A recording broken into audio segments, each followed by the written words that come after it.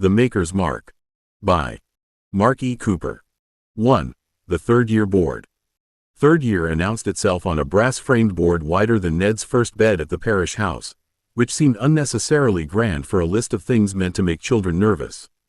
It stood beneath the west gallery after breakfast, polished so brightly that the names of branches and rotations floated over reflected faces: tuning, artificing, signal, ward, mechanical systems, crown workshop, military support.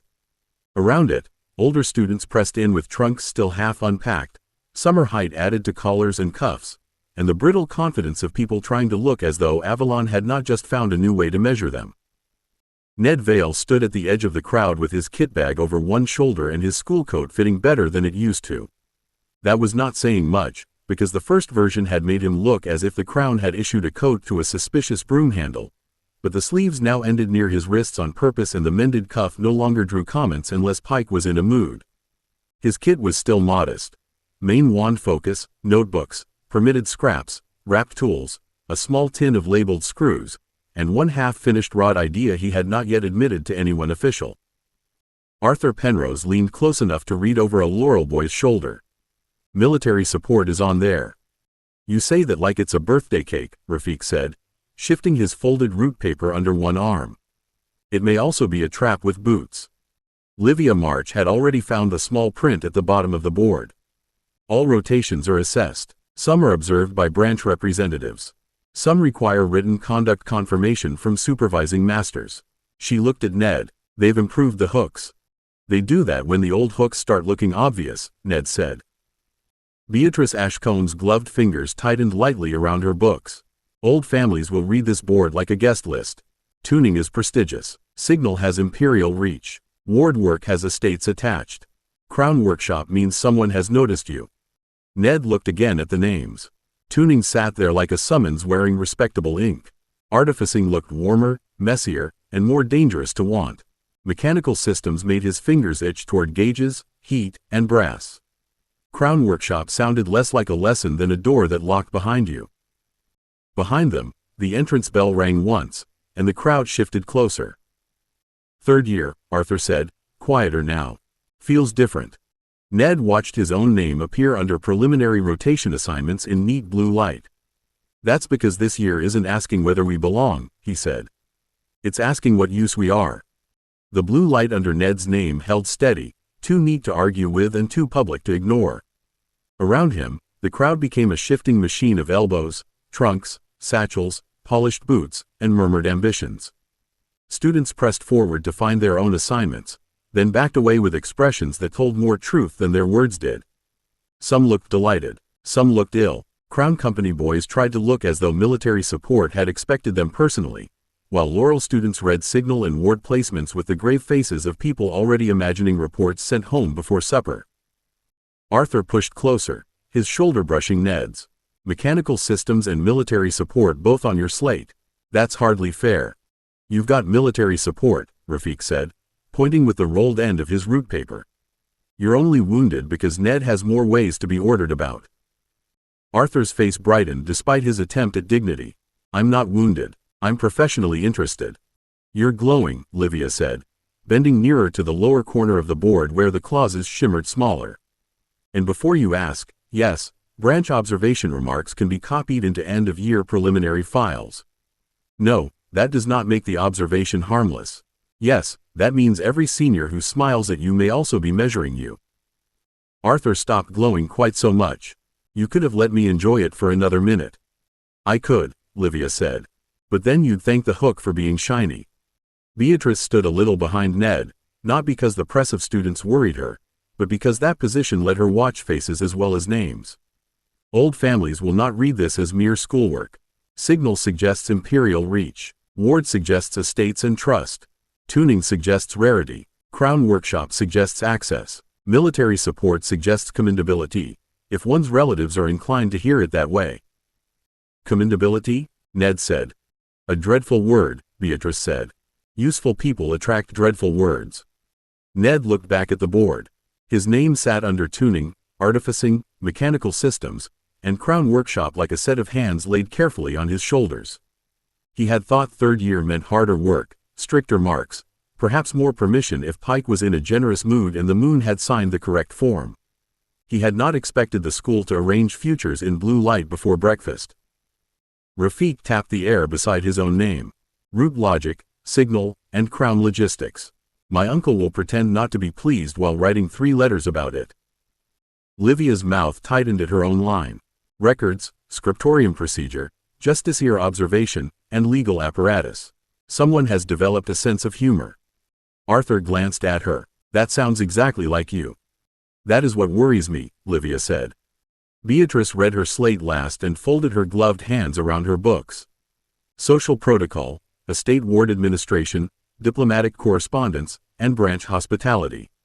My family will call that suitable. Ned heard the word catch beneath her polish and disliked it on her behalf. Suitable sounded like a door being closed politely. Behind them, the crowd shifted again as a master called for students to clear the board once they had read their slates. Ned stepped back with the others, but his eyes stayed on the blue light until another shoulder crossed in front of it. He could still feel the list after he could no longer see it. Tuning pulled one way, artificing another. Mechanical systems tugged at his fingers. Crown Workshop waited like a room with a fine lock and no visible key. They were halfway clear of the board when Peregrine Roth appeared beside a brass pillar as if he had been placed there by an artist with unpleasant instincts. His coat was dark blue today, perfectly brushed, with a narrow silver pin at the throat that caught the board light whenever he moved. 2 Crown Company boys lingered behind him, close enough to be audience and far enough to deny they were listening. Peregrine did not look at Ned first. He looked at the board, at the slates fading one by one, and then at Gear Company's little knot of faces with the mild interest of someone inspecting a machine that had not exploded yet. Third year begins the real sorting, Peregrine said. How bracing. The school has finally tired of pretending we are all equally unfinished. Arthur's shoulders squared before his sense caught up. Some of us are capable of being sorted without sounding pleased about it. Are you? Peregrine asked, and his gaze flicked to Arthur's military line with surgical neatness. How encouraging for the officers who enjoy eager raw material. Rafik folded his root paper with deliberate care. You're in a generous mood this morning. You've insulted 3 of us with 1 sentence and barely warmed your throat. Peregrine gave him the ghost of a bow. Efficiency is one of the lesser virtues. Livia stepped half a pace closer to the group's center, not defensive exactly, but arranged. If you've come to read aloud what everyone can already see, Roth, the board has better penmanship. That made one of the Crown boys breathe too sharply through his nose. Peregrine's mouth curved, but his eyes stayed on Ned. I came to offer Vale the courtesy of honesty before the masters dress it in guidance. Third year is when useful students begin being shaped into useful futures. Some are guided, some are sponsored, some are nudged until the correct door looks like their own idea. Ned kept his hands loose at his sides because putting them in his pockets would look sulky and folding them would look like he had learned too much from officials. And what happens to the students who notice the nudging? They are congratulated on their insight and nudged more carefully, Peregrine said. Beatrice's voice was soft enough to make the nearest students lean without meaning to. That sounds like a warning hidden inside bad manners. It is a warning wearing ordinary manners, Peregrine said. Vale collects unusual forms of attention. Crystal systems want rarity. Crown Workshop wants utility. Mechanical systems want proof that clever hands can be disciplined. Artificers want ownership of the phrase, practical genius, before someone else writes it first. Ned felt each sentence land where the blue board had already pressed. He disliked Peregrine most when the words were useful enough to keep. You make it sound as if nobody chooses anything. People choose, Peregrine said. But families, guilds, masters, and ministries arrange the table before the choosing begins. Arthur took a step forward, color in his cheeks. Ned isn't a piece on a table. No, Peregrine said, looking at Ned as if the answer mattered more than the insult. He is becoming the sort of piece people argue over before admitting it is a piece. The crowd around them had thinned, but not enough. Ned could feel ears turning, careful and hungry. He looked back once toward the place where his name had been and found only polished brass reflecting other students' faces. Then I suppose I'd better learn the board before anyone else starts playing. Peregrine's smile sharpened. At last, a sensible answer. Ned hated that too. Peregrine withdrew with his 2 shadows before Ned could decide whether gratitude, irritation, or violence would be the least foolish response. He did not hurry. Roths, apparently, did not hurry away from conversations they had made uncomfortable. They simply left them behind like pins on a chair and trusted everyone else to sit carefully. Arthur watched him go with open dislike. One day, I am going to answer him properly. You answer him properly all the time, Rafik said. Unfortunately, he enjoys proper answers. Livia gave the fading board one last look, then folded a small copied notice into her book. He's not wrong about the sorting. He is merely wrong in the most offensive possible direction. That's his gift, Beatrice said. Ned was still watching the place where Peregrine had stood when the crowd changed again, not with the loose movement of students trying to see their names, but with the tidier motion of people making space for someone who expected it. Master Harrow came through the gap in his black coat with his cane in one hand and a stack of stiff slate cards under the other arm. He looked at Peregrine's departing back, then at Ned, which was worse, because Harrow had a talent for seeing the remains of trouble without needing to have heard it. Mr. Vale, Harrow said, since you are still standing where the board has already done its work, I assume you are waiting for your slate to become less true. Ned straightened. No, Master. Good. Avalon rarely revises itself because a boy stares with sufficient resentment. Harrow drew the top card from the stack and handed it to him. Your personal rotation slate. Do not lose it, fold it, annotate it in the margins before noon, or allow Miss March to improve its legal structure until a master has explained the existing one. Livia's expression remained perfectly calm. I would never alter an official slate, Master. No, Harrow said. You would draft an accompanying argument and pretend innocence when it proved useful. Arthur made a small choking sound. Beatrice lowered her eyes to hide a smile. Ned took the slate before Harrow could decide amusement counted as disorder. The card was heavier than ordinary class notices, edged in brass and keyed to his name. Lines of black and blue lettering settled as his thumb touched the lower corner. Crystal Systems, Primary Observation Emphasis. Artificer Hands, Supervised Repair and Apparatus Work. Mechanical Control, Introductory Systems. Crown Workshop, Restricted Familiarization. Signal and Ward, Comparative Exposure. Crystal Systems had 3 marks beside it. Artificer Hands had 2. Mechanical Control had 1 mark and a note requiring mathematical readiness. Crown Workshop sat behind a little sealed symbol that looked less like opportunity than permission withheld until needed. Ned read the slate twice, because the first reading felt like being measured and the second felt like checking the ruler. That's a lot of crystal systems. You are a crystal tuner, Harrow said. I know that. You know you are called one. This year you will begin learning what other people believe that entitles them to request. The words cooled the small thrill Ned had tried not to feel at Artificer Hands. He looked down at that line again, at the promise of benches, housings, tools, and work that answered through fingers as much as through hearing. And the others? Harrow's gaze did not soften, but it sharpened differently. Those are included because rare sensitivity is dangerous when it belongs to a boy who does not understand the machinery around the crystal. A tuner who knows only tuning becomes a specialist tool. A tuner who understands apparatus becomes harder to use badly. Ned closed his fingers around the slate's edge. Across the hall, students were still laughing, groaning, boasting, and pretending not to compare futures. He had thought the board was asking him to choose what he might like to become. The slate in his hand felt more honest and less kind than that. It isn't asking what I enjoy, Ned said. No, Harrow said, not yet. Ned looked at the sealed Crown Workshop mark, the heavy Crystal Systems line, and the smaller paths branching away from it. Avalon had not offered him a future. It had begun recording what he might be useful for, and the ink already looked difficult to erase. 2. Branches with teeth. The Hall of Professions had been built by people who believed futures should arrive polished, uniformed, and slightly too loud. Its ceiling rose 3 stories above the floor in iron ribs and colored glass, with gas lamps burning along the lower galleries and crystal lanterns hung higher where the branch banners caught their light. Every profession had been given a station, and every station looked arranged to prove that a child's daydream had been too small. Ned entered with Gear Company after morning roll, his rotation slate tucked inside his satchel like a legal document with opinions. The floor had been marked in lanes of brass inlay, guiding third years past displays where senior students, masters, and visiting branch officers waited in uniforms, robes, coats, aprons, or polished service dress. The hall smelled of hot metal, waxed leather, paper, herbs, oil, lamp gas, and the faint clean bite of warded crystal. Arthur stopped so abruptly that Rafiq's root paper bumped into his back. "That is a field artillery spell frame." "That is a field artillery spell frame behind a rope," Livia said. "Try to admire it from the correct side of prison." "It isn't prison," Arthur said, but he did step back from the rope.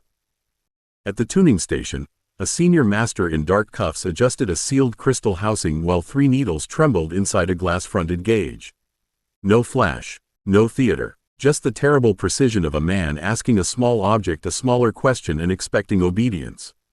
Ned felt his attention catch there at once, not because it was grand, but because every tool had a place and every place seemed to know why it existed. Beyond it, artificers worked at a bench bright with spell apparatus. Brass housings, blackstone collars, carved handles, charm channels, small lamps that lit only when touched by the correct glove. One woman in rolled sleeves fitted a crystal bead into a hinged device, tightened 2 screws, and made a metal bird unfold its wings with a clean little click. Rafiq leaned nearer to Ned. "You made a noise." "I did not," Ned said. "You made a workshop noise," Rafiq said. "A small, covetous one." Signal mages stood before a relief map of the Empire, sending blue sparks from tower to tower. Warders demonstrated boundary logic with stones, chalk lines, and a brass bell that rang only when the wrong person crossed the right path. Crown mechanics had brought a half-open steam crystal regulator, all pipes, flywheels, gauges, and a mounted crystal set into blackstone like a heart under armor. Beatrice watched Ned watching it. "That one has you by the fingers." Ned looked at the regulator, then back toward the tuning tools and the artificer bench. The hall had not shown him one future. It had shown him several, and every one of them had teeth. The official lane carried them toward signal first, but Ned's feet tried to make small betrayals whenever a bench, case, gauge, or half-open housing came near enough to study. The signal mages were impressive in the way maps became impressive when they stopped being paper. A woman in gray and blue touched a brass key, and a chain of light ran from London to Gibraltar, jumped to Malta, paused at Alexandria, and then flickered eastward across a smaller set of towers marked with red caution pins. Rafiq's face went still with professional hunger. "That delay marker is wrong unless the coastal relay has changed." The signal mage looked up. "It has changed." Rafiq blinked. "Oh. Do not sound disappointed, Mr. Khan," she said. "Being 2 months out of date as a student is respectable. Being 2 months out of date as an officer gets men cold, hungry, or dead." Arthur leaned toward Ned without taking his eyes off the artillery frame across the hall. "Every station here finds a way to make admiration feel like a reprimand." "That may be the school motto in shorter words," Ned said, but his attention had already slipped to the table behind the signal display, where a signal artificer was cleaning a set of small relay contacts with tools finer than sewing needles. Each tool had a labeled slot. Each slot had a purpose. No one had brought one wand and trusted cleverness to do the rest. They moved on because Livia moved them on, which was useful and resented in equal measure. The warders had boundary stones, chalk reels, blackstone wedges, measuring cord, plumb weights, inspection bells, and little glass tags that changed color when a ward line was stressed.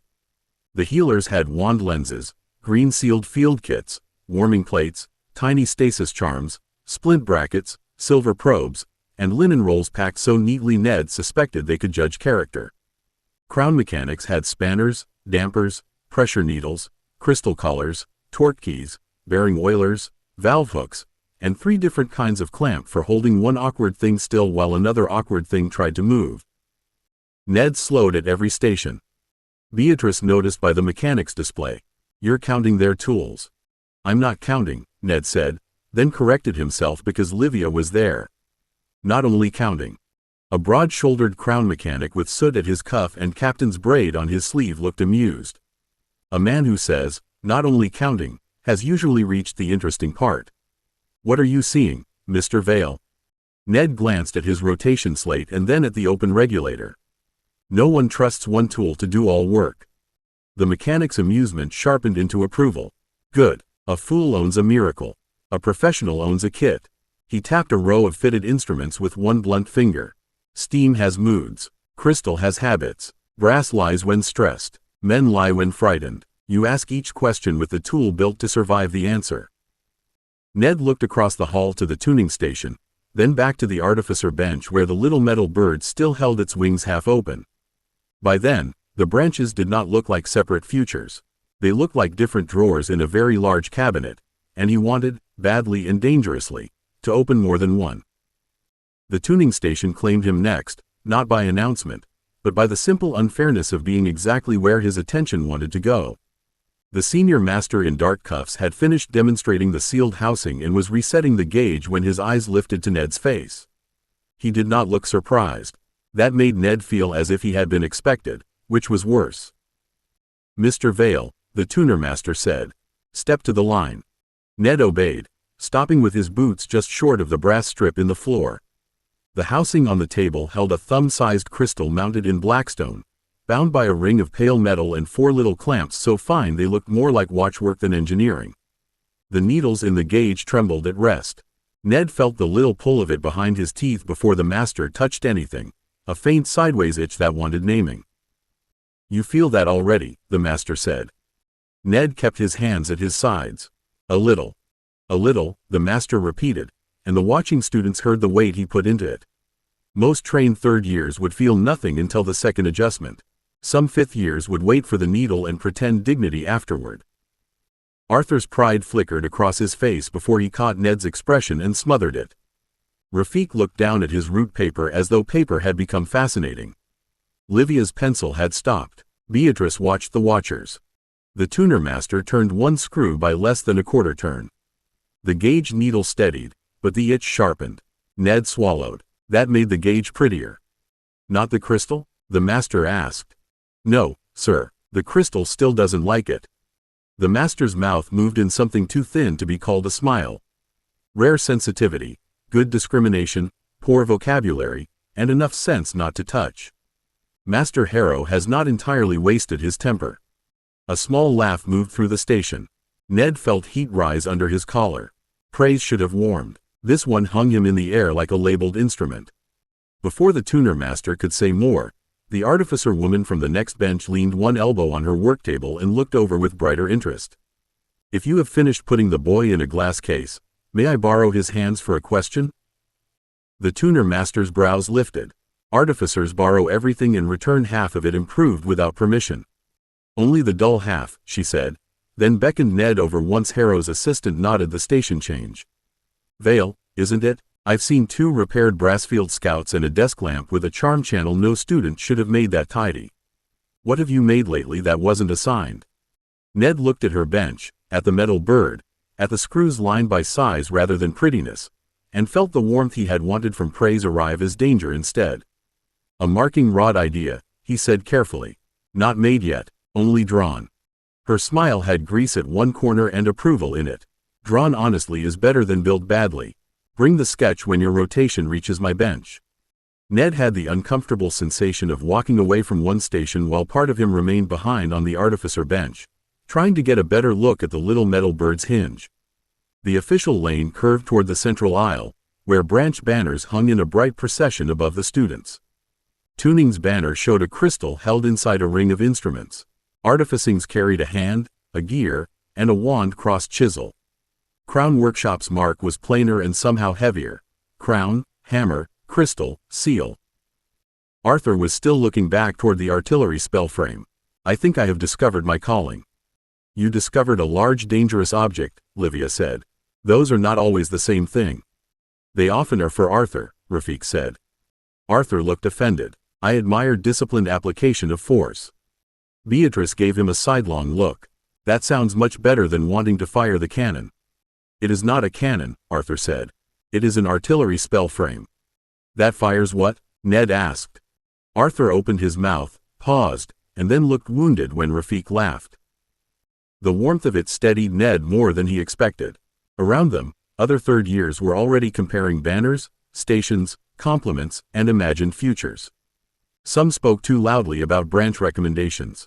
Others had gone quiet in the way students did when a dream had met a professional and discovered boots, ledgers, injuries, and examinations attached.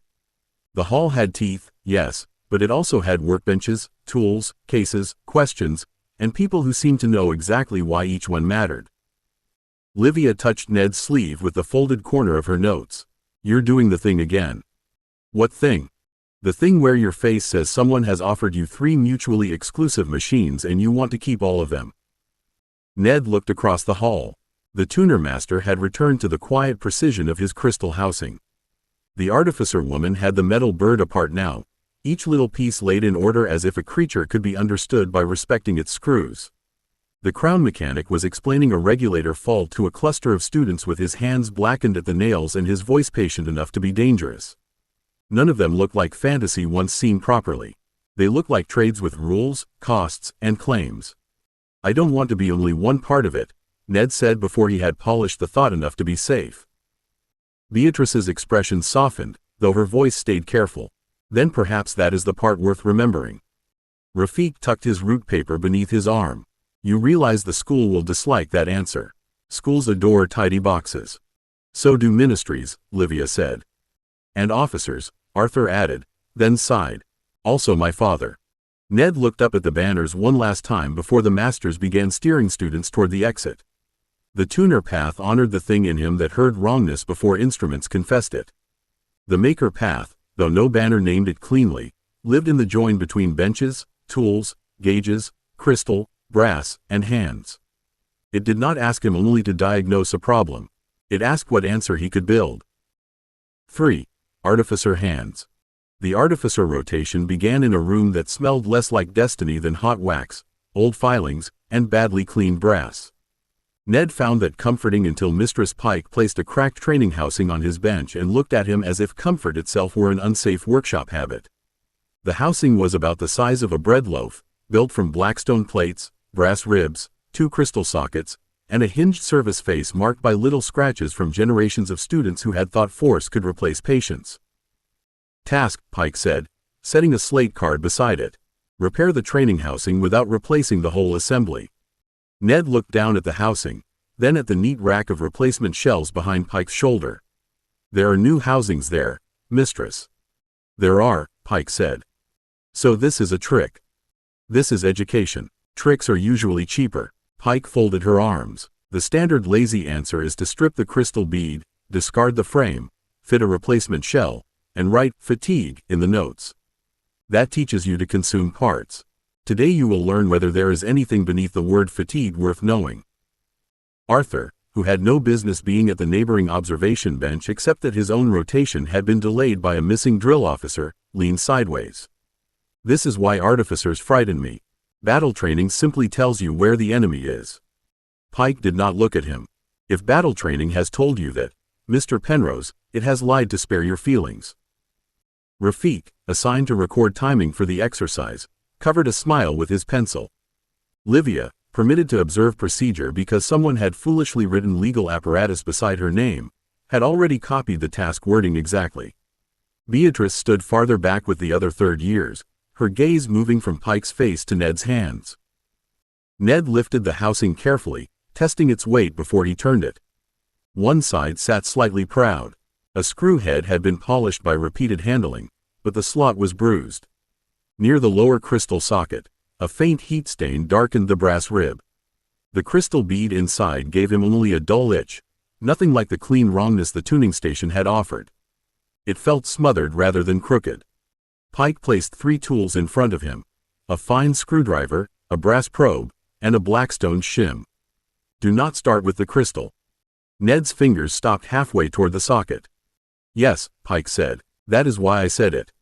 Ned withdrew his hand from the crystal socket with as much dignity as a boy could manage while being caught before he had properly done anything. Pike did not smile. That would have been merciful. She merely waited, which made the fine screwdriver on the bench look more accusing than any lecture could have done. "Begin with what held it together," Pike said, "not with what made it interesting."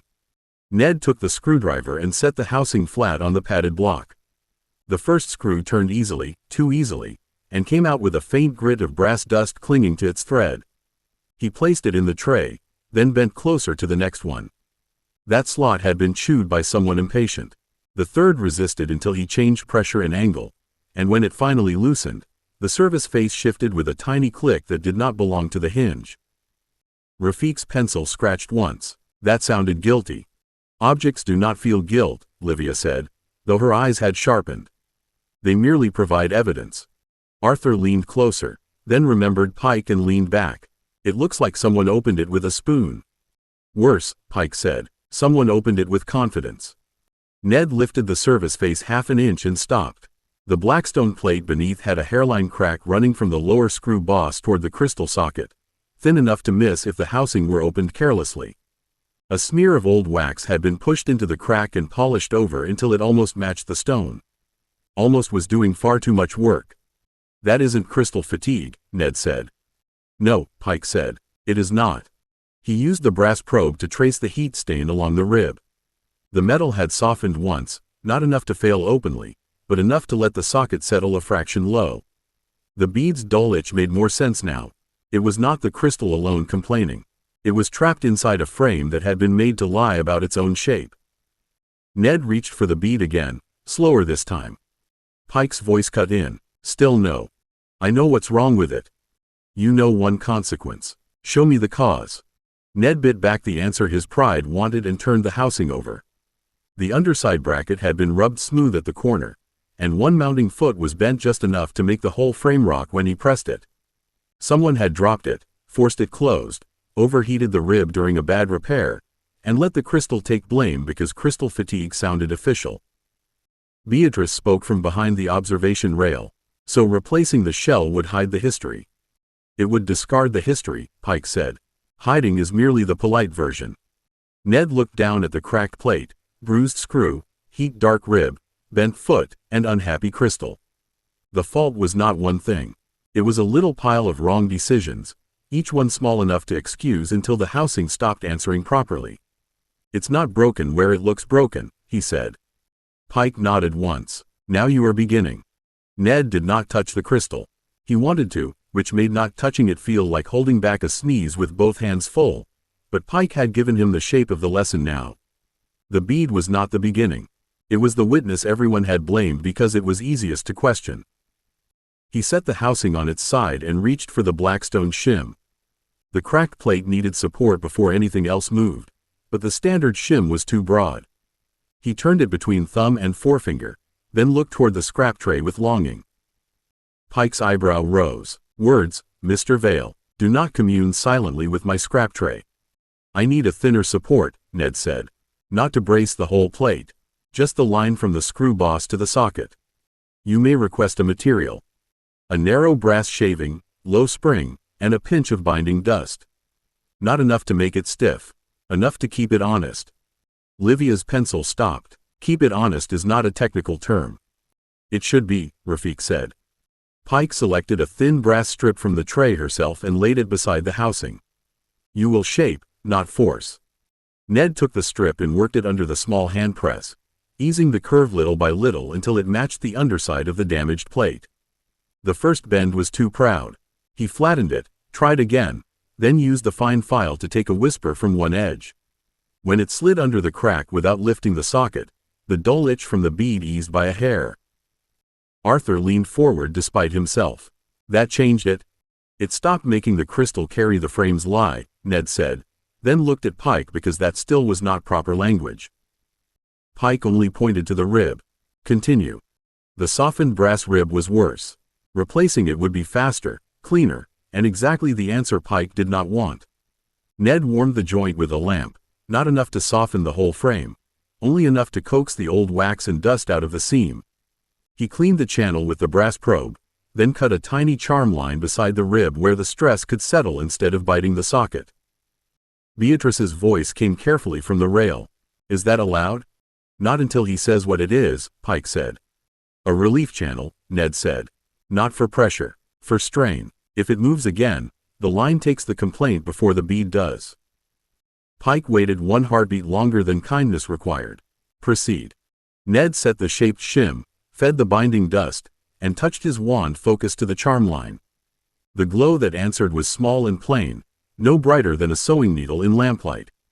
The housing gave a tiny settling click, and the dull itch behind his teeth loosened into something almost clean. Not perfect. Better. Honest enough to work.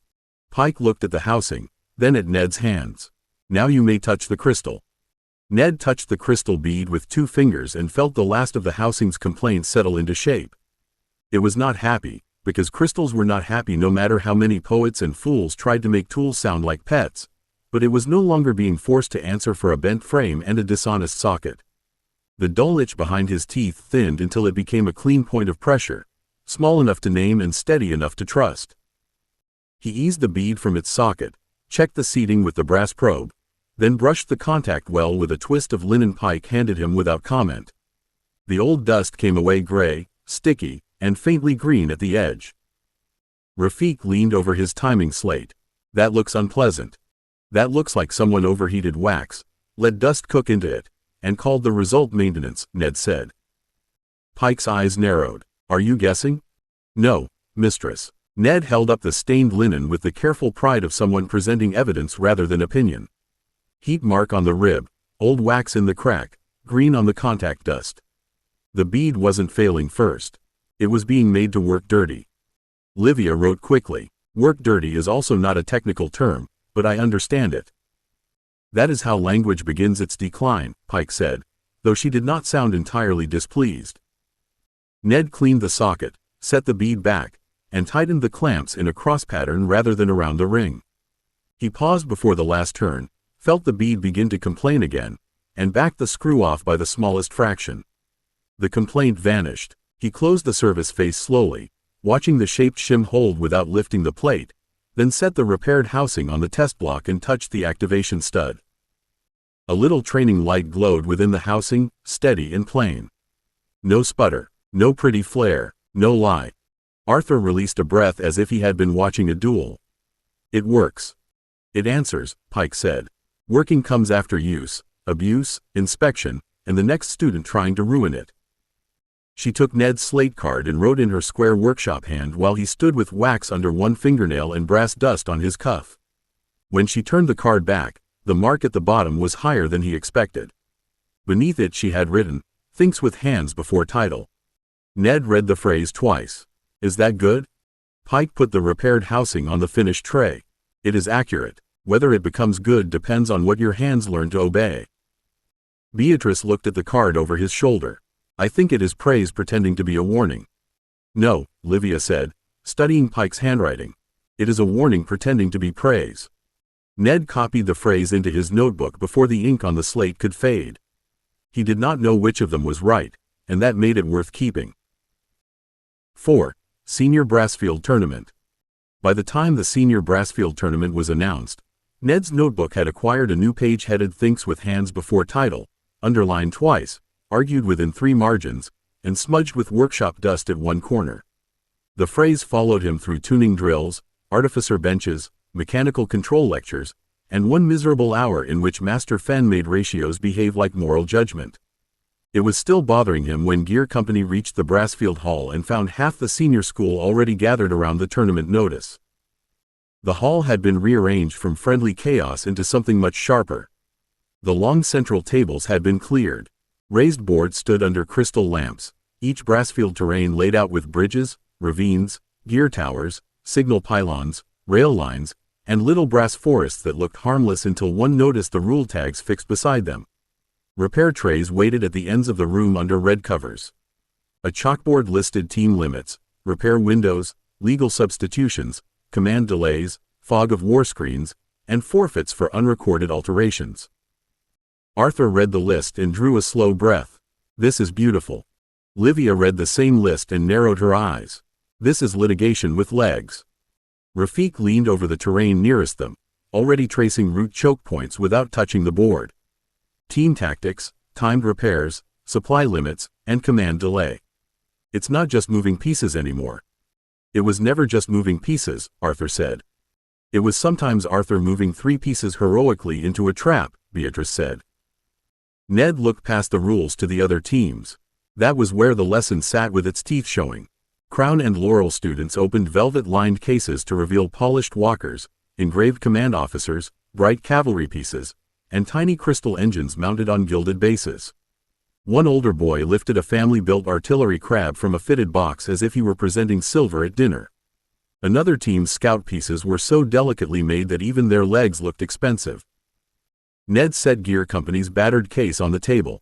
Inside waited repaired scouts, ugly modular walkers, a patched signal cart, 2 infantry clusters with mismatched bases, and one command piece whose left arm had been replaced after last year's accident with a brass pin that still annoyed him aesthetically. A fourth-year Laurel girl glanced into the case and smiled politely. How industrious.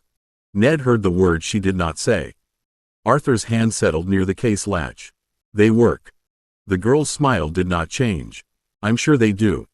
Rafik unfolded his route paper beside the case. Good. Then we shall let the board decide which compliment was more accurate. Ned looked down at the repaired pieces and felt something steadier than embarrassment settle under his ribs. They were ugly, legal, labeled, and his hands knew every screw. That would have to be enough. The first match assigned Gear Company to a board called Mill Race Crossing, which sounded pleasant until the terrain woke under the crystal lamps. Little brass sluices opened and shut along the river. Gear wheels turned beneath the bridge. Fog of war screens rose in pale panels across the center, hiding half the enemy deployment and making Arthur lean forward like a hound scenting glory. Their opponents were Laurel and Crown mixed, with the polite fourth-year girl commanding from behind a row of polished cavalry walkers and a silver-inlaid artillery crab.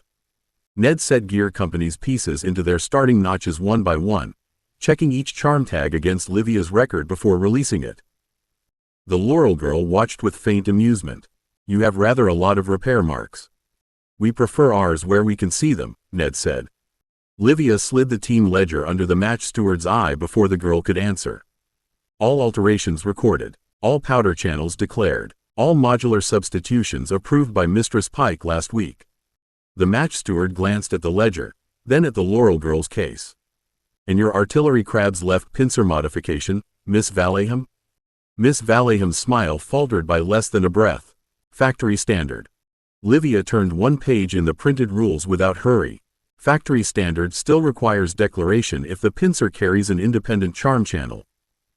Rafik's brows rose. Arthur's grin became deeply unwise. The steward held out a hand. Declaration slip, please. Miss Valeham produced one from beneath the velvet lining, but the delay cost her side first activation. Beatrice lowered her voice beside Ned. That was not accidental. She expected us to miss it and object after activation, when it would look petty. Ned looked at the beautiful crab and disliked it more for being clever. Good thing we have Livia. Several people have suffered from that discovery, Rafik said, then tapped the route map. Arthur, no charge over the bridge. It's bait. We take the mill path, force them to turn the cavalry through the narrow gearway, and make their pretty legs queue. Arthur's face pained itself into discipline. I hear you. For 3 turns, he did. Gear Company's patched signal cart crept behind brass trees, their mismatched infantry held the lower bank, and Ned's ugly modular scout crossed a maintenance rail too narrow for the polished walkers. Then Miss Valeham's cavalry feinted toward the bridge, glittering and exposed. Arthur moved before Rafik finished saying his name. His command piece surged forward, banners bright, and the bridge gears snapped shut beneath it. The piece froze, trapped but not destroyed. Arthur went scarlet. I heard you too late. You heard glory very early, Beatrice said. Rafik did not scold. He shifted 2 infantry clusters and pointed at Ned's scout. Then we make the trap expensive. Ned, can your ugly little miracle climb the sluice frame? Ned touched the activation stud and felt the repaired leg answer cleanly. It can if nobody asks it to look dignified. The ugly little scout climbed the sluice frame with all the elegance of a determined beetle and all the stubbornness of a Gear Company committee. Its left rear leg hitched twice where the old joint had been replaced, but the modular collar held, the charm channel steadied, and the piece dragged itself up the brass ribs while Miss Valeham's polished cavalry turned in a glittering queue beneath it. A boy from Crown Company snorted. That thing is appalling. It can hear you, Ned said, adjusting the scout's timing pin by a hair. It cannot, Livia said without looking up from the ledger. It should, Rafik said. Spite would improve its climb. Arthur's trapped command piece rattled uselessly on the bridge while the gears held it in place. Miss Valeham moved her artillery crab into position with a smile that had regained its polish. The crab's declared pincer opened, silver channel brightening as it prepared to cut the bridge lock and take Arthur's command piece as prize. Beatrice touched the edge of Rafik's map. She wants us watching Arthur. She wants everyone watching Arthur, Rafik said. Ned? I see it, Ned said. The scout reached the top of the sluice frame and tipped sideways into a maintenance groove no polished piece could have entered without scratching itself into scandal. Ned thumbed the activation stud, and the scout dropped a brass marker pin into the waterwheel gear below. It did not attack. It did not shine. It merely jammed one small gear at exactly the wrong moment. The mill raceboard answered with a series of clicks. The sluice opened. Water rushed through the little channel in a silver-blue line of light, caught the wheel, met the jammed gear, and threw the bridge mechanism into emergency release. Arthur's command piece shot free and tumbled into the lower bank with a dented banner and no dignity at all. Arthur inhaled sharply. I am rescued. You are embarrassed, Beatrice said. Rescue was a side effect. Miss Valleham's cavalry walkers, committed to the narrow gearway, now had nowhere to turn.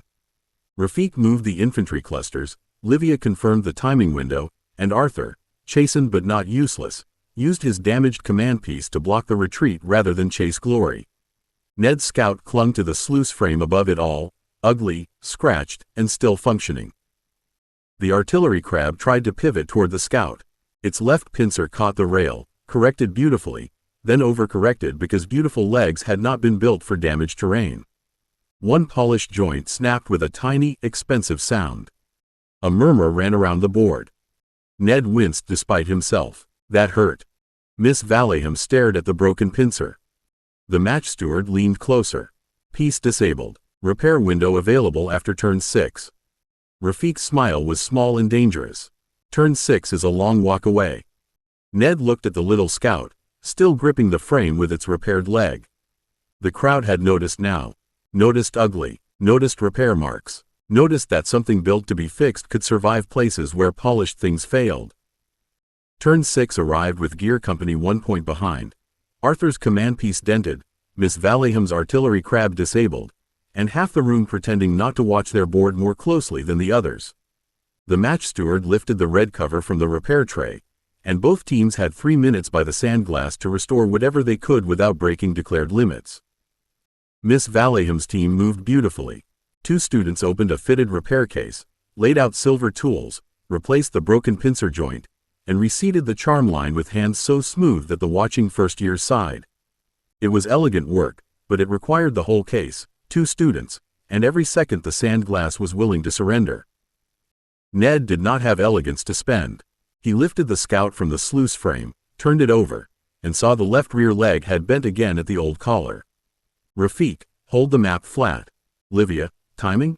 1 minute 40, Livia said. Arthur hovered, miserable and eager. What do you need? Stop breathing like a kettle, Ned said, and Arthur instantly looked offended enough to breathe normally. Ned loosened the collar pin, pulled the bent leg free, and reached into Gear Company's battered case for the ugly spare he had made after Pike's last inspection because ugly spares were easier to defend than pretty excuses. The spare leg was brass, plain, and slightly too dark where the heating had been uneven. He fitted it into the modular socket, tightened the pin, tapped the charm channel with his wand focus, and waited for the little blue thread to catch. It caught. Rafik's voice stayed low. Can it run? No, Ned said, but it can limp with purpose. Beatrice glanced at Miss Valleham's polished repair, then at the remaining board. Purpose may be enough. She thinks the crab's return wins it. She would, Livia said. The rulebook says disabled artillery pieces re-enter from the last secure bank. That is not where she wants it. The final turns were not grand. That was what made them satisfying. Miss Valleham's repaired crab returned too far from the bridge to matter. Her cavalry, trapped in the gearway, could not turn without losing movement. Arthur held the lower bank with a discipline that looked painful but effective. Rafik used the mill path to cut her signal line, Beatrice read the feint before it opened, and Ned's limping scout dragged itself into the scoring notch 1 turn before the bell. The board chimed. Gear Company won by 2 points. For half a second, silence held. Then the nearby students broke into startled applause, not loud enough to become vulgar, but too honest to pretend away. Miss Valleham looked at Ned's battered scout, then at her shining artillery crab, and gave the smallest, stiffest nod. Rafik exhaled. Well, that compliment was accurate. Arthur picked up his dented command piece with reverence. We won. We won one match, Livia said, already closing the ledger. Do not become unbearable.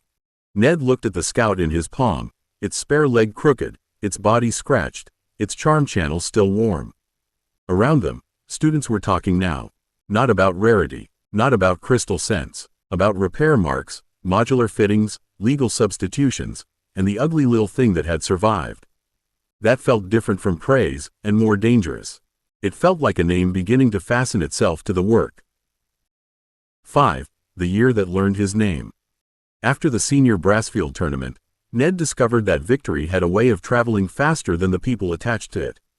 By breakfast the next morning, 3 versions of the match had already reached gear table, and only one of them involved anything he recognized as fact. In one, Arthur had sacrificed himself nobly. In another, Rafik had seen the whole board 6 turns ahead. In the most irritating version, Ned's ugly scout had apparently climbed the sluice frame out of loyalty and spite. It did have spite, Arthur said, buttering toast with the solemnity of a witness. I saw it in the gate. It had a bent leg, Ned said. Same thing, in gear company terms, Beatrice said, and Livia made a note in the margin of her rules copy as if the phrase might become useful evidence. The months that followed did not slow down enough for him to argue with them. Rotation marks came pinned to boards in neat columns. Tuning mornings gave way to artificer benches, mechanical control lectures, signal housing observation, and ward logic that made his head ache in square corners. Letters from Maddie arrived with dock gossip folded between warnings about fine people and questions about whether Avalon had learned to pay him properly yet. Tom sent sketches of boiler parts in the margins, while Slip's notes were mostly market intelligence, insults, and one alarming claim that rich people paid more if a thing came in a velvet box. Small commissions began creeping toward him like polite mice. A cracked practice housing here, a clearer desk gauge there, a Brassfield cavalry leg rebuilt so it could be replaced without 3 curses and a prayer. Pike made him label every screw, powder pinch, charm channel, source tray, and finished destination until his handwriting improved out of sheer self-defense. Your records are nearly legible, Pike said one evening, inspecting a repair slip. Ned looked up from a brass collar clamped under the bench lamp. That sounded almost kind, mistress. It was not. It was a warning that I now expect better. Examinations grew teeth as winter leaned into spring. Fenn's ratios returned with reinforcements. Harrow's corrections became shorter and therefore worse. Ned kept working after supper, sleeves rolled, fingers stained, the tournament scout sitting on the shelf above his bench with its ugly spare leg visible to anyone who looked. More people did look now. They looked at his repairs, his records, his hands, and the objects that kept working after prettier things had failed. The year had learned his name, and Ned was beginning to understand that names, once learned, became tools other people reached for. The clearest proof came in a Crown Mechanics rotation near Easter, when Master Calder set 3 practice housings on the demonstration bench and told the class to make one survive a simulated carriage shock. The first housing was new, bright, and beautifully machined, with polished brass shoulders, silvered screw heads, and a crystal seated inside a cradle so delicate Ned distrusted it on sight. The second was older, heavier, and dull with handling marks. The third looked as if someone had assembled it from leftover patience and then dropped it down a stair. Crown and Laurel students drifted toward the first housing before Calder finished speaking. Ned went to the third. Peregrine looked over from the polished bench. Of course you have chosen the one with visible moral failings. It's already confessed them, Ned said, turning the housing under the lamp. That saves time. Arthur, who had been assigned to observe and not touch after an incident involving a spring clamp, leaned close enough to squint. Is that crack meant to be there? No, Ned said, which is why it's useful. Livia made a strangled sound. Please never say that in front of an examiner without adding 3 sentences of explanation. Ned fitted the housing into a vise, loosened the side plate, and ignored the part of him that wanted to tune the crystal first. Pike had trained that impatience out of him by threatening to nail a sign above his bench that read magic is not an apology for bad screws. He checked the brass ribs, found 1 warped bracket, 2 loosened screws, a hairline split in the Blackstone collar, and a cradle mount that would hold perfectly until asked to survive anything resembling life. When the shock plate hammered the table, Peregrine's polished housing held beautifully for the first strike, rang cleanly on the second, then cracked a hidden mount on the third with a sound like expensive embarrassment. Ned's housing jumped, clattered, shed one outer screw, and kept its crystal seated. Calder came to stand over his bench. "It is ugly." "Yes, sir," Ned said. "It lost a screw." "It was a cover screw, sir." The working bracket held. A tuner master from the observing row frowned at the repaired cradle. "Your alignment is plain." Ned wiped oil from his thumb and resisted the urge to apologize for a thing that had worked. "Plain can be inspected when it's dirty." The artificer beside Calder bent closer, interest sharpening. "And the bracket?" "Standard strip stock, 2 bends, 1 drilled slot, no special casting," Ned said. "A tired mechanic could replace it with ordinary tools." Calder looked from the surviving housing to Ned's notes, then wrote something on the mark sheet. "Not elegant." "No, sir," Ned said. Calder's pen moved again, "but it survived use." By examination week, the words "but it survived use" had followed Ned from Calder's bench into places where survival alone no longer counted. The final Year 3 apparatus paper waited in the East examination room, where each student received a faulty training housing, a sealed tray of permitted parts, 3 blank calculation sheets, and a printed instruction that made Ned's fingers itch before the bell even rang. Diagnose, repair, justify. Fenn walked between the benches like a moral judgment in boots. A correct repair without method earns partial marks. A pretty method that leaves the housing unsafe earns pity, which is not recorded. You will show numbers, tolerances, material costs, and reason. Ned opened his housing and immediately saw the ordinary answer. The cradle mount was worn, the collar had drifted, and the standard repair kit contained a full replacement assembly wrapped in waxed paper. A neat student would remove the old mount, fit the new one, record replacement, tune the crystal, and pass. It would work. It would also waste 2 good brackets, a Blackstone collar that could be dressed flat, and a crystal seat with only 1 bad edge. He reached for the replacement, stopped, and heard Pike in his head with awful clarity. Making is not scavenging unless you can prove why the scrap is still honest. Ned set the replacement back and began with measurements. Collar wear, mount drift, seat angle, remaining thickness, stress allowance under training load. His pencil moved too fast, then not fast enough. Halfway down the second sheet, Fenn stopped beside him. "You have skipped the intermediate tolerance calculation," Fenn said. "I know the collar will hold after dressing," Ned said, then winced because he heard the mistake as he made it. Fenn's eyebrow rose. "How fortunate for the collar that it enjoys your confidence. The examiner does not." Ned crossed out 2 lines hard enough to tear the paper. "Yes, sir." He lost minutes rebuilding the method properly. Sweat gathered under his collar while other students clicked new parts into place with clean, expensive confidence. Peregrine glanced once from 2 benches away, saw the crossed-out sheet, and looked back down without smiling. That almost made it worse. When Fenn returned, Ned had the old collar dressed flat, the worn seat shimmed, the bracket reversed and drilled through a second safe point, and the crystal seated cleanly under test load. The housing looked plain and slightly patched. The needle held steady. Fenn read the sheets. "You lost marks for method." "Yes, sir," Ned said. "And gained them here." Fenn tapped the final page. "Explain aloud." Ned swallowed, aware of nearby pencils slowing. "The standard repair replaces the whole assembly. It's quick, and it works, but the failed portion is only the outer seat and collar face. If a field workshop follows standard procedure every time, it throws away usable brass, good Blackstone, and carriage space. My repair takes longer on a bench, but it uses 1 shim, 1 drilled point, and the existing parts. It's inspectable afterward, and a tired mechanic can repeat it if the measurements are written." Fenn looked at the repaired housing, then at the class listening despite themselves. "So the standard answer is wrong?" "No, sir," Ned said. "It's expensive. That's not always the same thing." The end-of-year marks were posted beneath the north gallery on a morning too bright for judgment. Sunlight struck the glass roof, caught in the brass ribs, and fell across the notice boards in clean bars that made every sealed sheet look more official than Mercy had any right to be. Students crowded close, then pretended not to hurry.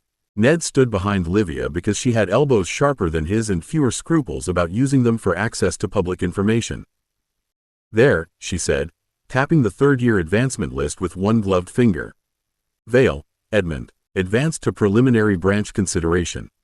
Arthur craned over Ned's shoulder. "That sounds excellent." "It sounds conditional," Ned said. "Everything worth having is conditional," Beatrice said from his other side. "That is how institutions flatter themselves." Rafik leaned in and read the lines beneath Ned's name. Primary strength, crystal systems. Secondary notation, mechanical artifice. Additional professional observation, practical apparatus.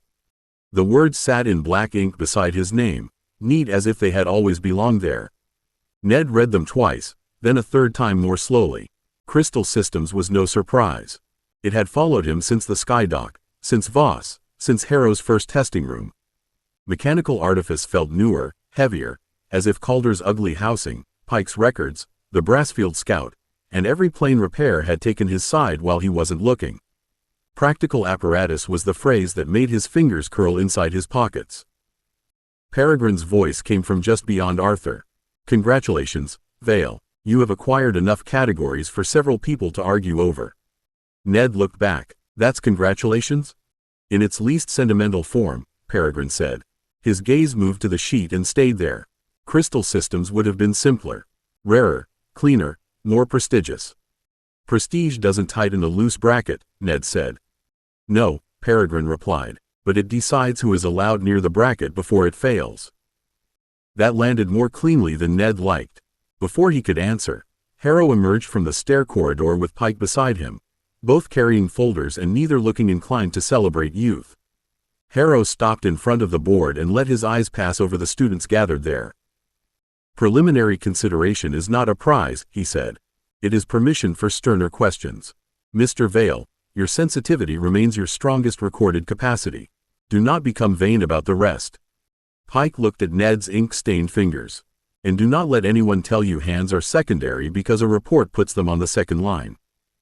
Ned looked at the posted sheet again. His name had not changed, but the space around it had. Crystal systems marked what the Empire already knew how to want from him. Mechanical artifice and practical apparatus marked the part still trying to become his own. "Yes, mistress," he said, and meant more than obedience. 6. Fourth year was almost kind. Fourth year began with a suspicious lack of disaster.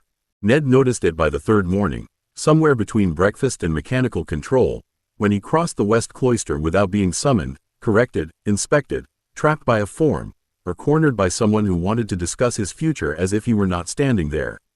The corridor smelled of rain-wet stone, lamp oil, and the faint metallic bite of crystal wards warming under the first bell.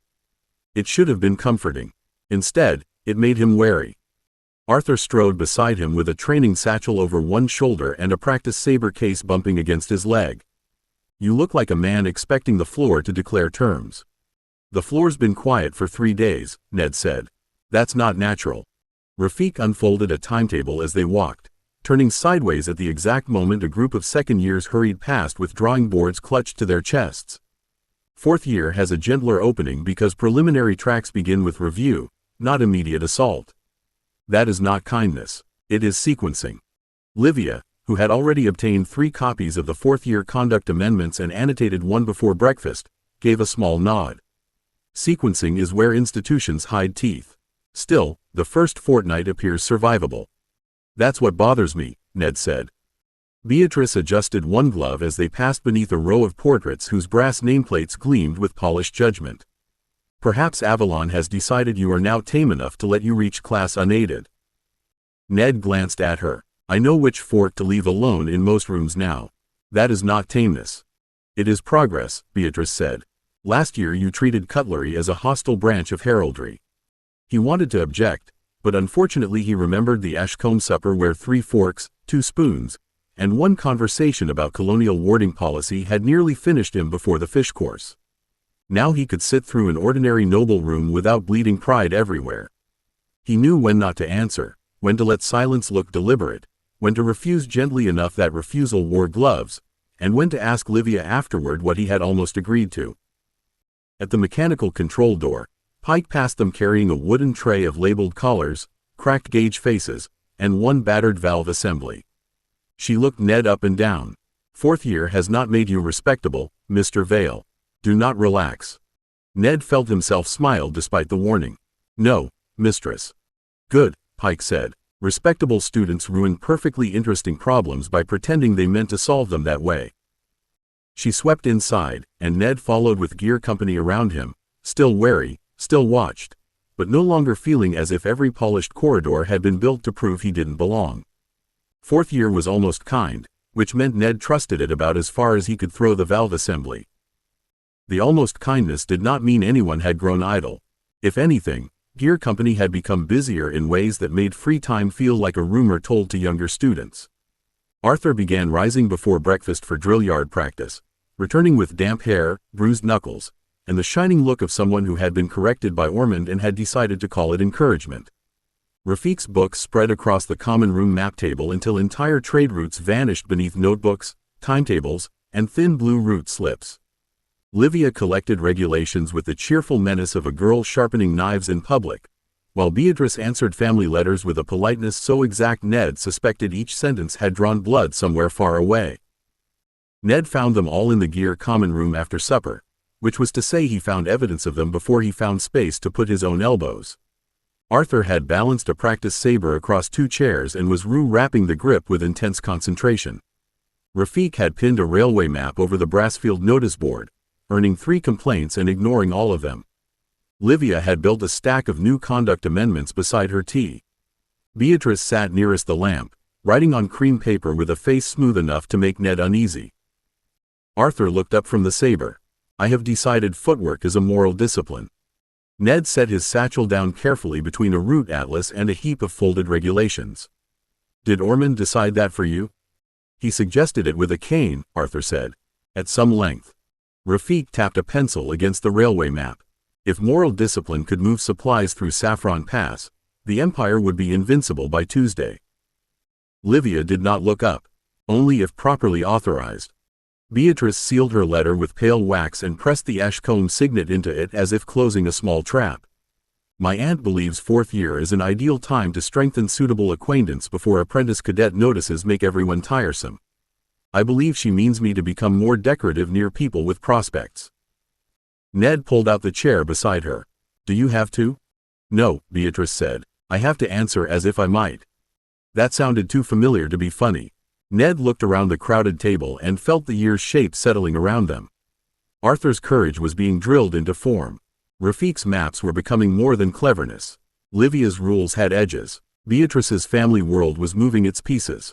Even Peregrine, visible through the arch beyond the common room, stood correcting a younger Crown student's posture with irritating competence rather than ordinary cruelty. "He's improving," Ned said before he could stop himself.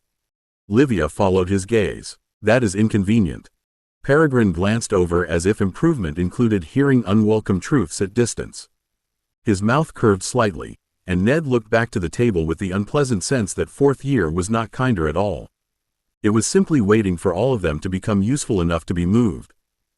The first commission of the term came wrapped in embarrassment rather than velvet. A lantern fourth year named Mills approached Ned outside the workshop with a cracked desk gauge hidden inside his satchel, his ears red and his voice lowered as if requesting contraband instead of repair.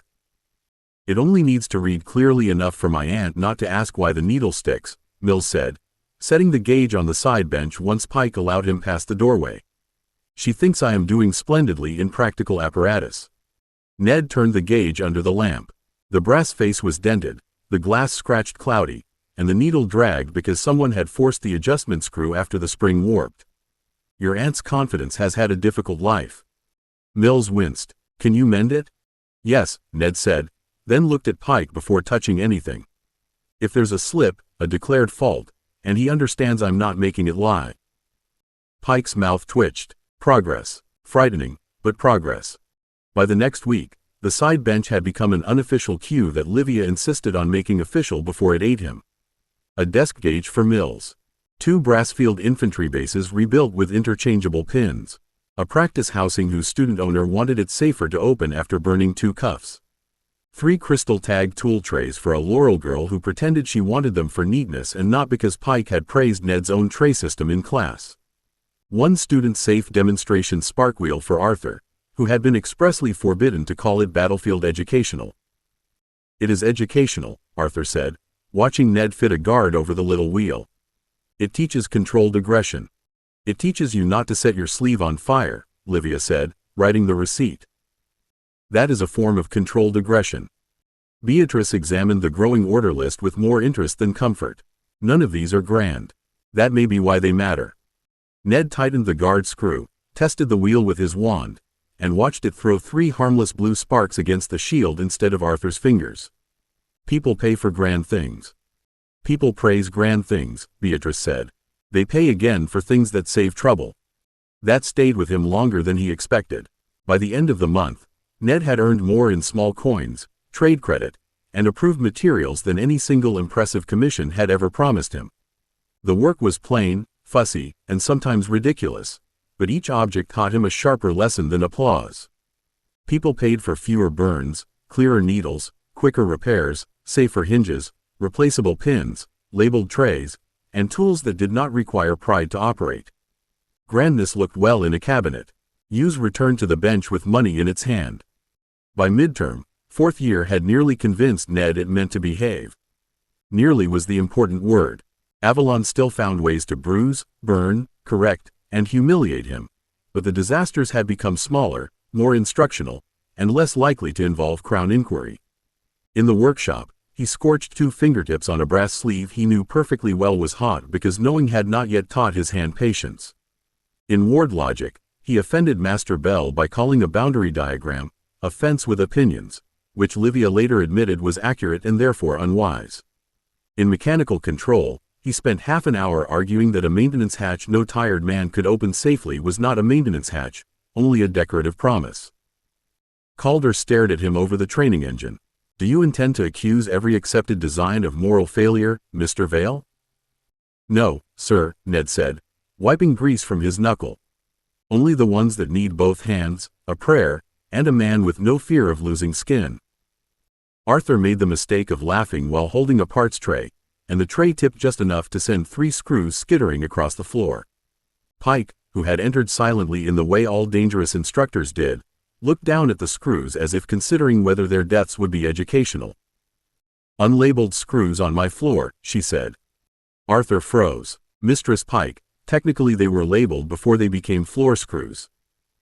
Pike turned her head toward him. "Mr. Penrose, if you continue helping, I shall improve your usefulness with a mallet." Ned crouched quickly, gathering the screws before they could roll under the engine stand. "My fault, mistress. I distracted him." "You often do," Pike said. "That is not a defense. Label them again, inspect them for damage, and then tell me why the hatch annoyed you." He did, not elegantly, and not without smudging one label with oil, but he showed the awkward reach, the hot pipe beside the knuckle path, and the latch that required fine pressure from a hand likely to be gloved or shaking. Pike listened without softening, then made him sketch a safer handle on scrap card and write 3 reasons it could be fitted without replacing the whole plate. When the bell rang, Ned left the room with sore fingers, a stained cuff, and Pike's grudging permission to test the handle design next week.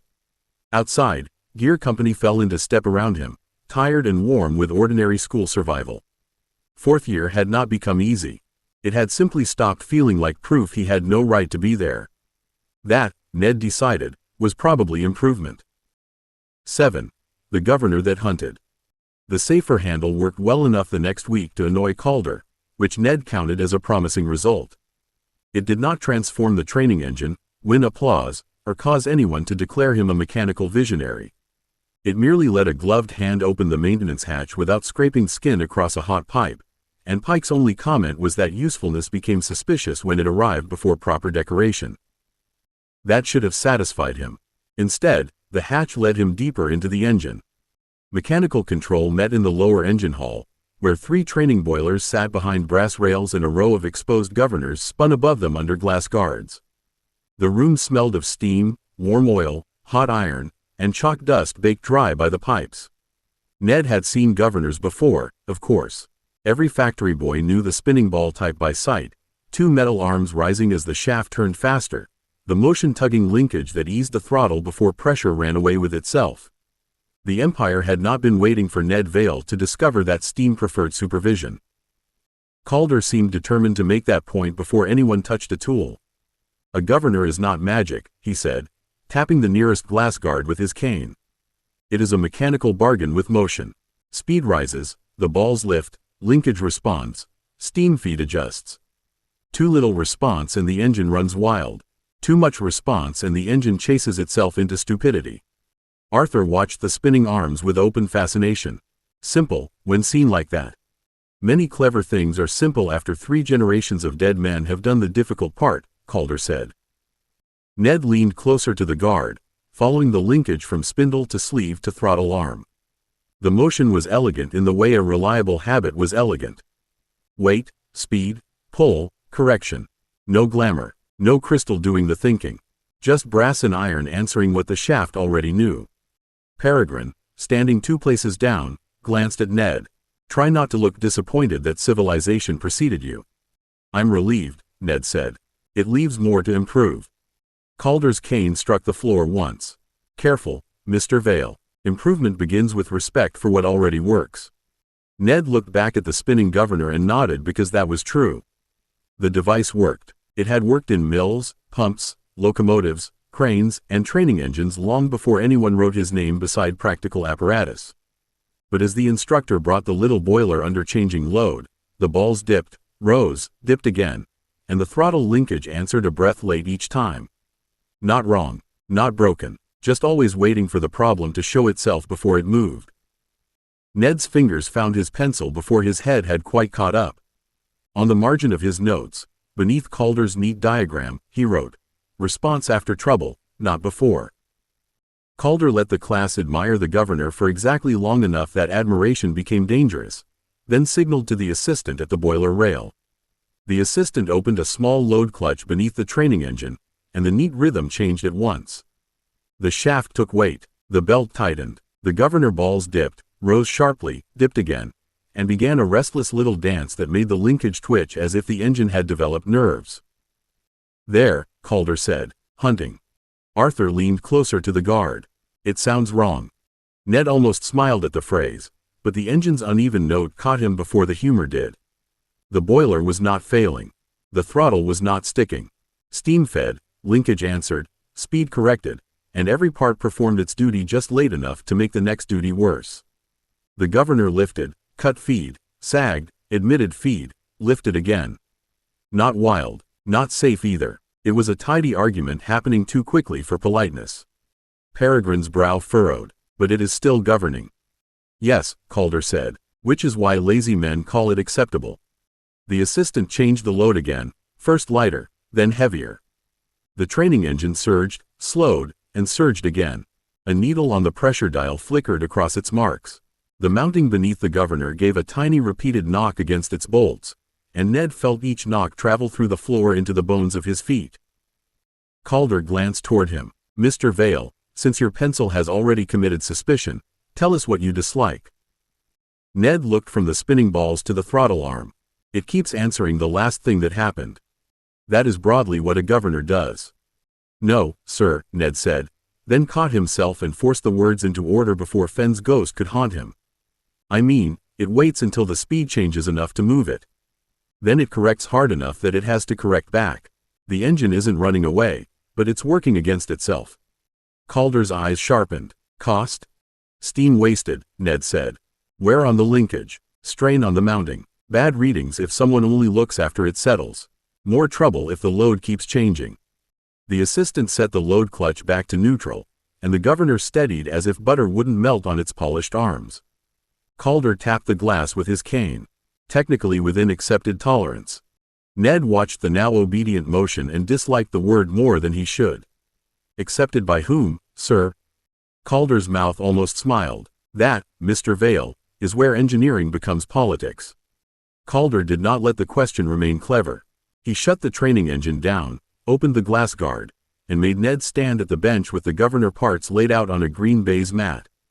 Balls, arms, spindle, sleeve, springs, linkage pins, throttle fork. Separated, they looked too simple to have an opinion about anything. Improve it, Calder said. Ned looked up. Sir? You dislike the accepted tolerance. Improve it. You may adjust spring tension, arm weight, linkage length, and damper resistance. No crystal, no charm, no pretending a wand is a better spanner. Peregrine folded his arms beside the rail. This should be educational. It will be if he fails properly, Calder said. Ned chose the spring first, because it seemed obvious enough to be a trap and useful enough to try anyway. A firmer spring should resist the sharp rise, slow the correction, and stop the frantic answering back. He fitted it carefully, checked the pin seating, and stepped away while the assistant brought the engine back to speed. For 3 breaths, the governor looked better. Then the load changed. The balls rose more slowly, the linkage delayed, and the engine surged harder before the correction arrived. The governor did not hunt as quickly now. It hunted with more consequence. Calder lifted one eyebrow. Improved? No, sir, Ned said through his teeth. Slower panic is still panic. Arthur coughed into one hand. Livia wrote that down, which Ned considered betrayal. He tried lighter arm weights next. The governor answered sooner, but too eagerly, twitching at every small change until the throttle fork chattered against its guide. Then he shortened the linkage, which made the correction sharper and the whole engine more irritable. Damper resistance steadied the motion, but too much made the response dull, as if the machine had become polite while ignoring danger. By the 4th attempt, Ned's fingertips were oily, his notes were crowded with crossings out, and the accepted design had begun to look less lazy and more like a compromise made by men who had fought the same argument before him. Calder watched him refit the original spring. What have you learned? Ned wiped the spindle clean before answering because dirty hands were one thing and dirty thinking was another. Faster correction isn't the answer by itself. Stronger isn't either. If it only asks speed after speed has changed, it's still late. The question is too small. Peregrine's expression shifted from amusement to attention. Calder leaned on his cane. Then write the question you wanted to ask. Ned picked up his pencil and stared at the governor until the spinning shape lived behind his eyes. Not faster correction. Better question. He wrote beneath it, in slower letters. What strain is coming before speed admits it? The question followed Ned out of the lower engine hall like a burr caught in his cuff. He copied it again at supper, then again in the gear common room, where the lamps burned low, rain ticked against the high windows, and Arthur was trying to polish a saber guard while pretending not to read over his shoulder. What strain is coming before speed admits it? The words looked clever on paper and useless in his hands, which made them more irritating than a simple wrong answer. Arthur set the saber guard down. Could you not simply make the governor stronger? Ned rubbed the heel of his hand over one tired eye. I tried that. You tried one spring. I tried enough to learn that stronger can be late with more confidence. Rafik looked up from a route table. That is true of officers as well. Livia, who had been copying her own notes into a cleaner hand, leaned across and tapped Ned's page with the end of her pencil. You are trying to make a device notice consequence before the visible symptom. That is not a small question. It's only a governor, Ned said. No, Beatrice said from the hearth chair, where she had been mending the torn edge of one glove with tiny, exact stitches.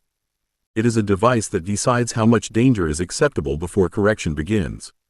That is never only mechanical. Ned looked down at the sketch he had drawn beside the question. The ordinary governor answered speed. That was honest, measurable, and too late under changing load. He had drawn a second line from the mounting, another from the pressure change, and then crossed both out because he did not yet know how to ask the machine for those answers without making it more complicated, more fragile, and too expensive for the very men who would need it. Peregrine paused by their table on his way through the common room, glanced at the sketch, and did not immediately insult it. That alone made Ned suspicious. You're not solving that this year, Peregrine said. Ned's jaw tightened. I know.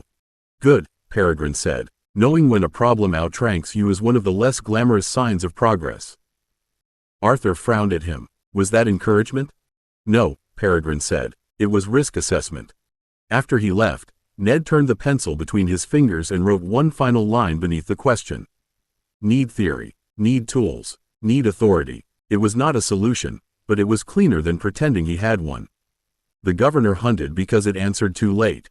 Ned could see the edge of a better question now, but not yet the shape of the answer, and for once that did not feel like failure.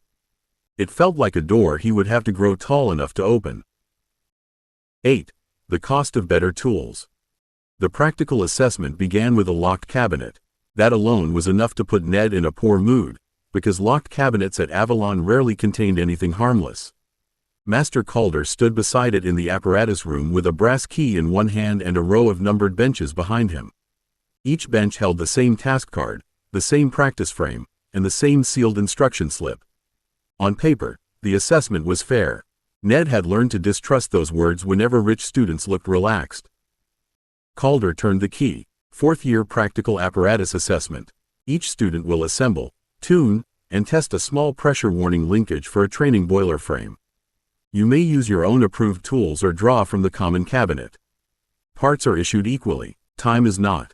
A faint rustle moved through the room as private cases opened.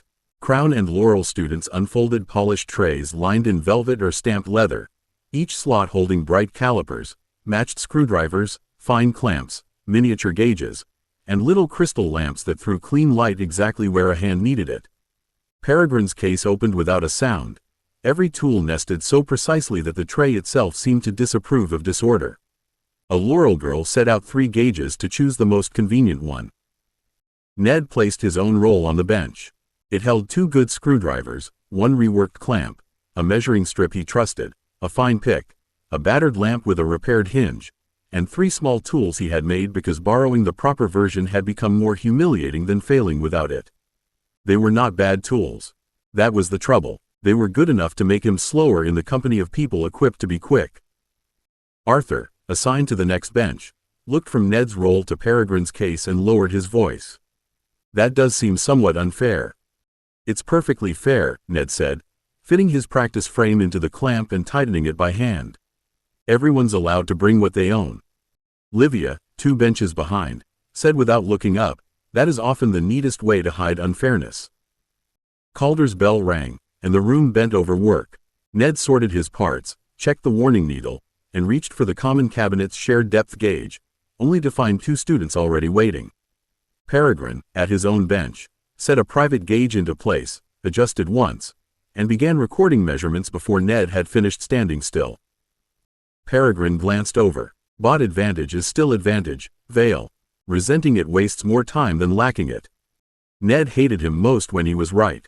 He returned to his bench, took up his measuring strip, and began adapting his method around the tools he had instead of the tools he wanted.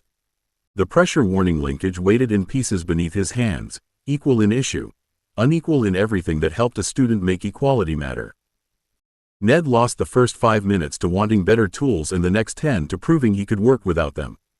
Neither improved his mood. The pressure warning linkage needed 3 fine adjustments before the warning needle would rise smoothly instead of jumping at the last moment, and the common cabinet's depth gauge returned with someone else's oil on the foot and a nick along the measuring edge. He wiped it clean, checked the nick against his strip, and muttered, "Of course." Calder's shadow fell across the bench.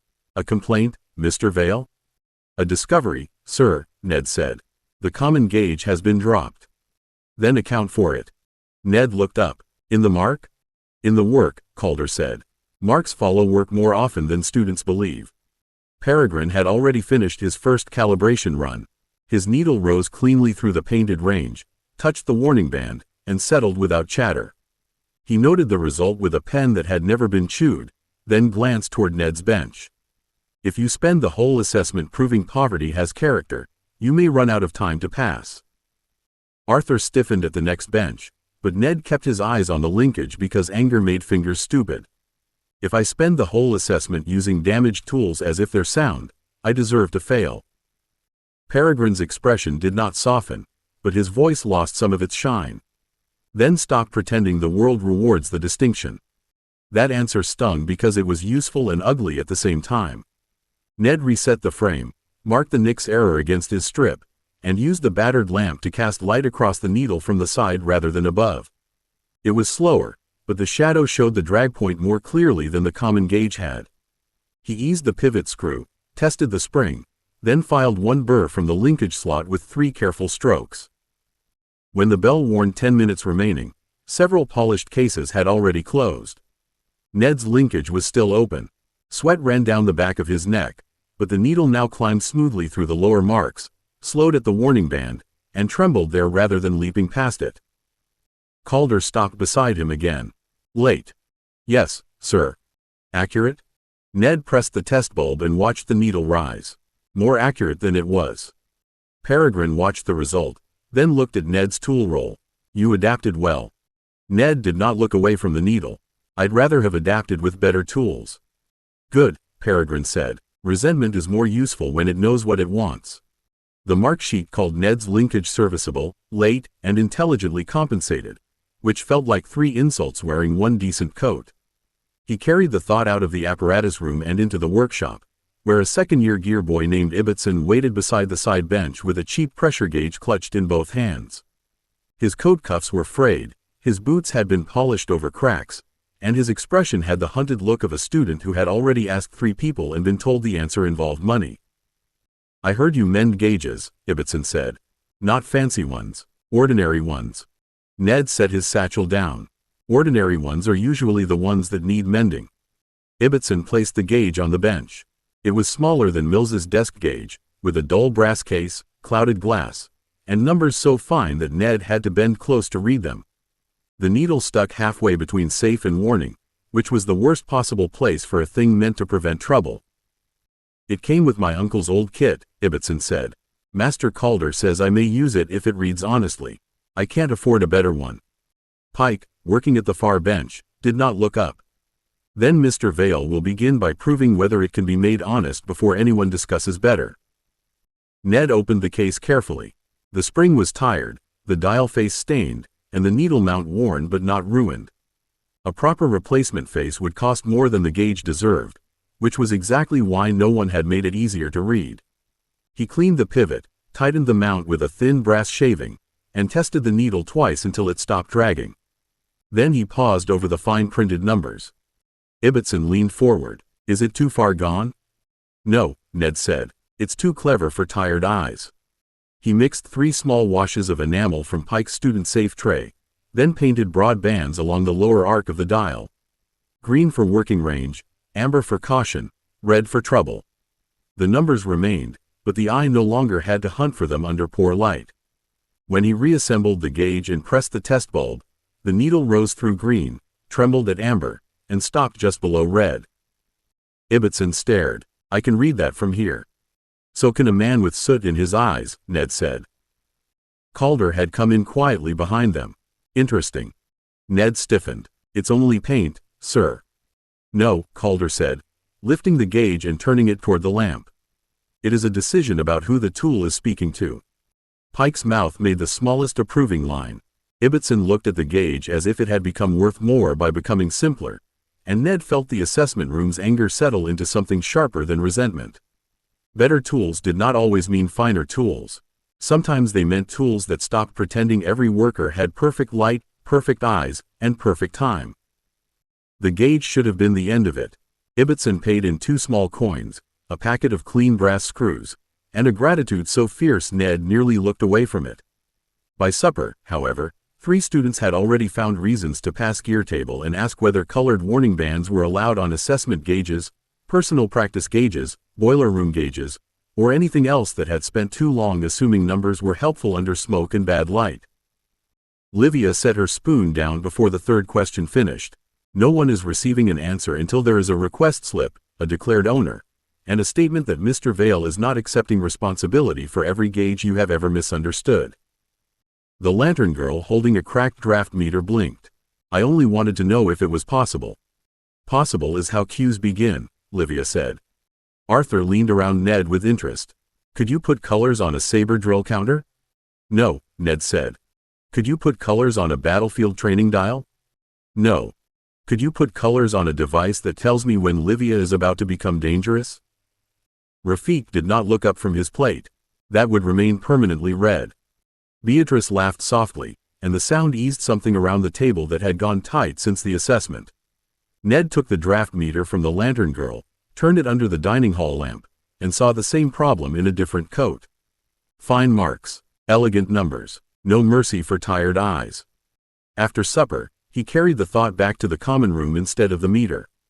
Livia followed with her notebook, Beatrice with tea, and Rafik with a pencil stolen from Arthur on legal grounds no one fully understood.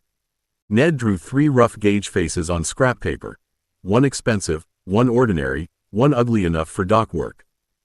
Livia watched him thicken the warning bands. A device does not have to be grand to be valuable. Ned shaded the red band wider. It has to be trusted. In red, Beatrice said. Trust fails if the tool speaks only to people with leisure. Ned stared at the sketches until he stopped seeing school exercises and began seeing workrooms, boiler corners, tired hands, poor lamps, smoke-stung eyes, and men told too late that the official needle had been clear enough if only they'd looked properly. Better tools cost money. Worse tools cost skin. Between those facts, there ought to be room for something honest. He wrote beneath the sketches, readable before beautiful. Then, after a moment, he added, cheap enough to matter. 9. The preliminary track. The colored gauge bands did not stay in Ned's notebook. That was the trouble with useful thoughts. If they worked, people noticed, and if people noticed, Avalon found a board to pin them to. 2 weeks after Ibbotson's gauge returned to gear benches with half the second years leaning over it during apparatus practice, Ned found a printed notice outside the fourth-year hall naming preliminary branch recommendations for review. The corridor filled before the first bell finished ringing. Students gathered in little knots around the board, some pretending calm, some reading too quickly, and some standing back as if distance might change ink. Family names appeared beside formal lanes: crystal tuning, artificer apparatus, mechanical systems, signals, wards, scribing, healer preparatory, military support. Each line carried marks, conditions, and advisory notes in a clerk's careful hand. Arthur pushed in first and came back flushed. I have military support marked suitable with discipline conditions. Rafik looked over his shoulder. That is the school's most elegant way of saying please stop charging before breakfast. It says discipline conditions, not tactical restrictions, Arthur said. Livia had already read her own line, copied 3 clauses, and moved to Ned's name without asking permission. Vale, Edmund. Strong recommendation, crystal tuning. Conditional recommendation, artificer apparatus. Additional notation from mechanical systems. Ned stood still for a moment, because the words did exactly what official words did best. They made his life sound cleaner than it felt. Strong recommendation was Harrow's world. Instruments, tolerances, crystal housings, crown inspection, and the rare gift everyone knew how to name. Conditional recommendation belonged to Pike's benches, where useful things had to be proved by slips, burns, sketches, and repairs that could survive tired hands. Additional notation from mechanical systems looked smaller on the page, but it tugged at him hardest because it had no tidy place yet. Beatrice came close enough to read the line herself. They have written you in 3 directions. 2.5, Ned said. Additional notation sounds like being mentioned in a room where I wasn't invited. Peregrine's voice arrived from behind them. Better than being omitted from the room entirely. Ned turned. Peregrine stood with his own recommendation slip folded neatly in one hand, his expression polished but not triumphant. Is that experience speaking? Observation, Peregrine said, looking past him to the board. Crystal tuning is the cleanest path. The others make you complicated. Ned looked back at his name. Complicated, in Avalon ink, sounded less like freedom than another kind of claim. Harrow did not leave the recommendations to hallway gossip. By second bell, Ned had been sent to the small consultation room beside the tuning hall, where 3 chairs faced a table too narrow to hide behind. Harrow stood by the window with Ned's recommendation sheet in one hand and a testing probe in the other, as if paper and instrument had both failed to behave. You have read the notice, Harrow said. Yes, sir. And you are wondering whether 3 directions mean freedom. Ned kept his hands still on his knees. I was wondering whether they mean trouble. That is usually a more accurate beginning. Harrow set the sheet on the table and tapped the first line. Crystal tuning remains your strongest recorded capacity. Not your most pleasant interest. Not your favorite bench. Your strongest capacity. Rare gifts do not become less rare because their owners find them inconvenient. Ned looked at the black ink beside his name. I don't find tuning inconvenient. No, you find being wanted for it inconvenient. That answer cut close enough that Ned looked up too quickly. Harrow's expression did not soften, but it did not sharpen either. He merely watched, gray-eyed and patient in the way instruments were patient before they proved a fault. Harrow continued, "You may resent the crown. You may resent guild expectation. You may resent every old family that sees a valuable young tuner and begins calculating sponsorship before supper. Resentment will not alter the fact that, if a skyship housing screams wrong under load, you may hear it before another man's gauge admits danger." Ned's throat tightened. "So I have to be only that?" "I said no such thing." Harrow lifted the testing probe and placed it beside the paper. "But you must not pretend the gift carries no obligation simply because obligation has teeth." When Harrow dismissed him, Ned found Pike waiting outside the tuning hall with a strip of brass in one hand and no patience in either eye. She looked at the sheet, then at him. "He made it sound like destiny, did he?" "He made it sound like a summons," Ned said. "Same hat, different feather." Pike turned and walked, forcing him to keep pace. "Listen carefully, Mr. Vale. Gifts are not professions. A gift is what you can do once, under pressure, while everyone stares. A profession is what you can repeat on a bench by tired hands, with labeled parts, recorded limits, and a result another worker can inspect after you've gone." Ned looked down at his ink-stained fingers. "So artificer apparatus is conditional because I haven't proved that yet." Pike gave him a sideways glance. "Conditional because you have begun proving it. Do not insult my marks by misunderstanding them." By the time Ned reached the common room that evening, Beatrice had a letter folded beside her tea and the look of someone considering whether politeness could be used as a small, legal weapon. That was never a restful expression. Arthur was oiling a scabbard he had already oiled twice. Rafik had spread a route map over half the table and was pretending not to listen. Livia sat with her notebook open, which meant she had stopped pretending. Beatrice touched the edge of the letter. "My mother has heard about the preliminary recommendations." Ned sat more carefully than he had meant to. "That was quick." "Families with social ambition possess their own signal system," Beatrice said.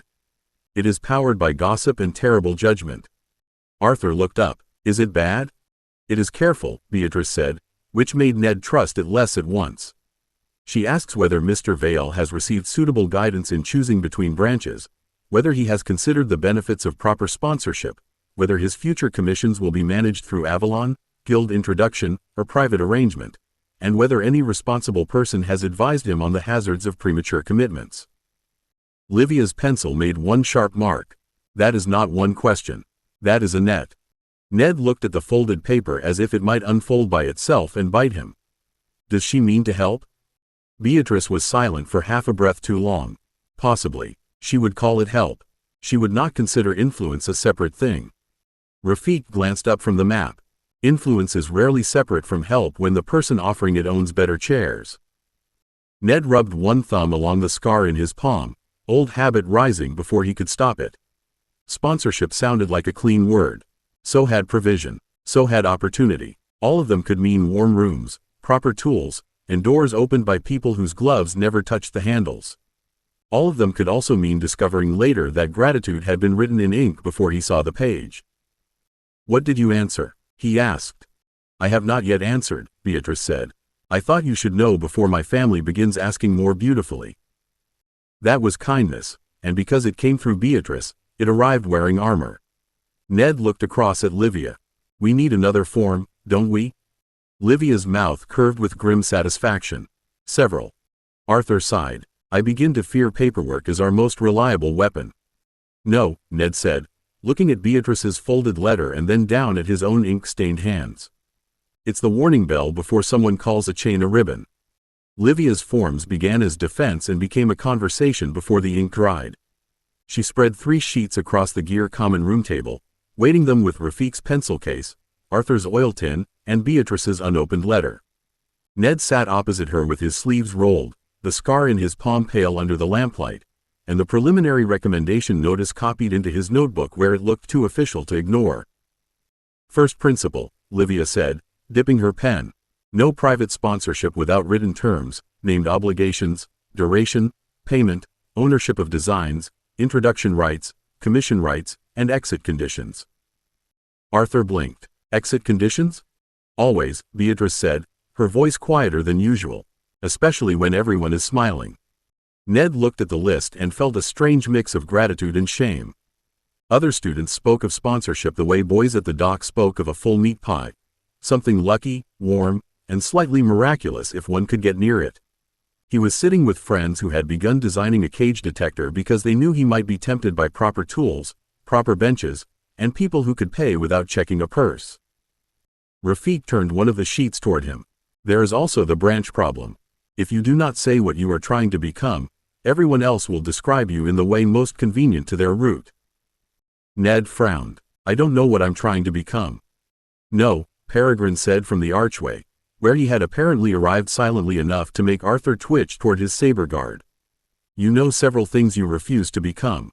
That is not the same, but it is a beginning. Livia looked irritated at the interruption, but not surprised by the usefulness. Crystal tuner alone leaves him open to crown and guild claim. Artificer alone understates the sensitivity. Mechanical systems alone loses the magic. Beatrice folded her mother's letter once, sharply. And silence lets others choose the neatest box. Ned picked up his pencil. The three official phrases waited on the page. Crystal tuning, artificer apparatus, mechanical systems. None of them was false. None of them was enough. He thought of the governor hunting too late, Ibbotson's gauge speaking too finely for tired eyes, Pike's slips, Harrow's warning, and Beatrice's family asking careful questions through velvet. Slowly, beneath the copied recommendation, he wrote, If I leave the space empty, someone else will fill it. Arthur leaned closer. That sounds ominous. It sounds accurate, Ned said. He looked at the 3 lines again, then added one more below them. Maker first, tuner as art, apparatus as trade? No one laughed. That made the words more frightening, not less. 10. Fourth-year examinations. Fourth year began ending long before the term did. Avalon announced it first through timetables, then through extra evening study bells, then through the particular silence that fell over corridors when students realized every careless habit they had been calling personality was about to meet an examiner. Ned found revision slips in his satchel, examination notices pinned beside breakfast menus, and Livia's handwriting appearing in margins he was certain had been blank when he left them. You've annotated my apparatus notes, he said one evening, holding up the page. Livia did not look guilty. You had written check tolerance there. That is not a note. That is a wish wearing ink. Arthur, sprawled across the common room hearth rug with a drill manual open beside him, groaned. I would accept a wish if it passed written tactics. Rafik leaned over his own map table calculations, where rail delays, fuel loads, and signal timing had become an arrangement only he and possibly 3 route clerks in the Empire could love. Wishes moved poorly through mountain passes. Beatrice turned a page of etiquette review with the grim dignity of a girl facing a duel in teaspoons. And failed completely at formal dinners. The examinations came in pieces. Written tests first, dry and precise enough to make Ned's fingers ache from showing work he would rather have performed with brass in his hands. Practical repairs followed, full of faults too neat to be accidental and too irritating to ignore.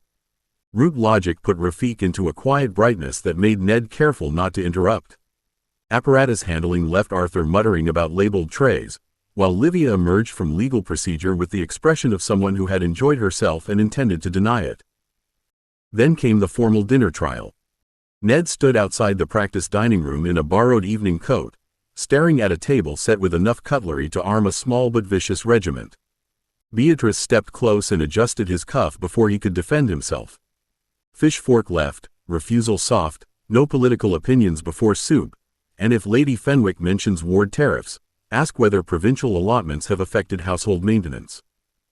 Ned looked at her. That sounds like a political opinion in a better coat. It is, Beatrice said. That is why it works. Peregrine passed behind them, immaculate and unfairly calm. Try not to negotiate with the spoons, Vale. Ned glanced at the gleaming table, then squared his shoulders. Only if they start. The formal dinner did not kill him, though the fish fork made an ambitious attempt at public murder. Ned used the wrong glass once, gave the right refusal twice, and survived Lady Fenwick's question about provincial ward tariffs by asking whether household maintenance records showed delays in crystal allotments. Beatrice's tiny approving nod across the table felt more useful than dessert. Peregrine later informed him that he had looked almost house-trained, which Ned decided to accept as proof of improvement rather than motive for violence. The final practical waited the next morning, which seemed cruel even by Avalon standards. The examining workshop had been cleared to 6 benches, each holding the same flawed apparatus, a compact steam crystal pressure limiter used on training boilers. Its job was simple enough in theory.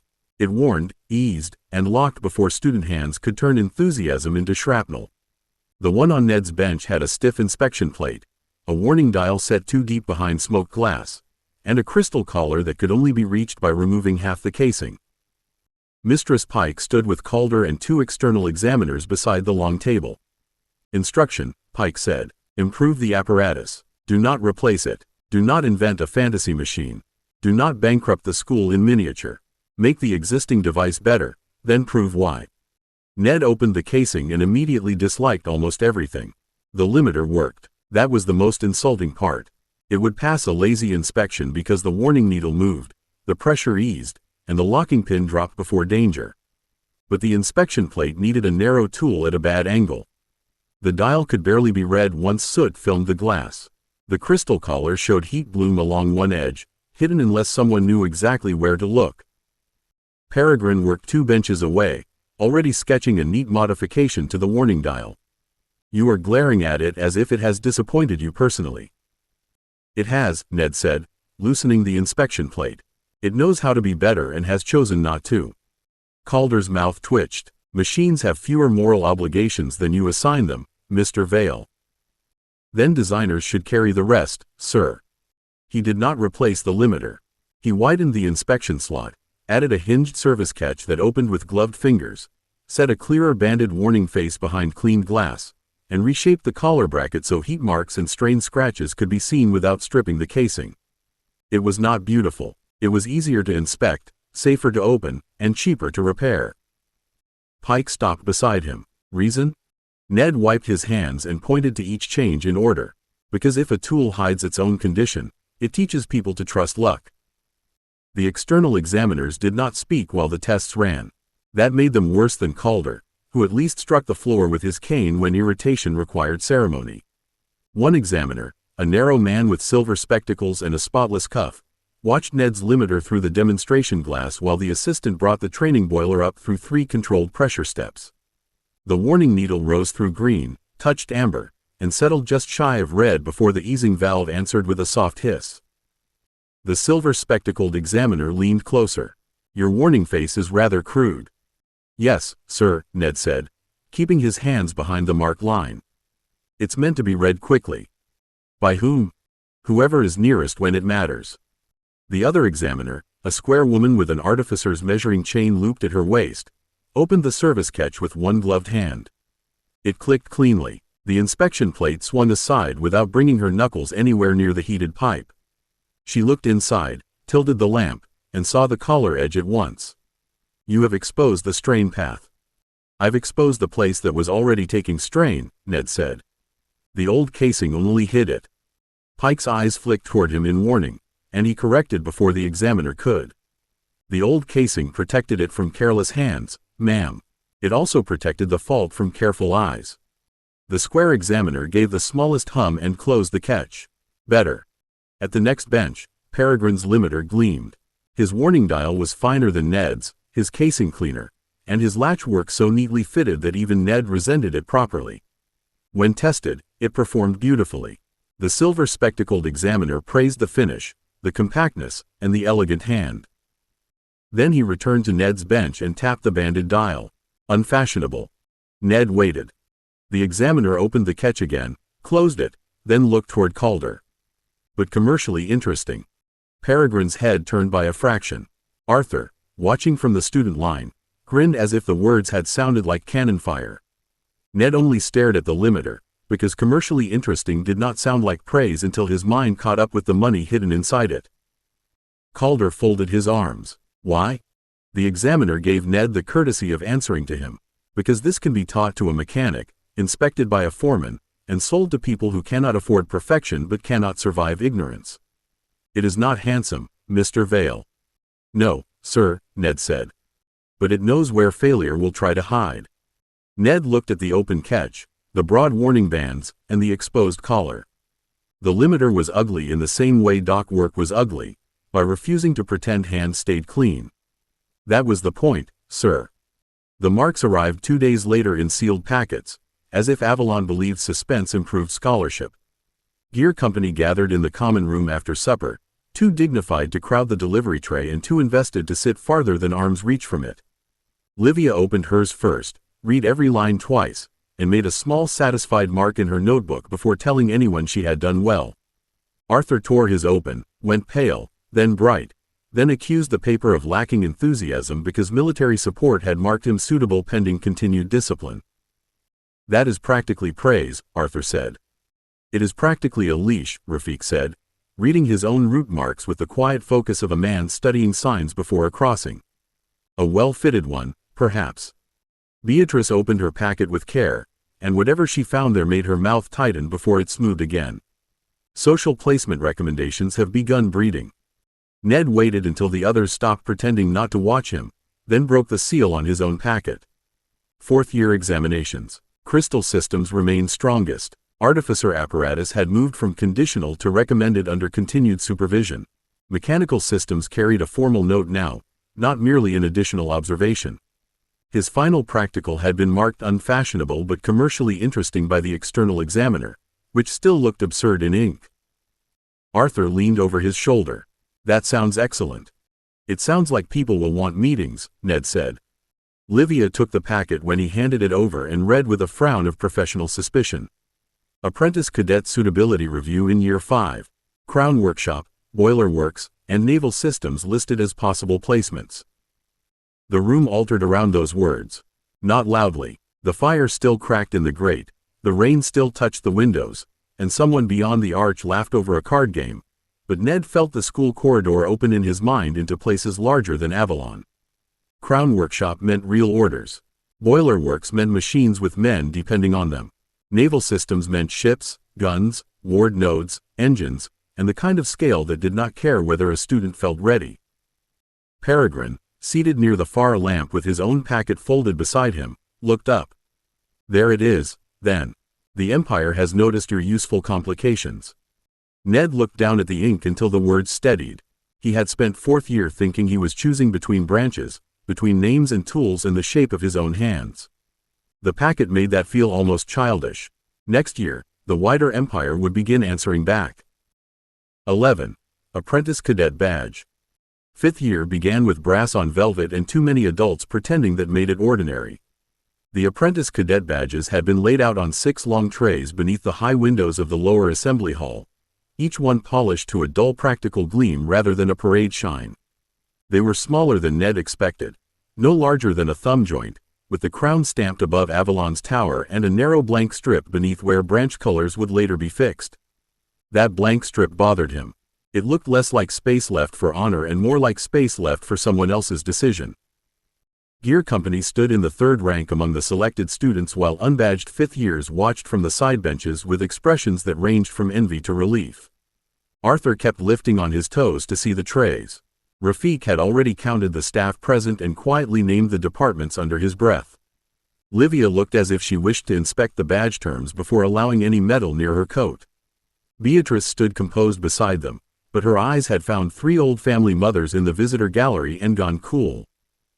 Arthur whispered, "It's only a badge. Why does it feel as if it might start giving orders?" "Because badges are how orders learn to travel without mouths," Livia murmured. Ned looked toward the front of the hall.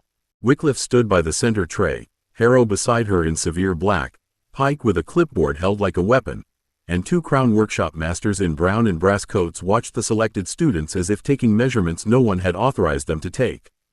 A naval officer stood near the end of the row, dark blue coat immaculate, one gloved hand resting on the pommel of a dress sword. Ned had seen enough officers by now to know when one was ornamental. This one wasn't. "Ned," Rafik said softly, "Harrow is looking at you." "Harrow always looks at me as if I've loosened a screw in public," Ned said. Pike's voice cut cleanly across the hall. "Names will be called. Step forward, receive your badge, confirm your ledger mark, and return to your place without making the process theatrical. Mr. Penrose, that instruction includes facial expressions." Arthur's face attempted innocence and failed before his name was even called. When Edmund Vale reached the rafters, Ned stepped out of line and crossed the polished floor. The badge waited in Wycliffe's gloved hand, cool brass catching the hall light. She pinned it to his coat herself, not because he needed help, but because the gesture made the whole room watch where the crown mark settled over his chest. Harrow lowered his voice. Wider doors, Mr. Vale. Not fewer locks. Ned glanced down at the badge, then at the adults studying him over it. I noticed, Master. The brass was light, the attention wasn't. Wycliffe did not let the weight of the badge become celebration. Once the last selected student had returned to line, she stepped back from the trays and let the hall look at all that pinned brass for exactly long enough that pride began trying to stand taller than sense. Then she lifted one hand, and the lower assembly hall settled into silence with the uncomfortable discipline of a room remembering it had been gathered for rules, not applause. Apprentice cadet status is not promotion into adulthood, Wycliffe said. It is supervised nearness to adult work. You have earned wider access, not independent authority. You have earned heavier observation, not trust without record. Ned felt Arthur shift beside him, disappointment and excitement wrestling so plainly through his posture that Pike's earlier warning about facial expressions seemed wise. The badge on Ned's coat did not pull at the cloth, but he felt it anyway, a small hard point over his ribs where everyone could see the crown had found a place to put its mark. Wycliffe turned to the ledger table, where Pike opened the first of 3 bound volumes. You will assist under masters, guild officers, crown mechanics, military instructors, healers, warders, tuners, artificers, and other named professionals only when assigned. Every placement will bear a responsible adult signature. Every tool issued will be recorded. Every permission given will be written. Every withdrawal order will be obeyed immediately. Arthur whispered, Every? Livia answered without moving her eyes from Wycliffe. That generally means all of them. The naval officer near the end of the row stepped forward, his boots making a precise sound on the floorboards. An apprentice cadet aboard a ship is not crew. An apprentice cadet in a boiler room is not an engineer. An apprentice cadet beside a gun is not artillery. He or she is a student under license, and licenses may be revoked faster than courage can explain itself. Ned looked at the man's gloved hand, at the old burn scar visible above the cuff, and believed him more easily than he liked. Around the hall, several students who had been standing straighter beneath their badges became very interested in their boots. Harrow's voice followed, dry as filed brass. If you notice a fault, you report it. If you are asked to hold a lamp, you hold the lamp. If you are asked for an opinion, you give the opinion and stop when the responsible adult tells you to stop. Cleverness without permission is only another hazard with better vocabulary. Peregrine stood 2 ranks ahead, still as a properly made instrument, but Ned saw his head turn just enough to catch that warning. It was not aimed only at gear. That helped, a little. Wycliffe looked across the selected students one by one until Ned felt her glance arrive and pass over him like a seal pressed into warm wax.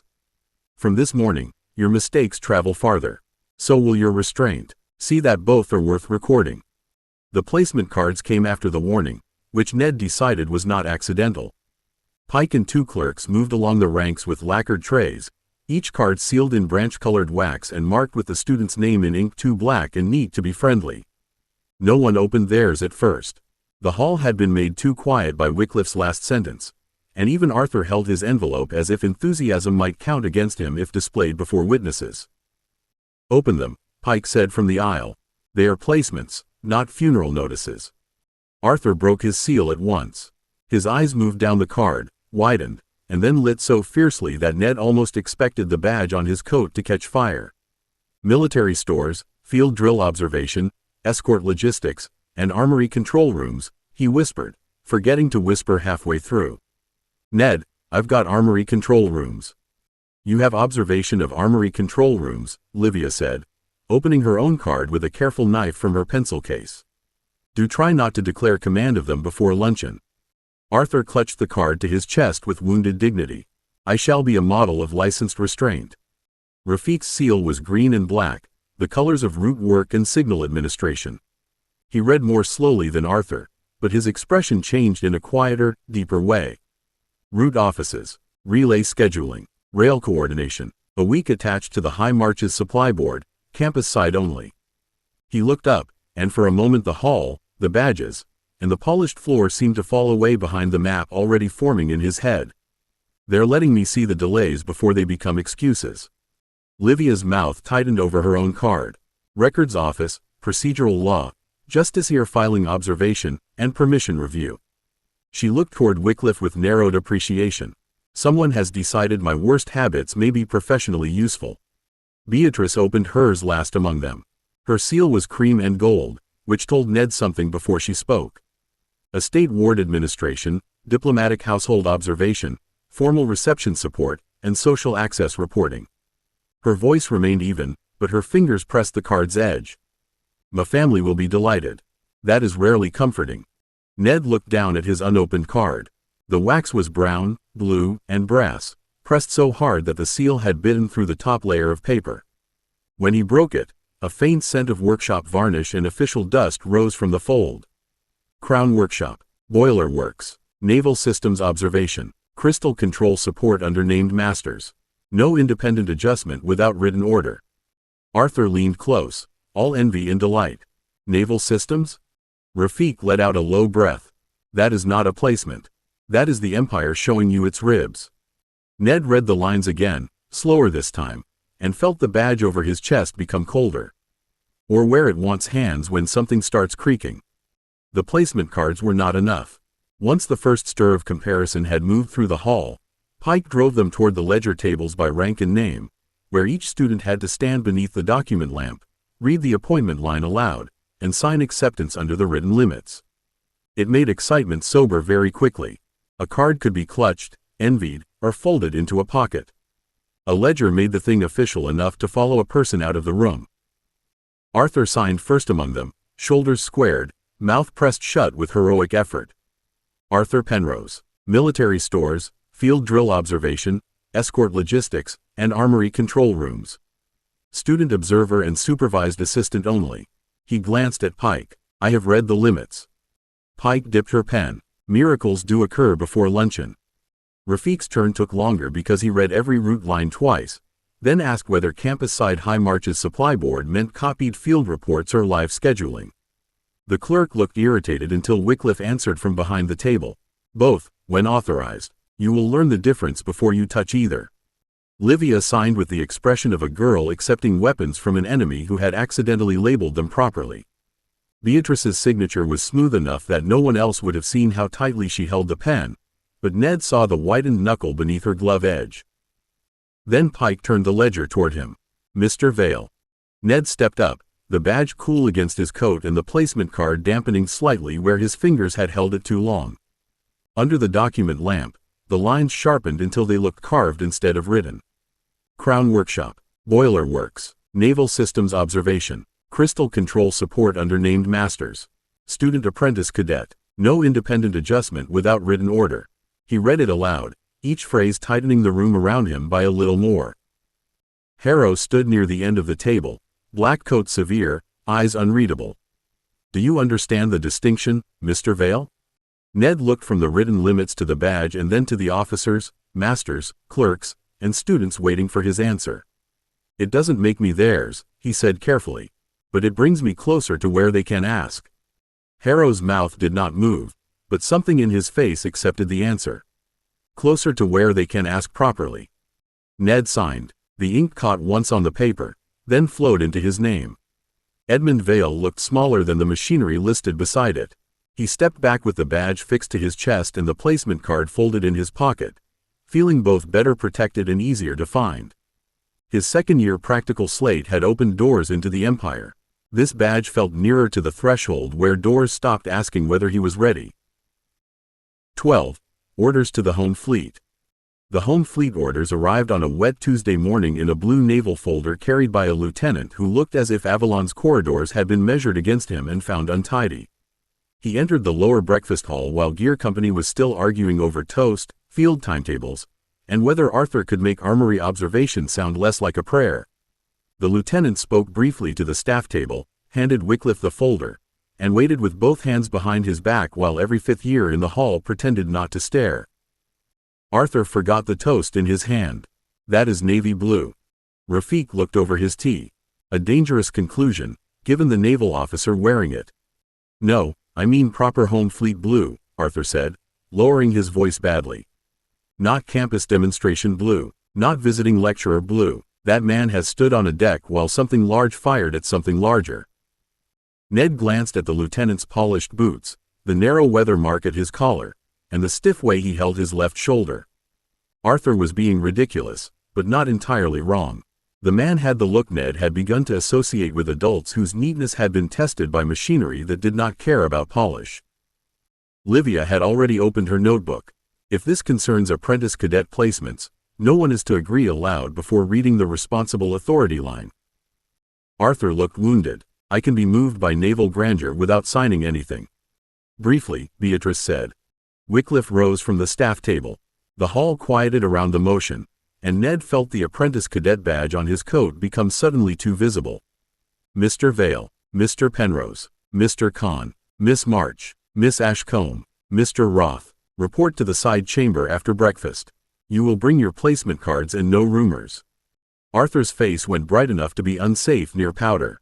She said Penrose. She also said no rumors, Livia murmured. She said home fleet without saying home fleet, Arthur whispered. She said side chamber, Ned said, though his own pulse had begun listening ahead of him. He touched the folded placement card in his pocket, where Naval Systems Observation sat in ink that had seemed distant yesterday and much nearer now. Across the hall, Peregrine Roth set down his cup with controlled precision and looked toward Ned. That, more than Arthur's glow, made the order feel real. This was not a story Arthur had wanted. This was a door opening under naval supervision, with Wycliffe holding the handle and the wider empire waiting beyond it. By mid-morning, the side chamber had turned 6 students, 1 naval lieutenant, and 3 signatures into a traveling party. Wycliffe read the order aloud. Pike made them copy the conduct limits, and the lieutenant, whose name was Lieutenant Caraway, inspected each apprentice cadet badge as if brass could confess weakness under pressure. Ned listened closely when the responsible authority line was named. Captain Elias Thorne, Home Fleet Instruction Liaison. Naval Yard Portsmouth. Student observation only, supervised movement, no unsanctioned casting, no independent inspection, no touching machinery without direct order. Arthur signed with a hand that trembled from joy rather than fear. Student observation only, he said, as if proving he had heard the words. Supervised movement, no unsanctioned casting. Caraway looked at him for a long, cool second. Mr. Penrose, aboard a naval site, obedience is not proof of humility. It is the price of not being removed by Marines. Arthur's grin became smaller and far more sincere. Yes, Lieutenant. The journey began through Avalon's lower railgate, where a compact Academy engine waited under a canopy of wet iron and glass. Its black boiler ticked softly, its brass trim bright against the rain, and its little crystal signal lamp pulsed blue beside the driver's cab. Ned had traveled enough now not to stare like a first year, but he still watched the coupling pins, brake lines, and lamp housings before climbing aboard. Caraway saw him looking. You'll see larger by noon, the lieutenant said. I expect larger, Ned said, settling near the window. I don't expect kinder. Caraway's mouth twitched. Sensible. The train carried them down through wooded slopes, then through towns where factory stacks smoked into low cloud and canal barges nosed under black bridges. Rafik sat opposite Ned with a folded route sheet on his knee, marking junctions as they passed. Livia copied the movement times into her notebook. Beatrice watched stations, uniforms, and which people stepped aside for naval blue. Peregrine said little, but his eyes measured everything. Then Portsmouth opened around them in iron, coal, and scale. Coal cranes swung above sidings. Armor plates stood stacked in black gray sheets taller than men.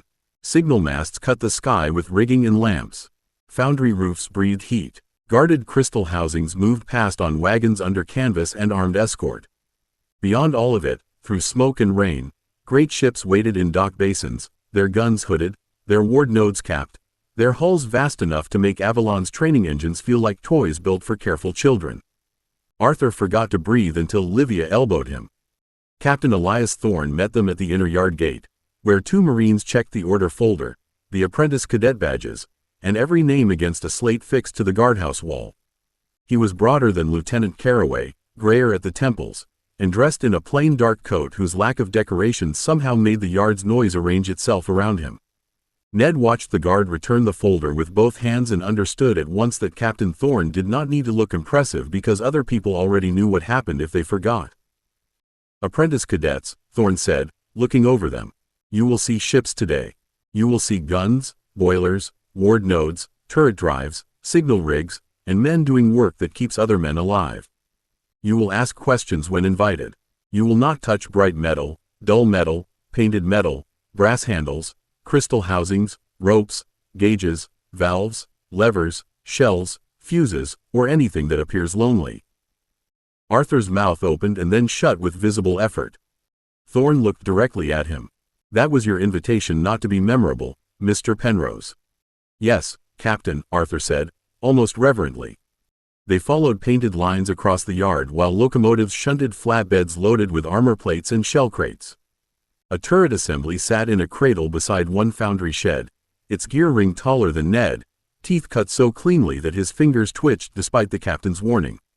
Men in leather aprons guided a suspended brass range reckoner across a gantry, calling measurements over the scrape of chains. Beyond them, the nearest battleship filled the basin like a black iron cliff. Ned stopped walking for half a step before catching himself. The ship's great rifled guns projected from hooded turrets, not polished for parade but kept with the stern care of tools expected to answer under stress. Steam lines ran beneath armored covers.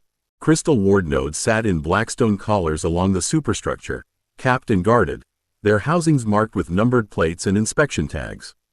Signal masts rose above everything, tangled with lamps, flags, aerial wires, and little shielded crystal lenses that winked when rain touched them. Rafik breathed, all that has to move together. All that has to move when someone else is trying to stop it, Caraway said. Ned looked from the gun housings to the ward nodes, then down toward the open gratings where heat breathed from the boiler spaces below. Avalon's engines had taught him systems. The battleship showed him consequence. And if one part lies, he said quietly, the rest may still obey it. Captain Thorn turned back just enough to hear him. That, Mr. Vale, is why you were invited. Thorn did not let the words become praise. He turned at once and led them toward the gangway, where two sailors in dark working coats stood by a chain barrier and a petty officer checked the visiting order against a brass-bound deck slate. The battleship rose above Ned in plates, rivets, gun housings, and wet iron, each surface marked by use rather than display. Up close, it did not look like a machine built to impress children. It looked like a city made narrow, armored, and angry. Caps off at the quarterdeck, Caraway said. Eyes open, hands still. If a sailor tells you to move, you move before asking whether he has authority. He has. Arthur nodded so quickly his cap nearly came off early. Yes, Lieutenant. Peregrine glanced up along the ship's side, and for once even his careful expression thinned beneath honest attention. It is larger from here. It was large from the train, Rafik said. No, Beatrice said softly, looking at the guns. From the train, it was scenery. From here, it is an argument. Ned understood that too well. The gangway creaked under the first cadets, not from weakness but from load and rhythm, and the faint movement of the ship came through the boards before his boot left the dock. He paused with one hand hovering near the rail, remembered Thorn's warning, and put his hand firmly at his side instead. Thorn noticed. Good. Rails may be wet, hot, tarred, painted, cursed it, or carrying a line you haven't seen. Ask before trusting them. Ned stepped onto the gangway. The ship moved. Not much. Not visibly, perhaps, to someone who had not spent his life listening through soles, palms, and teeth, but enough that the whole world under him disagreed with the dock by a fraction. The ward nodes above gave off a faint capped pressure. Steam breathed somewhere inside the hull. Chains clicked. A bell rang from forward, answered by another deeper within the ship, and the deck ahead seemed to rise and settle without asking the ground's permission. Arthur reached the deck first and looked as if he had been admitted into a cathedral built by artillerymen. Ned, he whispered, we're aboard. Ned stepped from the gangway onto the battleship's deck and felt iron, steam, crystal, gun weight, and the slow-living motion of water gather beneath him. Awe struck first, clean and enormous. Then his stomach lurched after it with less dignity. Livia looked at his face. Oh dear. Ned swallowed hard and fixed his eyes on a capped ward node because it was the only thing not politely tilting. The Empire, he said, very carefully, should have mentioned that glory moves. 13. Seasick before glory. Ned learned within the first hour that a battleship did not need to leave harbor properly to betray a man. The deck moved while tied to the dock, The ladders moved while bolted to the deck, and the passages below seemed to breathe sideways whenever the tide lifted the hull by some small insulting amount. Captain Thorne gave them a first tour along marked routes, and Ned followed with his notebook in one hand, his other hand held firmly away from every rail, pipe, latch, valve, and suspiciously available handle. By the third turn below decks, the words turret trunk, forward magazine route, and starboard ward feed had begun sliding around in his head with the same unhelpful rhythm as the floor. Arthur walked beside him wearing an expression of sacred delight. Look at that bulkhead brace. Ned, look at the thickness of it. You could fire a field gun at this passage and the ship would probably be offended rather than damaged. Ned swallowed and fixed his eyes on the painted line underfoot. I'm already offended. Arthur glanced at him with belated concern, then immediately looked past him as two sailors hauled a chain through a guide with a clattering force that made the passage ring. Are you ill? You look a little green. Not healer green. More like badly stored cabbage. Oh, that chain runs through the hoist housing. Do you think they'll let us see where it turns? I think, Ned said carefully, that if the Empire values its battleship, it will stop letting the battleship turn. Livia, walking behind them with her notebook tucked against her ribs, leaned close enough to inspect his face. You should tell Lieutenant Carraway. I am not reporting defeat to a lieutenant because the floor lacks discipline, Ned said. Beatrice's sympathy was kinder and therefore more dangerous. It isn't defeat. Plenty of excellent people suffer at sea. Peregrine, who had adapted to the ship's motion with irritating old family balance, looked over his shoulder. Yes, but usually after the ship has moved somewhere. Rafik made a strangled sound that might have been laughter or tactical retreat. Arthur tried to look reproachful and failed when a bell rang overhead and his whole face turned toward it like a hound hearing a horn. Ned pressed his lips together, breathed through coal, salt, hot oil, wet wool, and paint, and followed the line because stopping would have admitted the ship was winning. By afternoon, he had learned three things. The home fleet was magnificent. Arthur's sympathy was useless in the presence of naval hardware, and glory had a stomach. The next passage opened into a machinery gallery where the ship's motion was almost defeated by purpose. Not stopped, never stopped, but buried beneath disciplined noise. Steam lines ran overhead in lagged ranks, each one tagged with brass plates and heat paint. Dial faces watched from bulkheads.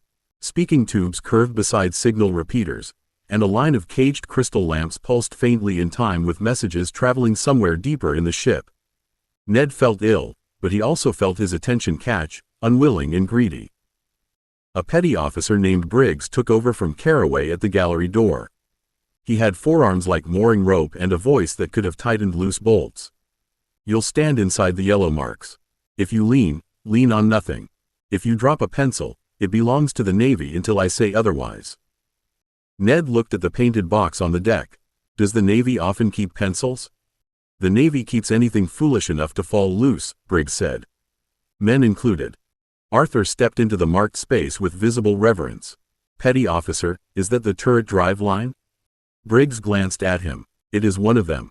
Steam-driven turn, hydraulic assist, crystal trim correction under gunnery order. The turret does not care which part of the mechanism you admire when it takes your fingers. Arthur folded his hands behind his back with theatrical obedience. I admire from a lawful distance. Livia wrote that down, possibly as evidence. Ned fixed his eyes on the drive indicator because it gave the deck a reason for moving. Beyond a glass shield, a brass shaft turned slowly under test, its rhythm taken through gears, oil cups, and pressure lines toward a turret above. A crystal trim repeater sat beside the housing, dull blue under blackstone ribs, not powering the mass but correcting the last stubborn fraction of alignment. Steam gave force. Crystal made the force answer cleanly. Rafik leaned toward the signal board without crossing the yellow mark. Those repeaters are tied to the bridge? Bridge, gunnery room, engine room, and damage stations, Briggs said. A ship this size is too large for shouting unless something has already gone wrong. Beatrice looked along the pipes and wires, her face pale in the machinery light. So every part must trust messages from places it cannot see. Briggs nodded once. And every message must arrive clear enough for tired men to obey. Ned swallowed against the sour rise in his throat and watched the needles settle, the lamps pulse, the shaft turn, and the trim crystal correct. Magnificent was not the same as graceful. The ship worked because thousands of hard, ugly, brilliant things agreed to serve the same purpose before the sea, smoke, fear, and enemy guns could make them disagree. The drill bell rang before Ned had decided whether the machinery gallery was worth the misery of standing in it. The sound cracked through the passage, sharp and ugly, and every sailor in sight changed shape at once. Men who had been carrying, checking, tightening, and muttering became movement with purpose. A hatch clanged open. Boots hammered down a ladder. Someone shouted a station number from farther aft, and Briggs lifted one hand toward the students without taking his eyes off the line of men passing the gallery. "Inside the yellow marks," Briggs said. "Backs to the bulkhead. No questions until I decide you're not in someone's way." Arthur moved so quickly that his heel struck the painted line and corrected itself as if fear had trained it. Livia tucked her notebook flat against her chest. Beatrice stepped beside her, chin high, but Ned saw her nostrils tighten when the air changed. Heat rolled through the passage from an opened engine room door, carrying coal dust, hot metal, sweat, damp wool, bilge water, lamp oil, and the sour bite of too many bodies working in too little space. Ned's stomach made a private, treacherous decision. A stoker pushed past the gallery entrance with his sleeves black to the elbow and his face streaked gray beneath the eyes. "Fresh hands to port feed," he barked at another man. "Draft's sulking again." "Draft is never sulking," the second man snapped, hauling a tool roll tighter over his shoulder. "It is expressing naval opinion." Briggs did not smile. "Move before it writes a letter." The ship seemed to answer them with a deeper roll, not enough to throw anyone but enough to make every loose thing complain. A hanging lamp swung. A dial needle fluttered, steadied, and held. Somewhere beyond the open door, a shovel struck coal with a flat ring, then another, until the rhythm became labor instead of noise. Ned forced himself to watch.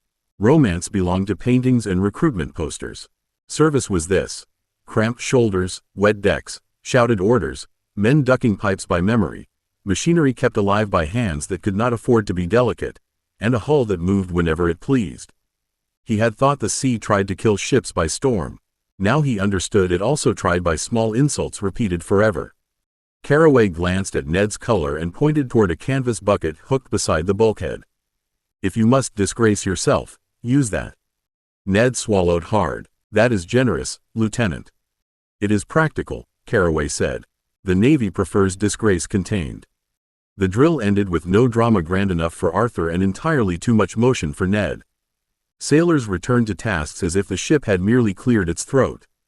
The lamp stopped swinging. The dial needles settled. The canvas bucket remained unused, which Ned counted as a private victory and refused to mention to anyone likely to applaud.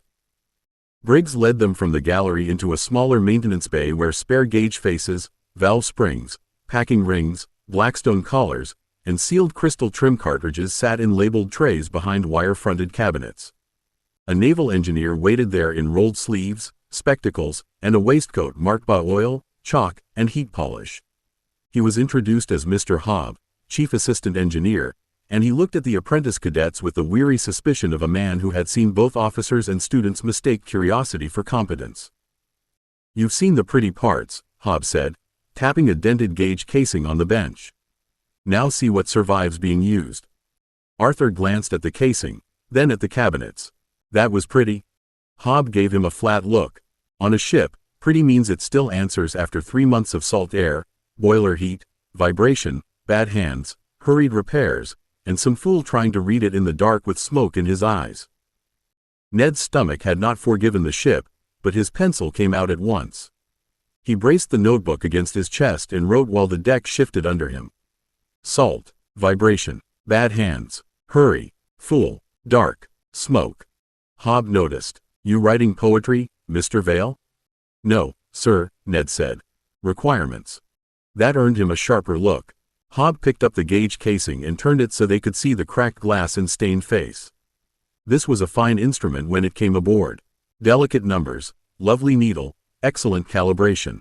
Then the lamp smoked, the glass filmed, the stoker was half blind with sweat, and the needle sat between marks too fine to matter. Fine work failed an ugly moment. Livia leaned forward without crossing the line. Was the instrument wrong? "No," Hobb said. "That was the trouble. It was correct in a way the man couldn't use quickly enough. Ned looked at the stained gauge, then at the note in his book. His seasick misery shifted, not leaving him, but making room. Then the question wasn't whether it measured well, he said. It was whether the right person could read it in time. Hobbs set the casing down with a hard little click. Now you're aboard. 14. Admiralty Reckoners. Hobbs' dented gauge followed Ned out of the maintenance bay more stubbornly than the seasickness did. By the time Captain Thorne led them upward through 2 ladders, along a narrow passage, and into the gunnery room, Ned had written the same thought 3 different ways in his notebook and crossed out 2 of them because they sounded too grand. Correct was not enough. Readable in time was better. Useful to the frightened man was best, though he did not yet like the shape of the phrase. The gunnery room was lower, narrower, and more crowded than Arthur's imagination had deserved. There were no roaring guns inside it, only tables bolted to the deck, speaking tubes, repeater dials, signal lamps, powder charge boards, and 3 large brass reckoners mounted on gimbaled frames so they could remain level while the ship disagreed with the world. Each reckoner was a complicated beauty of wheels, sliding scales, pinned arms, and glass-covered faces, with little enamel marks for range, bearing, target speed, wind allowance, ship speed, roll correction, elevation, and powder charge. Ned disliked how badly he wanted to touch one. Hands behind backs, Carraway said before Arthur could even lean. Arthur obeyed with tragic dignity. I hadn't moved. You had thought about moving, Livia murmured. A gunnery lieutenant named Mr. Sayer stood beside the central reckoner, one hand resting near the crank without touching it. This room turns information into instructions. A lookout reports bearing. Rangefinders report distance. The bridge reports speed and course. The engine room reports available response. Crystal repeaters carry roll and trim correction. The reckoner does not fight the ship for us. It helps us be less stupid while fighting. Rafik's attention sharpened at once. So a wrong input travels. Sayer looked at him. A wrong input becomes a confident wrong answer. A delayed input becomes an old answer pretending to be present. A clear input, correctly judged, gives the gun crew something they can act upon before the target has moved out from under the calculation. Ned watched Sayer turn one crank, then another. The brass arms slid, a needle climbed, and a small card advanced behind glass until new figures appeared beside powder and elevation.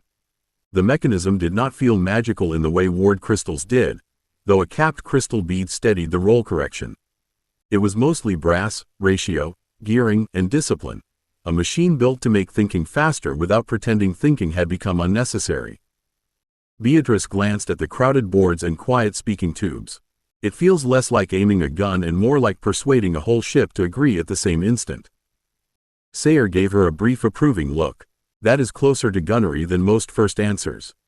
Sayer did not let Beatrice's answer become decoration. He pointed to the central reckoner, then to the little brass stools bolted before the tables. Mr. Kahn, Mr. Vale, forward. You may stand inside the white marks. You will not touch the instrument until told. Miss March, observe the order sheet. Mr. Penrose, you will keep your hands where I can see them. Arthur clasped his hands behind his back so firmly his shoulders rose. Yes, Lieutenant. Rafik stepped up beside Ned, and the gunnery room tightened around them in small mechanical ways. A rating at the speaking tube called, Target bearing green 26. Range 4,800. Target making 12 knots across. Another man repeated the words and wrote them on a slate. Sayer took the first crank and nodded toward a second. Mr. Kahn, turn that one until the bearing line rests on green 26. Slowly. Rafik obeyed. The brass wheel turned with a soft, oiled resistance, and the needle slid across the glass face. Ned watched his friend's hands, careful, exact, already translating the motion into some invisible map. The rating called another number. Sayer adjusted range. A powder marker clicked. The capped crystal bead gave one faint blue pulse as the ship rolled, and the reckoner's suspended frame steadied itself on its gimbals. Ned felt the shape of it then, not in his teeth as a crystal fault, but in the practical part of his mind that had learned from Rafik's route tables. Distance was not useful until someone knew how fast it changed. Bearing was not useful unless it reached the right hands before the target had moved. A number was not an answer. It was only a thing waiting to be judged quickly enough to matter. Peregrine spoke from behind the marked line. If the reckoner produces the firing solution, why does the officer remain necessary? Sayer turned just enough to look at him. Because the reckoner has no fear, no memory, no knowledge of smoke, damaged gear, frightened men, bad visibility, or whether the last report came from a man who was guessing through spray. A reckoner makes judgment faster. It does not absolve anyone of making one. Rafik's eyes stayed on the dial. Like a route table. Ned nodded before he meant to. The table doesn't know the mule is lame unless someone tells it. Sayer's mouth twitched. Precisely. And if someone tells it too late, the gun fires at where the enemy was, not where he is. Sayer reset the reckoner with 3 clipped motions, then nodded toward the speaking tube. Again, this time with smoke interference and delayed range. The room changed without moving. A rating lowered a smoked glass screen over one repeater, another rang a small bell twice before calling the range, and the man at the slate hesitated long enough for Ned to feel the delay as a physical wrongness. Rafik turned his crank to the new bearing. Sayer fed range and target speed through the central wheels. The brass arms slid, the powder card advanced, and the elevation needle settled with calm confidence. Fire solution, Sayer said. A gun captain's voice answered through a speaking tube from somewhere above, distant and hollow. Solution received. Arthur looked as if his bones had become bugles. Would that hit? No, Sayer said. Arthur's face fell, but the reckoner gave the answer. The reckoner gave the answer to the information it received. Sayer tapped the smoked repeater with one knuckle. The range came late. The bearing was read through interference. The target speed changed while the room believed it had not. A beautifully calculated lie is still a lie. Ned stared at the needle. It had not trembled, apologized, or looked ashamed. That bothered him more than a visible failure would have. A cracked gear admitted itself if a man knew where to listen. A wrong answer given smoothly could walk through an entire ship wearing the manners of truth. Livia's pencil moved sharply. How is that caught? Practice, comparison, and suspicion, Sayer said. The bridge watches fall of shot. The gunnery room checks repeaters against reports. The officer asks whether the answer suits the world outside the glass. Peregrine looked toward the smoke screen. And if the officer is tired? Then the system must help tired men without pretending they have become fresh ones, Sayer said. That is why naval instruments grow ugly. We use larger marks, stronger lamps, duplicated calls, color bands, mechanical stops, and men repeating numbers until everyone hates the sound of them. Ned thought of Hobbs' gauge, the delicate needle between fine marks, and the stoker half blind with sweat. So pretty can be dangerous if it needs perfect conditions. Sayer's eyes moved to him. Pretty is dangerous when it forgets conditions are rarely perfect. Rafik released the crank only when Sayer nodded permission. Routes do that too. The neatest line is often the one that assumes no rain, no lame mule, no angry clerk, and no enemy. Arthur looked between the reckoner and the speaking tubes, his earlier delight sobered into something sturdier. So gunnery is maths, machinery, and distrust. Sayer gave the central wheel one final turn until the needles returned to rest. Good gunnery is maths, machinery, distrust, and men who keep working after the first answer flatters them. Sayer allowed the last drill figures to remain behind glass while the students copied notes. The room's voices settled into ordinary work again, but Ned kept looking at the colored marks, the smoke repeater, and the little mechanical stop that prevented one crank from running past its useful range. None of it was beautiful in the way a noble desk instrument was beautiful. It was stubborn, duplicated, marked for haste, and honest about the men using it. Hobbs' voice came back to him from the maintenance bay. Salt, vibration, bad hands, hurried repairs, and a fool in the dark. Sayer's lesson laid itself beside that one and clicked into place. Tired men, frightened men, smoke, delay, wrong numbers wearing confidence, instruments that did not merely measure, but helped a man notice when the answer was trying to betray him. You've gone quiet, Rafik murmured beside him.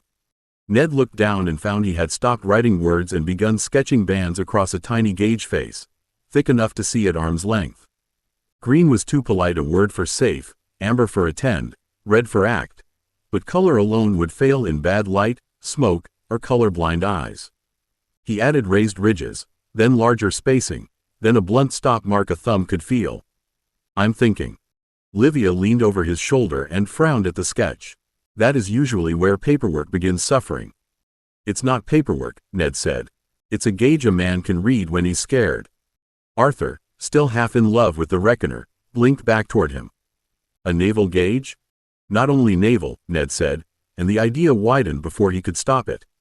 Boilers, workshops, docks, training engines, anywhere the fine needle is correct but useless because the person looking at it has steam in his face and 10 seconds to decide. Peregrine's gaze sharpened. That sounds commercially interesting. Ned nearly smiled despite the ship, the queasiness, and the cramped room. Unfashionable too, probably. Sayre stepped close enough to see the sketch and said nothing for several breaths. Then he tapped the page once, not on the neatest part, but on the rough bands. Do not mistake crude for simple, Mr. Vale. A thing that can be read correctly by a tired fool under fear may be harder to design than an elegant instrument read by a calm expert. Ned looked at the reckoner, then at his ugly little gauge sketch. Then it needs making properly. Sayre nodded toward the notebook. That is how useful things begin. 15. Boiler deck. The boiler deck announced itself before Captain Thorne opened the lower hatch. He'd climbed the ladder well in thick breaths, carrying coal dust, hot iron, wet wool, oil, sweat, and a mineral bite that made Ned think of kettle scale burned onto copper. The gunnery room had been cramped and clever, full of brass reckoners pretending the world could be persuaded into numbers quickly enough to matter. The boiler spaces felt older than cleverness, a place where every fine calculation above came down to ask fire for permission. Caraway looked over the students before anyone descended. Caps secured, coats open if you're told. No loose paper, no dropping pencils. If you feel faint, say so before the deck catches you. Arthur glanced at Ned with painful sincerity. You should say so early. I have survived your concern this long, Ned said. The boilers may have to queue. Livia tucked her notebook cord around her wrist and checked that the little brass clip held the pages shut. Beatrice tied back one stray ribbon with practical fingers, her eyes already moving over the sailors who passed the hatch without ceremony and without looking up to see who watched them. Peregrine removed his gloves and placed them inside his coat with a care that suggested old family dignity had decided not to test itself against furnace grime. They descended one at a time. The ladder rungs were warm through Ned's soles, and each step downward made the sound grow heavier. Fans thudded, pumps knocked, fire doors clanged open and shut with orange flashes that painted men's faces and vanished. Shovels bit into coal, swung, and fed the furnaces in a rhythm so practiced it seemed less like labor than choreography performed by men who could not afford missed steps. At the bottom, Chief Assistant Engineer Hobb waited with his sleeves rolled, spectacles already filmed at the edges, and a rag tucked through his belt. Welcome to the part of the ship that makes every polished room above it possible, he said. If you expected romance, leave it on the ladder. A stoker with forearms black to the elbow laughed without stopping his shovel. Romance don't last 10 minutes down here. Ned stepped inside the marked path and felt the machinery press around him. Boilers rose in iron ranks, gauges stared through heat haze, water-level glasses glimmered, and governor linkages moved with disciplined little corrections that somehow looked fragile beside the force they answered. The men worked quickly, but not wildly. Every motion had a reason. Every reason had danger behind it. Hobb pointed with a wrench toward the nearest boiler. Terrifying, Mr. Vale? Ned swallowed against the heat and nodded. Yes, sir. Good, Hobb said. A boiler room that stops frightening you is where funerals begin. Hobb took them along the marked path between the boiler fronts and the pressure board, where the ship's strength gathered behind glass, brass, and men who did not waste motion. Ned wanted to look everywhere at once. Safety valves sat under wire guards, their stems clean enough to show care and dirty enough to prove use. Governor linkages moved in small, quick answers to changes he could feel through the deck before the gauges admitted them. Water-level glasses glimmered with trembling lines, and the pressure needles held steady inside faces already filmed by heat and soot. Do not admire the shine, Hobb said, seeing too many young eyes drift toward polished brass. Admire the part that still works when nobody has time to polish it. Arthur stood beside Ned, unusually silent. His earlier awe had not vanished, but it had lost the foolish brightness that belonged to parade grounds and paintings. A stoker opened a fire door with one practiced pull, fed the mouth of the furnace, kicked the door closed, then wiped sweat from his brow with the back of a wrist already blackened past cleaning. Another man checked a water glass, tapped its guard twice with 2 fingers, and called, "Level holding." "Level holding," a second man answered from the pressure board. Arthur watched the call pass without drama. "They repeat everything. They repeat what kills men if misheard," Hobbs said. "If you want ceremony, go above decks. Down here, ceremony is making certain the next man heard you." Caraway looked at Arthur. "Still wish to see war, Mr. Penrose?" Arthur swallowed. His eyes followed the stoker's shovel, then the gauge man's hand, then the governor linkage correcting itself in a tiny motion that probably saved nothing by itself and everything by habit. "I think I wish to see the part where someone watched," he said, and the honesty of it made Ned glance at him. "This is the part where no one claps." The stoker with blackened forearms snorted. "If anybody claps down here, lad, it means he's dropped his shovel and gone soft in the head." Hobbs' expression changed by barely a hair, but it was enough. "Mr. Penrose has learned more quickly than some officers. Boilers do not care for witnesses. They care for feedwater, draft, pressure, clean tubes, clear valves, and men too sensible to be proud at the wrong moment." Ned looked from Arthur's chastened face to the moving linkages and felt the lesson settled differently than it would have alone. He had been studying the machinery. Arthur had seen the courage hidden in its routine. The boiler deck did not merely run on steam. It ran on men doing frightening work so steadily that the rest of the ship could forget to be grateful. Hobbs stopped them at the pressure board and let the work speak long enough to make interruption feel earned. 3 main gauges sat behind thick glass, each one neatly calibrated, each one correct, and each one already smeared at the edges by heat film and coal dust despite the morning wipe. Beside them, a rough chalk mark had been drawn directly on the board near one safe limit, blunt as a dock warning and very much not part of any manufacturer's design. Ned looked at the chalk before he looked at the needle. Someone added that. A stoker near the board barked a laugh and kept one hand on a valve wheel. "Aye, someone with eyes and no time for jewelry." Hobbs did not rebuke him. "Stoker Mallon has opinions about Admiralty gauges." Mallon glanced at the students, decided rank did not deserve better manners than heat, and jerked his chin toward the glass. "Fine numbers, fine needle, fine little marks, lovely for a gentleman with clean spectacles and a chair under him.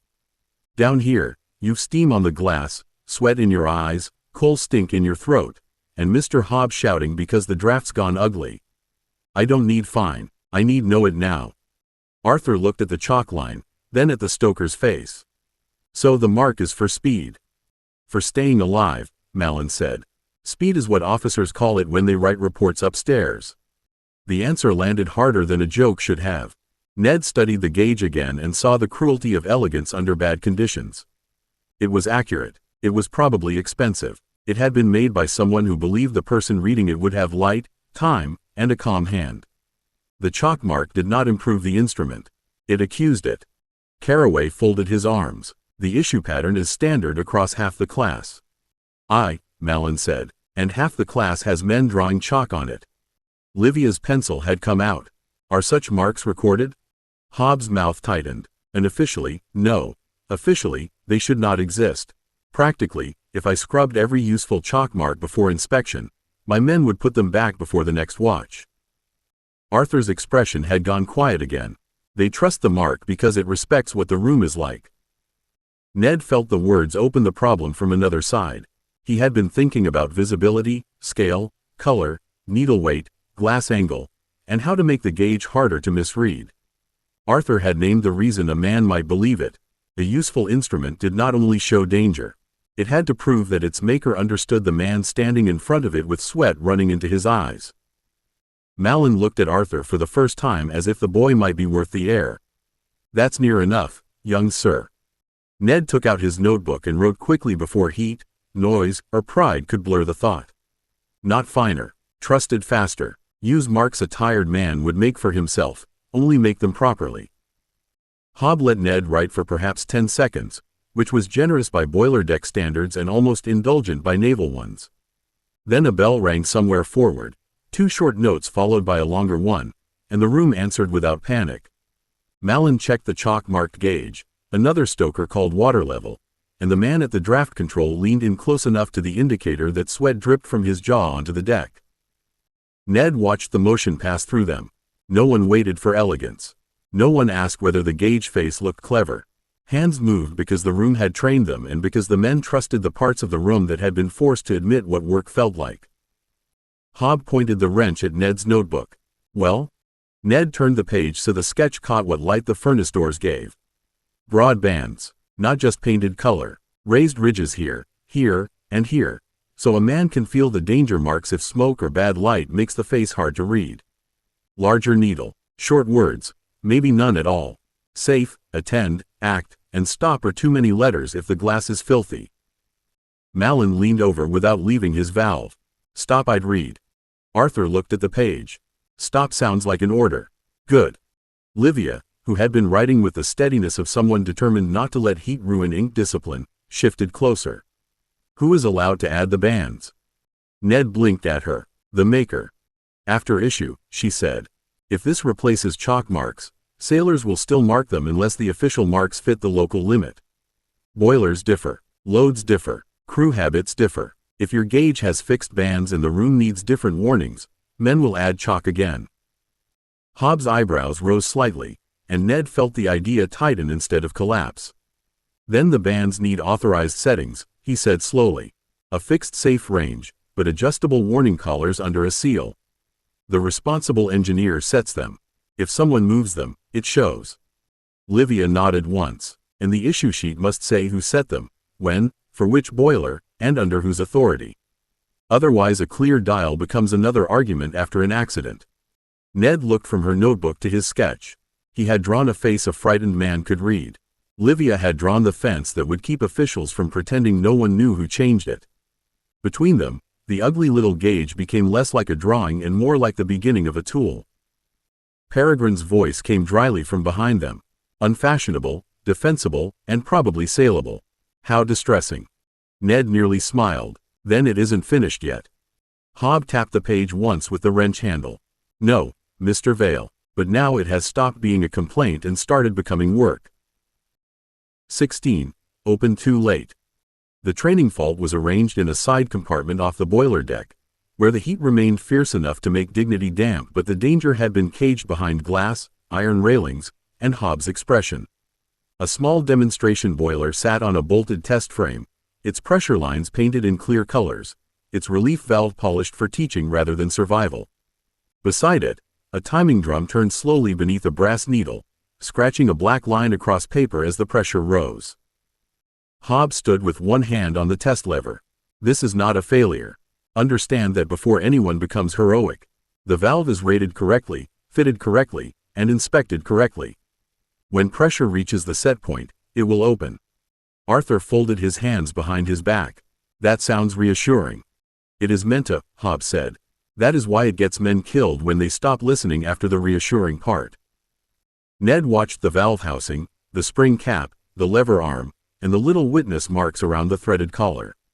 It was a sensible thing, built from sensible pieces, and that almost made him dislike it more. Nothing looked loose, nothing hummed wrong, nothing asked to be rescued. The system sat there with the calm innocence of a machine prepared to obey exactly the wrong question. Rafik had moved closer to the timing drum without crossing the marked line. May I mark the pressure call intervals, sir? Hob looked at him, then at the pencil already in Rafik's hand. You may mark what you hear. You may not improve the Navy's paper by leaning over the rail. Yes, sir, Rafik said, and braced his notebook against his sleeve. Hob opened the feed. The pressure needle climbed. A stoker at the board called each rise aloud, his voice steady and bored in the disciplined way of men doing important things too often to admire them. 40, 45, 50, 55. Rafik's pencil tapped once at each call. Ned saw the pressure line steepen, heard the faint change in the test boiler's breath, and felt every student in the compartment begin waiting for the promised answer. 60, the stoker called. The valve opened with a sharp hiss exactly where it should. Steam burst into the guarded vent pipe. The pressure needle dipped. Hob shut the feed. There, correct. Rafik looked down at his marks, not satisfied. It answered the number, he said slowly. But the room had already spent time becoming dangerous. Ned turned from the valve to Rafik's page, and the line of little pencil marks made the lesson visible before the steam finished fading. The valve had opened on time. It had only been late to the men. Hob did not answer Rafik at once. He reset the timing drum, tore the marked strip free, and handed it across the rail with 2 fingers. Rafik took it carefully, as if the black line had become evidence instead of ink. Ned leaned close enough to see the climb, the calls, the sharp vent mark, and the ugly little space before it where every sensible man in the room had waited for correctness to arrive. "The valve opened when it was told," Hob said. "That is why men trust it." Ned looked back at the polished spring cap, but it only had one answer. "A valve does not need poetry, Mr. Vale." "No, sir," Ned said, choosing the next words carefully because Hob's face had gone still in the way adults did when they wanted to know whether a student was about to be clever or merely foolish. "But why must relief behave like a door? Shut, shut, shut, then open. Why not steps? A little warning vent before the proper relief. Then working relief. Then hard relief. Then emergency blow-off if no one has listened." Arthur's head turned toward him. Malin, who had been wiping his hands on a rag near the board, stopped wiping. Hob rested the wrench across both palms. "Because a door is simple. A door can be inspected. Shut or open. Spring sound or spring failed. Set point known. A man can test it, sign it, and trust that another man will understand what he signed." Livia, who had been studying Rafik's timing strip, lifted her pencil. "So the problem isn't only whether stages would work. It is whether each stage can be inspected, recorded, and assigned to a responsible person." Ned glanced at her, then back at the valve, and felt the question narrow into something harder than invention. He had been imagining steam easing in little honest warnings. Livia had seen the ledger waiting behind the pipe.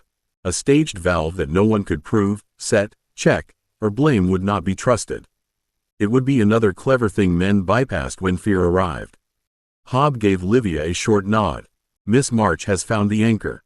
If your clever steps cannot be understood by a tired engineer, tested by an irritated inspector, repaired by a man with burned knuckles, and written plainly enough that fault does not become argument, then your cleverness belongs in a drawer." Ned looked at Rafik's strip again. The valve had answered the number. The men had lived through the climb. "Then it needs stages simple enough to sign," he said. "And simple enough," Hob said, "that the signature means something." Hob gave Ned one clean sheet from the Navy's own pad, which felt less like generosity than a test with better paper. "Draw it badly before you draw it beautifully," he said. "Beautiful drawings lie to boys who have not yet earned them." Ned set the paper on a narrow shelf beyond the railing and began with the plain valve body, then crossed it out because the first line had become too neat. He drew it again, uglier and wider, with a main relief path, then a smaller bleed channel set before it. "Whisper vent," he murmured, writing the words above the first stage. Not enough to save anything. Enough to tell the room the pressure is no longer polite. Rafik shifted beside him, timing strip still in hand. "How early?" Ned looked at the rising black line. "Before the set point. Not so early it wastes steam every time the engine works hard." Rafik put his pencil to the strip. "Then the point matters less than the slope. If pressure rises slowly, the crew has time. If it rises fast, warning must arrive sooner." Hob's eyes moved from Rafik to Ned. "Listen to that. Your valve does not live alone. It lives in time." Ned added a second mark. "Working relief. Opens when the ordinary valve would, but it has already warned them." Arthur leaned forward, careful of the rail. "What does it sound like?" Ned glanced at him. "Steam." "That is not an answer," Arthur said, unexpectedly firm. "A boiler deck is full of steam. If the warning sounds like every other hiss, men may not hear warning. Could it whistle? Not fancy. Ugly enough that someone looks up." Malin laughed under his breath. "Ugly works." Ned felt his own idea change shape again. He added a little side pipe. Different note for the whisper vent. Then the working relief hisses properly. Hard relief louder. Emergency blow-off louder than pride. Caraway folded his arms. "And every sound in a ship carries where it pleases." "Then it needs a local tell as well," Ned said, sketching a little flag beside the valve stem. "Sound, gauge band, and a mechanical flag. If the room is too loud, someone sees it. If the glass is filthy, someone hears it." Hob took the page, looked at the ugly stack of stages, and handed it back. "Now you have begun asking the right question. Not how to make a clever valve. How to make a frightened room understand what the valve is trying to say." Harrow had been silent near the compartment door long enough that Ned had nearly forgotten to feel watched by him. That was a mistake a student only made until the black-coated master stepped closer and the whole sketch became smaller, uglier, and more answerable than it had been a breath before. Harrow did not take the page from Hob. He looked at it where Ned held it, as if paper could be made to stand inspection by being frightened. "Explain how it is tested," Harrow said. Ned opened his mouth, then closed it again because the answer he had wanted to give was how it worked. That was not what Harrow had asked. He looked down at the whisper vent, the working relief, the hard relief, and the emergency blow-off, each one suddenly looking like a place where a tired man could make a mistake. "Each stage needs a separate mark," he said slowly. "A test point, something a fitter can check without taking the whole valve apart." "And if the whisper vent clogs?" Harrow asked. "Then the working relief still opens." "And if the warning whistle jams open and men begin ignoring it?" Arthur winced. Ned crossed out the first whistle pipe and redrew it with a little inspection cap. "Then it needs cleaning access. And the flag must show whether the warning stage has actually lifted, not only whether it made noise." Hob gave a short grunt that might have been approval if boilers had trained it badly. "Better." Harrow's face did not soften. "A clever staged valve will kill people faster than a simple one if its cleverness hides failure. You are not designing for your own hands, Mr. Vale. You are designing for stokers who are hot, deafened, tired, angry, and not paid to admire you." Malin leaned one hip against the board. "If it needs 3 tiny screws, a prayer, and a schoolboy to explain it, we'll wedge it open and curse your mother." Ned looked up sharply, then saw no malice in the stoker's face. Only fact. That made it worse and better together. He wrote beneath the sketch, large enough that heat-blurred eyes could have read it. "If Tom cannot use it, it is not finished." Livia glanced at the line. "Tom? Boiler apprentice from home," Ned said. "Good hands. No patience for nonsense." "Then keep him in the drawing," Harrow said. "Imaginary gentlemen have ruined enough machinery." 17. Shore legs. Ned discovered that leaving the battleship did not mean the battleship left him.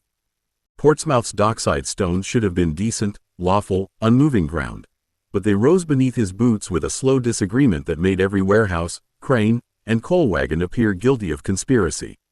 He stepped from the gangway with his notebook held under one arm, the staged valve sketch folded inside it, and one hand hovering uselessly near a rail he was no longer aboard enough to need.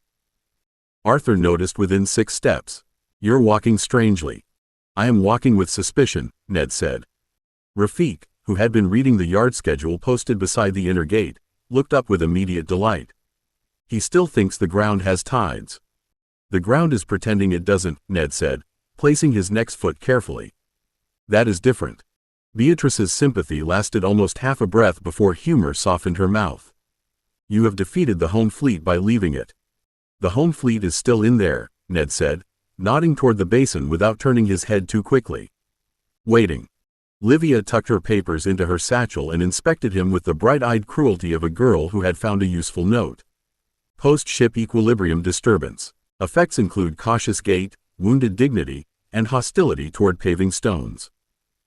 Peregrine adjusted his cuffs, dry and composed in a way Ned found personally offensive. "For once, Vale, the paving stones appear innocent." "They've fooled you," Ned said. Caraway led them toward the rail siding with the merciless pace of a man whose inner ear had sworn loyalty to the Navy at birth. Coal smoke pressed low under the yard roofs, and the wheels of shunting wagons squealed on curves while sailors, stokers, clerks, and dock police moved around the students with working indifference. Ned tried to keep his steps normal. The effort made them worse. Arthur's shoulders began shaking before they reached the waiting carriage. "If you laugh," Ned said, "I will improve every chair in Gear Common so it rocks gently until Christmas." Arthur made a strangled sound. "That would be an educational device." "It would be murder with hinges," Livia said. Rafik opened the carriage door and bowed him in with disgraceful ceremony. "Mind the deck, Mr. Vale." Ned climbed aboard, sat down hard, and fixed his eyes on the window frame until the yard stopped trying to drift. His stomach remained uncertain, but the folded sketch in his notebook felt steady against his ribs. The ship had made him ill, frightened, humbled, and furious. Unfortunately, it had also given him work worth bringing home. Avalon received them back with rain, supper, and the unforgivable steadiness of stone corridors. By the time Gear Company reached its common room, Ned had decided that the school was showing off. The floor did not tilt. The stair did not shift. The chairs remained exactly where chairs had been placed, which made them suspicious in a quieter way. He lowered himself into the armchair nearest the hearth with the careful dignity of an injured veteran and the immediate relief of a boy whose stomach had survived naval instruction. Arthur arrived with a tray from the kitchens, because his guild had apparently learned to carry pudding. I brought bread, cheese, apples, and 3 custards. Also ginger tea, because Cook says it helps sailors. I am not a sailor, Ned said, accepting the tea with both hands. No, Livia said, sitting at the low table and unpacking her notes. A sailor remains useful while moving. Rafik placed the Portsmouth route sheet beside her papers. In fairness, Ned remained useful while looking betrayed by the concept of movement. Beatrice handed Ned a folded napkin with theatrical solemnity, for future negotiations with gravity. Peregrine took the chair opposite, immaculate as ever, though even he had a soot mark near one cuff. I confess, Vale, your return to dry land has improved my opinion of naval officers. They kept straight faces under conditions of great provocation. Ned drank the ginger tea and glared over the cup. I designed 2 useful things while your cuffs were trying not to faint. My cuffs have breeding, Peregrine said. They also have soot, Beatrice said. Peregrine looked down, saw the mark, and for one magnificent second seemed personally betrayed by Cole. Arthur laughed first, then everyone else joined in, and the common room loosened around the sound. Ned felt the naval yard retreat by inches. Less heat, less clangor, less iron waiting to move beneath his feet. In its place came hearth warmth, old scorch marks on the mantel, the smell of stew drifting from covered bowls, and Gear Company gathered close enough to make mockery feel like safety. Rafik tapped Ned's notebook. Show us the valve again. Ned set the cup down and unfolded the sketch carefully. It isn't a design yet. No, Livia said, leaning closer. It is a problem with ambitions. Arthur studied the little whistle pipe and mechanical flag. The ugly warning is still the best part. Ned looked at him, then at Rafik's timing marks and Livia's notes beside the sketch. That's because it wasn't only mine. The words left Ned quieter than he had meant them to. He looked down at the sketch and saw, properly, how many hands had already touched a thing that did not yet exist. Rafik's timing marks sat beside the valve stages. Arthur's ugly whistle had changed the warning from clever to noticeable. Livia's questions had put seals, issue sheets, and responsibility around the parts his fingers wanted to make. Even Malin's blunt contempt had become a useful tool, because any design a stoker would wedge open deserved to be insulted before it reached a boiler. A knock sounded against the common room arch before anyone could tease him for sentiment. A first-year messenger leaned in, damp from the corridor and proud of being useful. Letter for Mr. Vale. Came through late post with a workshop mark. Ned took the folded paper at once. The corner bore a smear of dark grease so familiar that his chest eased before he opened it. Tom. Arthur leaned forward. Is this the boiler apprentice with no patience for nonsense? He has patience, Ned said, unfolding the page carefully. He just doesn't waste it on nonsense. Tom's handwriting looked as if it had been assembled from nails and pressure. Ned read the first line, snorted, then read aloud because the others were already watching him. Ned, if naval engineers say men should follow rules, ask whether the rules can be followed with both hands full, one lamp out, and a foreman shouting. If not, the men will find a faster rule and pretend it was always there. Livia's pencil rose slowly. That is horribly useful. Ned kept reading. Safety that makes the job slower gets cursed. Safety that makes the safe thing easier gets used. If a valve needs a man to fetch a special key, he'll use a hammer. If a mark is behind dirty glass, he'll make a mark outside the glass. If inspection means stopping work long enough to be blamed for delay, he'll inspect by habit and hope. Rafik tapped the timing strip. That matches the waiting space. Delay is not only pressure. It is permission, tools, blame, and how far a man has to walk. Arthur's expression had gone thoughtful again. And morale. Men follow rules they believe were written by someone who knows the room. They dodge rules that feel like orders from a clean desk. Peregrine looked at Ned's sketch with narrowed eyes. Then your useful valve must make obedience convenient. How vulgar. Ned smoothed Tom's letter beside the drawing. Vulgar and difficult. Beatrice folded her hands near the tray. Also honest. A rule that cannot survive work becomes theater. Ned looked from Tom's harsh lines to the valve sketch and wrote beneath Harrow's warning. Make the safe thing the easiest thing. The sentence was plain enough for Tom, useful enough for Malin, and sharp enough that Ned knew it would cause trouble before it solved any. The common room turned into a workshop without anyone formally deciding it. Rafik cleared crumbs from the low table and laid Tom's letter beside the timing strip. Livia pinned Ned's valve sketch flat with 2 empty custard dishes. Arthur fetched a spoon, a poker, and one of the little brass fire guards from the hearth before Beatrice stopped him from using the good teapot as a boiler. That teapot is not experimental, Beatrice said, rescuing it with both hands. It has a spout, Arthur said. It also has tea in it. Then it is a working vessel. It is a civilized vessel, Beatrice said. Find something less innocent. Ned took the spoon from Arthur and placed it beside the sketch as the valve handle. Tom's right. If the safer action needs a special key in a locked drawer, men will use whatever is already in hand. He moved the spoon away from the paper, then had to reach awkwardly across the dishes to touch it. That's wrong. Too far. Too easy to ignore. Rafik shifted the spoon closer to the pressure mark. The warning control belongs where the man already stands when he reads the gauge. No extra walk.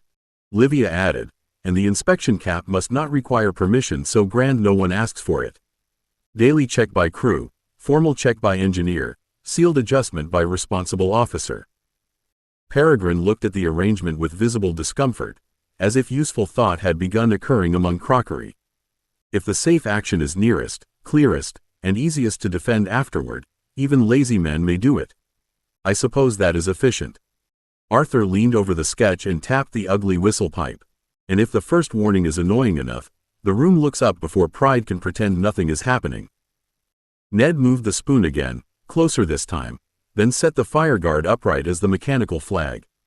He imagined Tom's hand black with grease, Malin's eyes narrowed through steam, Rafik's timing strip showing danger before the number, and Livia's future form waiting to stop blame from sliding downhill. Not safer because it lectures, he said. Safer because it makes the right thing the natural thing. The words settled over the table. No one laughed that time. Beatrice set the teapot down beyond Arthur's reach and poured Ned another cup. That sounds less like a student sketch. Ned looked at the spoon, the custard dishes, the letter, and the ugly little valve that still existed only because several people had argued with it. No, he said, feeling the floor finally hold still beneath him. It sounds like work waiting for a bench. 18. Altered seal. Ned had just earned permission to borrow the smaller corner bench in Pike's workshop when Avalon reminded him that useful work did not always arrive through the door one wanted. He had the staged valve sketch spread beneath a brass weight, Tom's letter copied into his notebook, and 3 scrap springs laid in a row by stiffness when Mistress Pike came down the aisle carrying a cream envelope sealed in white wax. She did not hand it over at once. That was how Ned knew it was official enough to have teeth. Mr. Vale, before you decide that expression is obedience, remove your fingers from the spring tray. Ned withdrew his hand. I hadn't touched anything dangerous. You were about to touch something interesting. In this room, the distinction matters less than you believe. Pike placed the envelope beside the sketch. Formal request. Justiciar Voss, through Lady Principal Wycliffe and Master Harrow. Controlled apprentice cadet observation, this afternoon. You are to attend, observe, answer when asked, and not become clever without permission. Ned looked at the white seal and felt the workshop shift around it. That sounds like several adults have already been frightened of my cleverness in writing. They have been prudent in writing, Pike said. Fear usually leaks more ink. Livia, working 2 benches away with a permission ledger open beside a tray of labeled binding screws, looked up sharply. Through formal academy channels? Pike's eyes moved to her. Yes, Miss March, you were also named. Ned turned. Why is Livia named? Because Justiciar Voss requested an observer capable of reading the paper before admiring the object, Pike said. Try not to look wounded. It is good for you. Livia closed her ledger with careful satisfaction. What is the object? Pike opened the request sheet and read without softening the words. A sealed pressure control cabinet used in an academy training array. The outer cabinet seal appears intact. The internal valve housing suggests improper adjustment. No live danger remains. Justiciar Voss wishes to demonstrate how respectable access, correct surface procedure, and altered internals may coexist. Ned glanced down at his staged valve sketch, then at the cream paper. A valve that behaved correctly only where people could see it was no longer a boiler lesson. It had followed him back to Avalon wearing a Justiciar's seal. Pike folded the sheet and set one finger on the bench. You will leave the springs here. Work waiting for a bench remains work even after the Crown interrupts it. Ned slipped Tom's copied line into his notebook and stood. Yes, mistress. Livia rose with her own notebook already in hand. And we find the responsible name before touching the work. Pike's mouth twitched. At least one of you listens the first time. Voss received them in a small inspection room beneath the East Practice Gallery, where Avalon kept apparatus too dull for demonstrations and too important to leave in ordinary storage. The chamber smelled of dusted brass, old wax, and dry blackstone. A pressure control cabinet stood on a waist-high table under a glass lamp, its outer door closed, its white seal clean, its brass hinges polished, and its little inspection card clipped neatly to the front as if respectability could be fastened on with a spring clip. Ned stopped behind the marked line beside Livia. It looks untouched. That is what it was arranged to look like, Voss said. Harrow stood near the wall with his cane tucked under one hand. Master Ormond watched from the opposite side, not as combat master now but as adult witness. A school clerk sat at a narrow desk with a copy slate already open, and Ned felt the room declare itself before Voss said another word. This was not a repair. This was a lesson in evidence. Voss nodded to Livia. Miss March, read the card aloud. Livia stepped closer without crossing the line. Cabinet 17. Practice pressure array. Routine inspection completed by Assistant Keeper Dallum. Outer seal sound. Valve housing visually clean. No adjustment authorized. Signed and dated yesterday at third bell. Acceptable on its face? Voss asked. Yes, Livia said, but the word came slowly. Too acceptable, perhaps. Ned glanced at her. Livia's eyes stayed on the card. The wording says outer seal sound, but it does not say inner witness marks checked. It says valve housing visually clean, but not that the collar setting matched the last recorded calibration. No adjustment authorized is not the same as no adjustment made. Voss's calm face gave nothing away, but the clerk wrote quickly. Good, Mr. Vale, what does the surface invite you to believe? That nothing happened, Ned said. And what does Miss March's reading invite you to ask? He looked at the clean seal again, then at the polished hinges, the neat card, and the respectable little signature waiting to be trusted because it had behaved properly in ink. Whether the words only guarded the part someone meant us to look at. Voss took a silver key from her glove and unlocked the glass cover. She did not break the white seal. Instead, she lifted the cabinet's side inspection slide, a narrow panel so smoothly fitted that Ned had missed it entirely. Routine has doors honest people forget to name. So do dishonest ones. Voss drew the side inspection slide open no farther than 2 fingers width and angled the lamp so the narrow gap filled with pale light. Ned had to lean forward to see, though he kept his boots behind the marked line. Inside the cabinet, the pressure control collar sat around the valve housing, its brass edge marked with 3 tiny calibration cuts. The first 2 lined cleanly with the stamped witness scale. The third sat half a mark out, neat enough to look intentional and small enough to be missed by anyone who wanted the outer seal to be the whole truth. Ned's fingers tightened around his notebook. That collar's been moved. Harrow's gaze sharpened. How far? Half a witness mark, Ned said, then corrected himself before Harrow could. A little less than half. Enough to make the valve answer later. Ormond stepped closer, his boots quiet on the floor. Could vibration do that?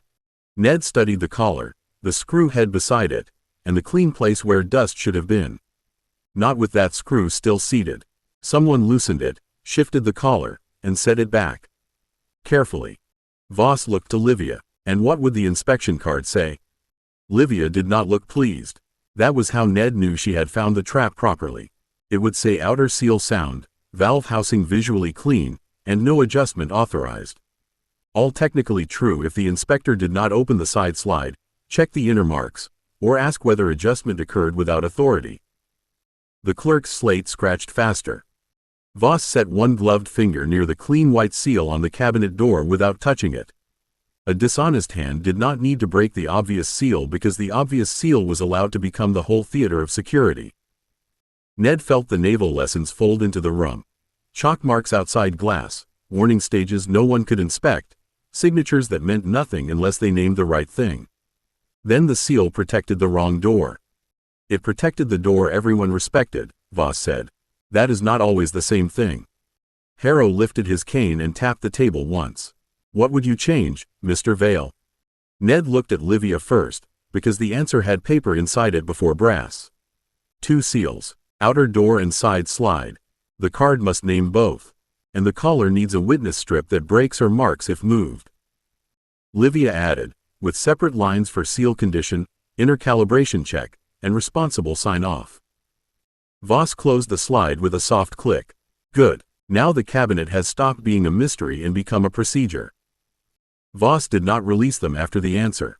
That would have been too kind, and Ned had known her too long to expect kindness where a sharper lesson would fit better. She instructed the clerk to copy Livia's revised inspection lines, then nodded to Ormond, who opened a narrow drawer beneath the table and removed 3 small strips of soft witness metal, each one thinner than a collar stay and stamped with tiny blank squares. These are not seals yet, Voss said. They are possibilities. Mr. Vale, choose where one belongs. Ned looked at the cabinet, the side slide, the collar, and the screw head. His first instinct was to put the strip across the obvious access point, because obvious things made adults feel safer. He resisted the impulse and pointed instead to the collar screw and witness scale. There, if the screw turns or the collar shifts, the strip either tears or marks. Harrow's cane touched the floor once. And if the strip is removed and replaced? Ned frowned, then caught Livia's pencil already moving. Numbered strip, recorded before fitting. Initialed across both ends, Livia said, not waiting to be asked. 1 line in the cabinet record, 1 in the issue ledger, and 1 on the daily inspection card. If the numbers differ, the surface is lying. Voss's eyes warmed by no more than a candle hidden behind frosted glass. Good. Mr. Vale sees the vulnerable part. Miss March sees the record that prevents the vulnerable part being politely ignored. Ned looked at the little witness strip in Ormond's hand and felt the idea settle beside the workman's gauge and the staged valve. Not a grand invention, not a machine that saved anyone by itself. A small honest mark that made hidden handling answerable. It doesn't stop tampering, he said. No, Voss said. It denies tampering the comfort of silence. The sentence stayed with him as Ormond returned the strips to the drawer and Voss resealed the glass cover. Ned watched the white wax remain perfect on the cabinet door and understood that perfection had nearly helped the lie. A good seal could not be a decoration for trust. It had to ask the right question of the right place and leave evidence when someone tried to make the answer vanish. Harrow glanced at Ned's notebook. Write that down before it becomes clever in your memory. Ned opened to a fresh page and wrote slowly, Control seal. Not to prevent every wrong hand. To make the wrong hand leave a mark. 19. Test rig after supper. By the next afternoon, Ned had discovered that an idea could become heavier after it was written down properly. The staged valve sketch, the workman-readable gauge notes, and the new control seal page no longer felt like clever marks in a notebook. They felt like 3 small machines pressing against the covers, all wanting a bench, a vise, and permission before they became lies he told himself about future work. He went to Pike before supper because going after supper would have given him time to become more hopeful, which seemed dangerous. Livia came with him, carrying the request form already copied in her clean hand. Rafik followed because the timing strip from the Navy still belonged to the argument, Arthur because he wanted to see whether anything hissed, Beatrice because the last time Arthur wanted to see whether anything hissed she had lost a teapot, and Peregrine because, according to him, watching Gear Company petition for sanctioned foolishness was educational. Pike read the request at her standing desk while Ned kept his hands behind his back. That was not required. It was only wise. 3 small pressure vessels sat on a high shelf behind her, each tagged in red and locked behind a wire-fronted cabinet. They looked harmless in the insulting way small dangerous things often did. A small test rig, Pike said. Cold pressure first. No live boiler. No open steam. Hand pump only. Relief path into a water jar. Observation line behind glass. One spring assembly, 2 staged vents, and a mechanical flag. Ned nodded. Yes, mistress. And you believe this is contained? I believe it can be made contained, Ned said, then saw her eyebrow and corrected himself. With your approval, and the shield frame, and no pressure above the training limit. Livia placed one finger on the bottom of the form. Responsible adult named. Materials listed. Maximum pressure stated. Disposal and reset procedure included. No independent testing. Pike looked at Livia for a moment. You are becoming a menace in the correct direction, Miss March. Thank you, mistress. Arthur leaned toward Ned and whispered, that was praise. That was a warning. Wearing a hat, Ned whispered back. Pike signed the form, sanded it, then opened the cabinet with a key from her belt. After supper, corner bench, 1 hour. If this jumps, spits, cracks, screams, or attempts to educate the ceiling, it becomes mine until I stop being annoyed. Ned accepted the signed permission as carefully as if it were a live coal. Yes, mistress. After supper, the corner bench became more crowded than Pike had authorized and less crowded than curiosity wanted.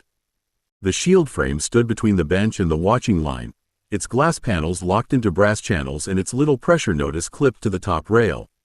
Ned set the hand pump on the left, the water jar beneath the relief tube, and the small spring assembly in the middle while Pike watched from her desk with the expression of a woman allowing folly because the paperwork had behaved. Nothing begins until conditions are recorded, Livia said, placing her notebook flat beside the signed form. Time, materials, responsible adult, maximum pressure, purpose, reset procedure, and who is standing too close. Arthur stepped back half an inch. I am not too close. You were thinking of being too close, Beatrice said. Rafik leaned over his own sheet, drawing a line for pressure against time. I need the first rise called at each 5 count.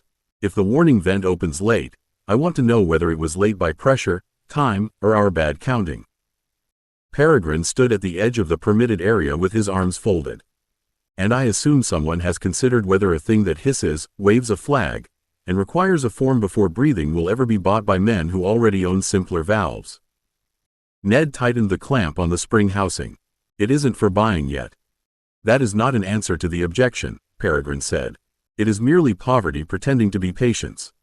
Ned looked up, annoyed despite knowing Peregrine had earned a small right to be irritating. Then object usefully. Peregrine's mouth curved. Gladly. If it costs too much, it becomes a naval curiosity. If it looks too clever, mechanics distrust it. If it sounds absurd, officers mock it. If it needs a veil to explain it, no one should buy it. Arthur frowned at the little whistle pipe. It can sound ugly without sounding silly. That may be the Penrose family motto, Peregrine said.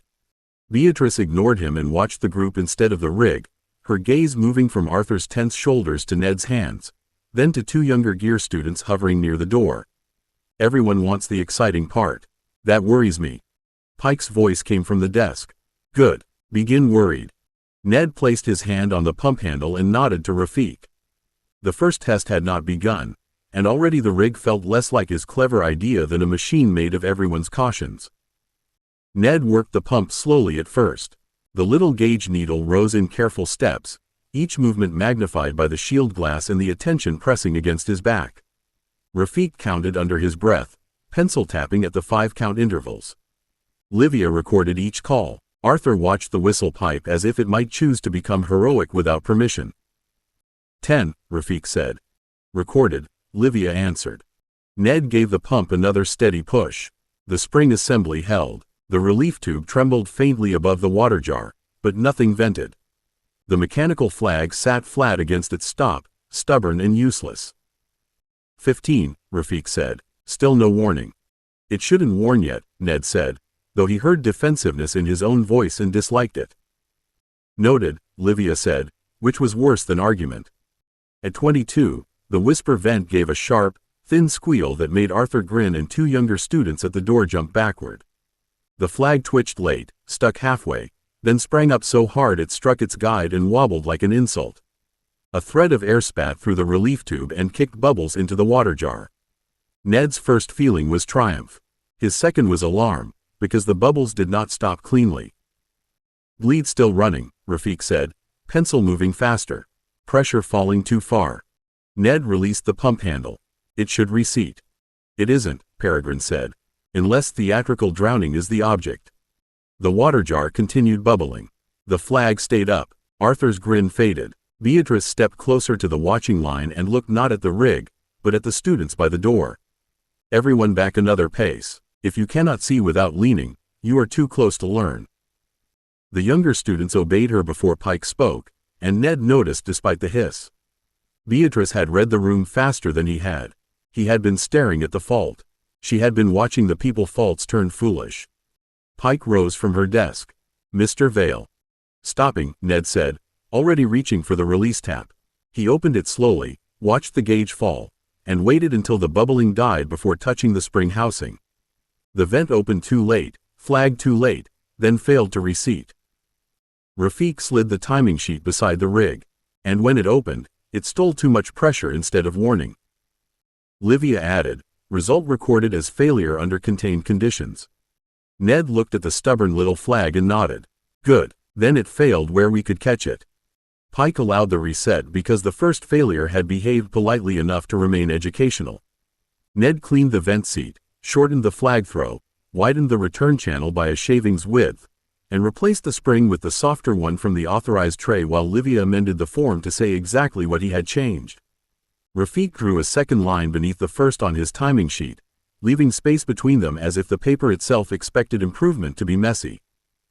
No pride in the second test, Pike said from the desk. Pride is how ceilings become involved. Ned tightened the last screw, then lifted both hands clear. Ready. Arthur pointed at the younger students by the door without looking away from the rig. You heard Mistress Pike. Stand back before the ceiling becomes educational. Beatrice gave him a small approving nod. Better. Ned began pumping again. The needle climbed to 10, then 15. Rafik counted. Livia recorded. The room held its breath more carefully this time. At 19, the whisper vent gave a thin, ugly note, not loud enough to frighten anyone but sharp enough to make every eye turn toward the shield glass. The flag rose halfway and stayed there. Warning stage, Rafik said, pencil moving. Earlier. Holding. Ned kept his hand steady and gave the pump another measured push. The gauge passed 22 without the sudden jump of the first test. At 25, the working relief opened with a stronger hiss and sent a clean stream of bubbles into the water jar. The needle dipped, steadied, and held a narrow range instead of collapsing. Arthur's grin returned, smaller and more serious. That sounds less like panic. It still sounds awful, Peregrine said. Good, Ned said. Awful gets noticed. Pike came to the shield frame and watched the flag, the bubbles, and Rafik's timing line until Ned released the pressure. This time the vent seated cleanly. The flag dropped with a dull little click. Nothing spat, jumped, cracked, or tried to teach the ceiling anything. Livia wrote the final line. Second test produced staged response under cold pressure. Crude, unfit for live use. Principle demonstrated. Ned looked at the ugly rig through the glass and felt no triumph large enough to be trusted. Only a careful, stubborn warmth. It isn't safe yet. No, Pike said, but it asked a better question than the first one. 20. Not a miracle. The senior review took place the next morning in the upper apparatus room, which told Ned at once that nobody intended to be charmed by supper table courage or shielded bench glass. The room had tall windows, cold light, long tables, and enough polished instruments to make every scratch on his little test rig look louder. Pike carried the rig herself in a locked tray. Harrow carried the paperwork. Ned carried his notebook, which felt unfair, because most of the trouble had started there. Wycliffe sat at the head of the table with Master Calder on one side, a Crown Workshop examiner on the other, and Hobb present by naval courtesy rather than mercy. The staged valve rig stood in the center like a badly behaved insect pinned for study. Its whistle pipe was crooked, the mechanical flag had a scorch-colored scrape from filing, and the water jar still held a faint ring where bubbles had spat during the first failure. Pike set the signed test sheet beside it. Cold pressure demonstration only. Contained failure on first attempt. Adjusted second attempt produced staged response. No live steam approval requested or implied. Good, Wycliffe said. Then we may begin without pretending this is safer than it is. Ned kept his hands still at his sides. The Crown Workshop examiner, A gray-haired woman named Master Ellery lifted the rig with gloved fingers and turned it under the lamp. "This is crude." "Yes, ma'am," Ned said. "Crude is not always a fault. In this case, several parts appear to be faults." She pointed with a brass stylus. "This flag guide will foul under soot. The whisper vent depends on too fine a seat for rough handling. The spring change lacks repeatable setting marks. The whistle may be noticed, or it may become one more hated noise. The cost is unknown. Repair sequence is unclear. Misuse is almost invited by the exposed linkage." Ned felt each sentence strike harder because none of them was stupid. "It was a first rig, ma'am. And therefore not an invention," Ellery said. Arthur shifted behind him, but Livia's quiet "Don't" stopped him before friendship could become interruption. Calder leaned forward, eyes on Ned rather than the rig. "What happens when a crew wedges the warning stage open because it whistles too often?" Ned swallowed. "Then the design has failed the crew." Hob grunted. "Better answer than defending it." Harrow tapped the paperwork once. "And what happens when the inventor is not in the room to explain which failure belongs to design, which to repair, and which to misuse?" Ned looked at the ugly rig and understood that no one had brought him here to admire the better question. They had brought him here to show him how many questions survived after the clever one. Ned's first answer rose hot enough to be stupid. He wanted to say that strangers could learn, that crews already used dangerous things, that every proper device began as a rough thing someone braver than sensible had tested under worse conditions. He wanted to defend the ugly flag, the whisper vent, the timing line, and every scraped little part of the rig because it had worked once after failing honestly, and because part of him had mistaken that for proof. Harrow watched his face. "There it is." Ned's jaw tightened. "There what, sir?" "The moment when a boy confuses criticism of the device with insult to the hand that made it." Harrow stepped closer to the table and touched the paperwork, not the rig. "A clever device is not an invention until strangers can use it safely after the inventor leaves the room." The sentence struck more cleanly than Ellery's stylus. Ned looked at the rig again and imagined it without Pike watching, without Rafik counting, without Livia recording, without Arthur listening for warning, without Beatrice moving the curious back, without Peregrine asking whether anyone would buy the thing, and without Ned's own hand ready to correct what went wrong. The little machine became poorer at once, less an answer than an argument he had not yet finished. Hob folded his arms. "On a ship, Mr. Vale, the inventor is not in the room. The tired man is. The angry man is. The man whose watch has gone long because the relief keeps singing is. The man with a wrench and a headache is." Ellery nodded. "So your design must teach without lecturing, warn without becoming nuisance, fail visibly, reset clearly, and be repairable by ordinary hands. It must also be cheap enough to be bought, plain enough to be trusted, and documented enough to survive blame." Ned swallowed the bristle because it had begun to taste like pride. "Then the rig proved less than I wanted." "It proved exactly as much as a first rig should," Pike said. "Enough to earn harder work." Calder leaned back. "Do you still claim it as invention?" Ned looked at the crooked whistle pipe and shook his head. "No, sir. It's a question with fittings." Harrow's cane touched the floor once. "Better. Now we may begin."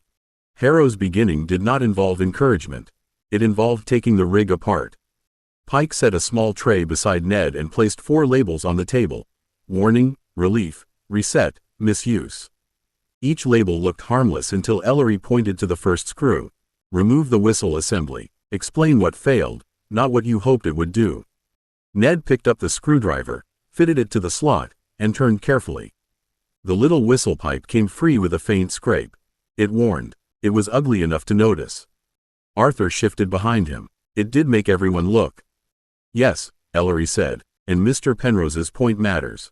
But did it warn at the right time, in the right way, under repeatable conditions?" Ned placed the pipe under warning. "No, ma'am. It warned later than intended on the first test and might become nuisance if set too early." Rafik stepped forward when Harrow nodded permission and laid the timing sheet beside the label. "The second test improved only because the spring and return channel changed together. We don't yet know which change mattered more. That," Hobbs said, "is the difference between repair and knowledge." Livia's pencil moved. "Then each change must be separated. One variable at a time. Otherwise the record praises the wrong cause. Ned looked at the rig with a fresh kind of irritation. He had thought the second test had answered him. Now the answer was breaking apart into smaller questions, each one requiring its own tray, test, line, and failure. So I need 3 more rigs. Pike's eyes narrowed. You need patience before you need metal. Peregrine, from the watching line, tilted his head. He also needs a version too simple to impress himself. If the first useful model cannot be made without clever little indulgences, the finished one will cost too much and fail in public. Ned wanted to object. The worst part was that he could not find the wrongness quickly enough. A plain version first, he said at last. Whisper vent, visible flag, no whistle. Then sound added only if it proves worth the nuisance. Beatrice's gaze rested on the rig, then on the adults around the table. And the warning must not encourage spectators. If people crowd closer when it sings, the device has made danger more interesting. Arthur winced. That is uncomfortably fair. Harrow looked at Ned. There, you have a team, Mr. Vale. Use it before pride makes you stupid alone. Ned looked at his friends first because Harrow's words had not struck like a scold. They had struck like a measurement. Rafik stood with the timing sheet held ready, already seeing the next test as a path instead of an event. Livia had the record open, her pencil waiting to turn shame into usable instruction. Arthur watched the removed whistle pipe with the solemn discomfort of someone who had liked the exciting part and now understood why liking it was not enough. Beatrice's attention still moved between people before machinery, and Peregrine looked irritatingly satisfied at having named cost before anyone polite could avoid it. Yes, sir, Ned said, turning back to Harrow. I'll use them. Wycliffe's gaze held him for a moment, then moved to Pike. Controlled development may continue? Pike gave the rig a look normally reserved for students who had brought mud indoors. Under supervision. Cold pressure only until it stops embarrassing itself. Separate tests for warning, relief, reset, and misuse. If Mr. Vale combines changes without recording them, I shall confiscate his springs and possibly his optimism. Ned nodded. Yes, mistress. Ellery set the whistle pipe down under its label. Bring me no claims. Bring me repeatable results. 3 rigs if needed. 5 if the first 3 lie. A cost estimate. A repair sequence. A misuse case. A version a stranger can understand without your face beside it. Peregrine spoke before Ned could answer. And a version that does not look as if it escaped from a student's pocket. Ned glanced back at him. You volunteering to make it pretty? No, Peregrine said. I am warning you that useful ugliness must still be presentable enough to be purchased by men who believe themselves above fear. Beatrice lifted her chin slightly. And by men who must ask those men to approve the purchase. Hobb gave a dry laugh. There is the Navy in 2 sentences. Harrow looked at Ned's notebook. Write the next instruction. Ned opened to the page where he had written if Tom cannot use it, it is not finished, and added beneath it with slower care, not a miracle. Not an invention yet, a working question. Test until strangers can trust it. The words did not feel grand. That helped. Grand words had a way of polishing rough edges before a man had earned smooth metal.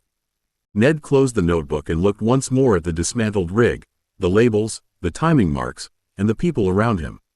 Yesterday, he had wanted a bench. Now he had harder work than a bench could hold, and for the first time, he did not imagine doing it alone. 21. Candidate Preparation. Year 6 did not begin with a new badge, a railway order, or a ship large enough to make Ned's stomach mutiny. It began with a pigeonhole. The gear company mail rack had been rearranged over summer into neat brass slots with names engraved on temporary plates, and Ned found his own slot already swollen before breakfast.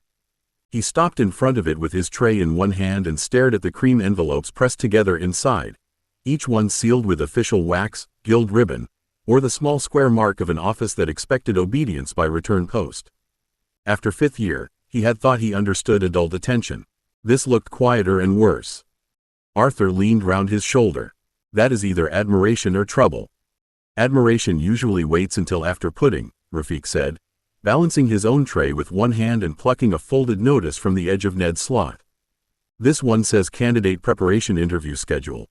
That sounds like trouble wearing good boots. Ned set his tray down on the nearest table and pulled the letters free carefully, because paper from strangers had a way of becoming a handle if he tore it in the wrong place. The first envelope bore the mark of the Imperial Crystal Tuning Registry. The second came from Mechanical Systems Evaluation. The third had a Crown Workshop seal. 2 more were from offices he did not recognize, and one had his name written in a hand so elegant it made Edmund Vale look like someone else's property. Livia arrived with toast, saw the pile, and immediately put the toast down as if breakfast had become secondary to danger. "Don't open them in random order." "I wasn't planning to eat them," Ned said. "That is not the only wrong way to handle letters," Livia said, taking the top envelope without breaking the seal. Her eyes moved over the wax, the address, the forwarding mark, and the small clerk's number in the corner. These were routed through the candidate office before reaching Gear. That means the Academy has already logged them. Beatrice, who had come in behind her, looked at the elegant envelope and went very still. "That one is from Lady Caromere's circle." Ned looked up. "Who's Lady Caromere?" "Someone who does not write to boys unless she has been told they may matter later," Beatrice said. Peregrine's voice came from the arch, dry and polished. "How encouraging. Vale has entered the season where strangers begin congratulating themselves for noticing him early." Ned looked at the letters, then at his cooling breakfast. Last year's dangers had hissed, jumped, burned, and demanded tools. This year's first danger sat in cream paper, properly addressed, and waited to be opened. The letters were opened in the order Livia allowed, which made breakfast feel less like a meal and more like the first stage of dismantling an unexploded device. Ned sat at the end of the gear table with toast cooling beside his elbow while she slit each envelope with a borrowed fruit knife, unfolded the papers, and placed them in separate stacks according to seal, office, and implied threat. By the time the porridge bowls were being cleared, Ned had learned that he was invited, requested, recommended, preliminarily assessed, and formally reminded of obligations he had not known existed before tea. Arthur leaned over the nearest page, lips moving as he read. Imperial Crystal Tuning Registry requests early suitability interview. That sounds good, doesn't it? It sounds like they want to put his name in their book before another book gets him, Rafik said. Livia tapped the second stack. Artificer Apparatus Guild says his repair history and prototype notes justify consultation. Not interview, consultation. That lets them ask more and promise less. Ned looked at the Crown Workshop seal. And that one? Beatrice read it upside down and frowned. Crown Mechanics wants supervised evaluation for practical machinery aptitude, especially naval and boiler control work. That is a claim dressed as professional interest. Peregrine drew the ministry notice closer with one finger, then stopped before touching it properly when Livia looked at him. And the ministry, naturally, would like to know where to file him before the rest of us finish arguing over what he is. Ned pushed his plate away. I'm still here. Yes, Peregrine said. That is why they are writing before you leave. The candidate office occupied a narrow room above the administrative wing, where the windows faced the inner court and the shelves carried more folders than books. Lady Principal Wycliffe stood beside the desk with Master Harrow on her left and Mistress Pike on her right, while a registrar arranged Ned's opened letters in a neat fan that made every seal visible. Ned remained standing because no one had invited him to sit. His friends waited outside the glass-paned door, close enough that he could see Livia's pencil already moving. Wycliffe picked up the tuning registry letter. The Academy must begin speaking of future suitability. That sounds like choosing, Ned said. It is not choosing, Harrow replied. Not yet. It is the stage at which powerful people begin preparing arguments for your eventual choice. Pike folded her arms. Tuners want the rare ear. Artificers want the hands. Crown Mechanics wants the boy who thinks about tired crews and valves. The ministry wants a category it can defend in a ledger. Ned looked at the fan of letters and felt the old trapped shape of official kindness closing around him. And what do I want? Wycliffe's gaze held his, steady and unsentimental. That, Mr. Vale, is precisely the question Year 6 intends to make difficult. By supper, Ned had learned that candidate preparation did not belong to him alone. The notices followed everyone back to Gear Company in different coats and with different manners, and the common room grew crowded with paper before the stew had properly settled. Arthur had a red-edged letter from the Military Support Board, Rafik had route service questions folded into a railway timetable, Livia had 2 administrative offices requesting copies of work she had not realized anyone outside Avalon had read, and Beatrice had not brought her letter out at all until Ned noticed her hand resting too carefully over her satchel. Arthur opened his first, because courage made him impatient even when fear had better sense. His eyes moved faster than his breathing. They want a preliminary officer suitability discussion after drill marks are reviewed. That is good, Rafik said. Arthur looked up too sharply. Is it? It means they're asking whether you can be useful before they ask whether you can look heroic, Rafik said, then softened his voice when Arthur's mouth tightened. That is better than the other way round. Livia slid Arthur's notice toward herself. It also says conduct under observation, not only combat performance. They'll count the boiler deck report. Arthur went still. Ned saw the memory cross his face, not guns or flags, but stokers in brutal heat and men doing courage no gallery applauded. Then I'd better not sound like an idiot in the interview. You'll sound like yourself, Beatrice said, opening her satchel at last. Try to make that the better option. Her own letter was thick, cream, and scented faintly enough to be expensive rather than foolish. Beatrice did not pass it round. She read aloud only one line, her voice steady in the way a locked drawer was steady. My aunt believes my future associations should be discussed before they settle into public expectation. Peregrine's expression changed first. Not surprise. Recognition. That is not about association. That is about containment. Beatrice folded the letter with careful fingers. Yes. Ned looked from Arthur's red-edged notice to Rafik's timetable, Livia's growing stack, and Beatrice's closed face. His own letters had felt like hooks because they wanted to name him. Now he saw the same shape catching at all of them, only fitted to different places. Service for Arthur, roots for Rafik, law for Livia, family for Beatrice, reputation, money, and old names for Peregrine, whether he admitted it or not. Livia drew a clean sheet from her folder and placed it in the center of the table. Then we make a list before anyone answers anything. Ned looked at the blank page and felt the room settle around it. A list of what? Claims, Livia said, dipping her pen. Who is reaching, what they want, what they offer, and what they can take if we don't read carefully. The claims list took over the common room table by the third bell. Livia ruled a line down the page with the side of her pen, then made columns for sender, interest, promised benefit, implied obligation, hidden risk, and reply required. Rafik added dates in the margin because letters that looked patient often became traps when calendars tightened. Beatrice named which invitations were social before they were professional. Peregrine, unasked and irritatingly useful, corrected 3 assumptions about old families, 2 about guild courtesy, and 1 about money. Ned sat with his elbows off the table because Livia had already jabbed him once for leaning on evidence. He watched the neat sheet fill with ink until his own letters stopped looking like separate nuisances and became part of a machine. Every line moved quietly. Every seal waited. None of it hissed, burned, snapped, or gave him the honest warning of a gauge climbing into red.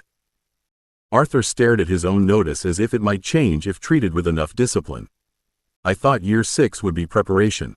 Drills, interviews, marks, perhaps a few field days. It is preparation, Peregrine said. You are being prepared to be wanted without being eaten. Rafik looked up from the dates.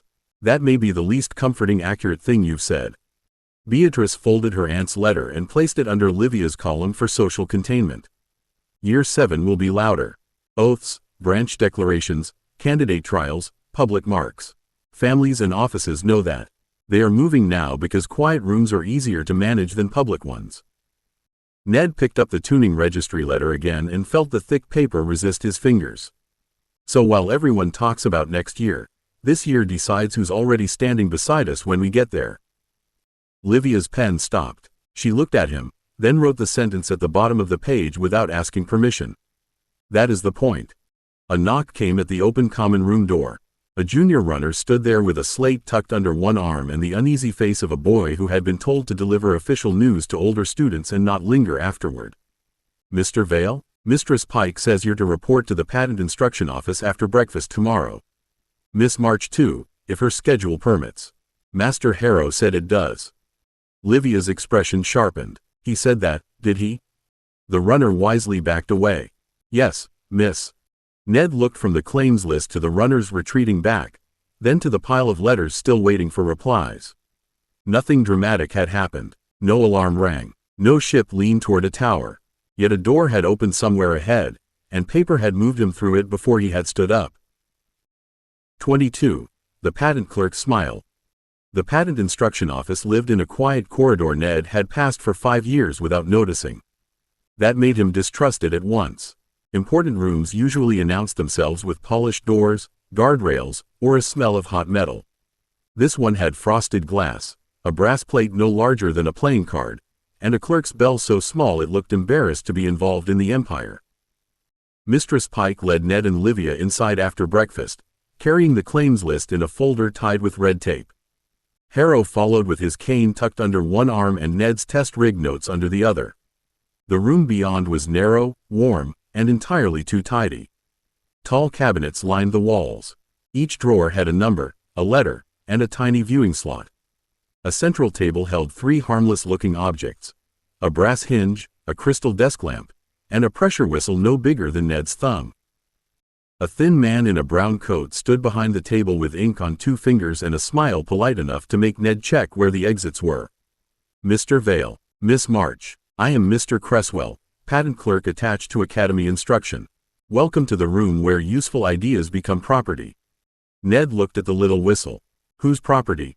Cresswell's smile did not move. That is often the most expensive question.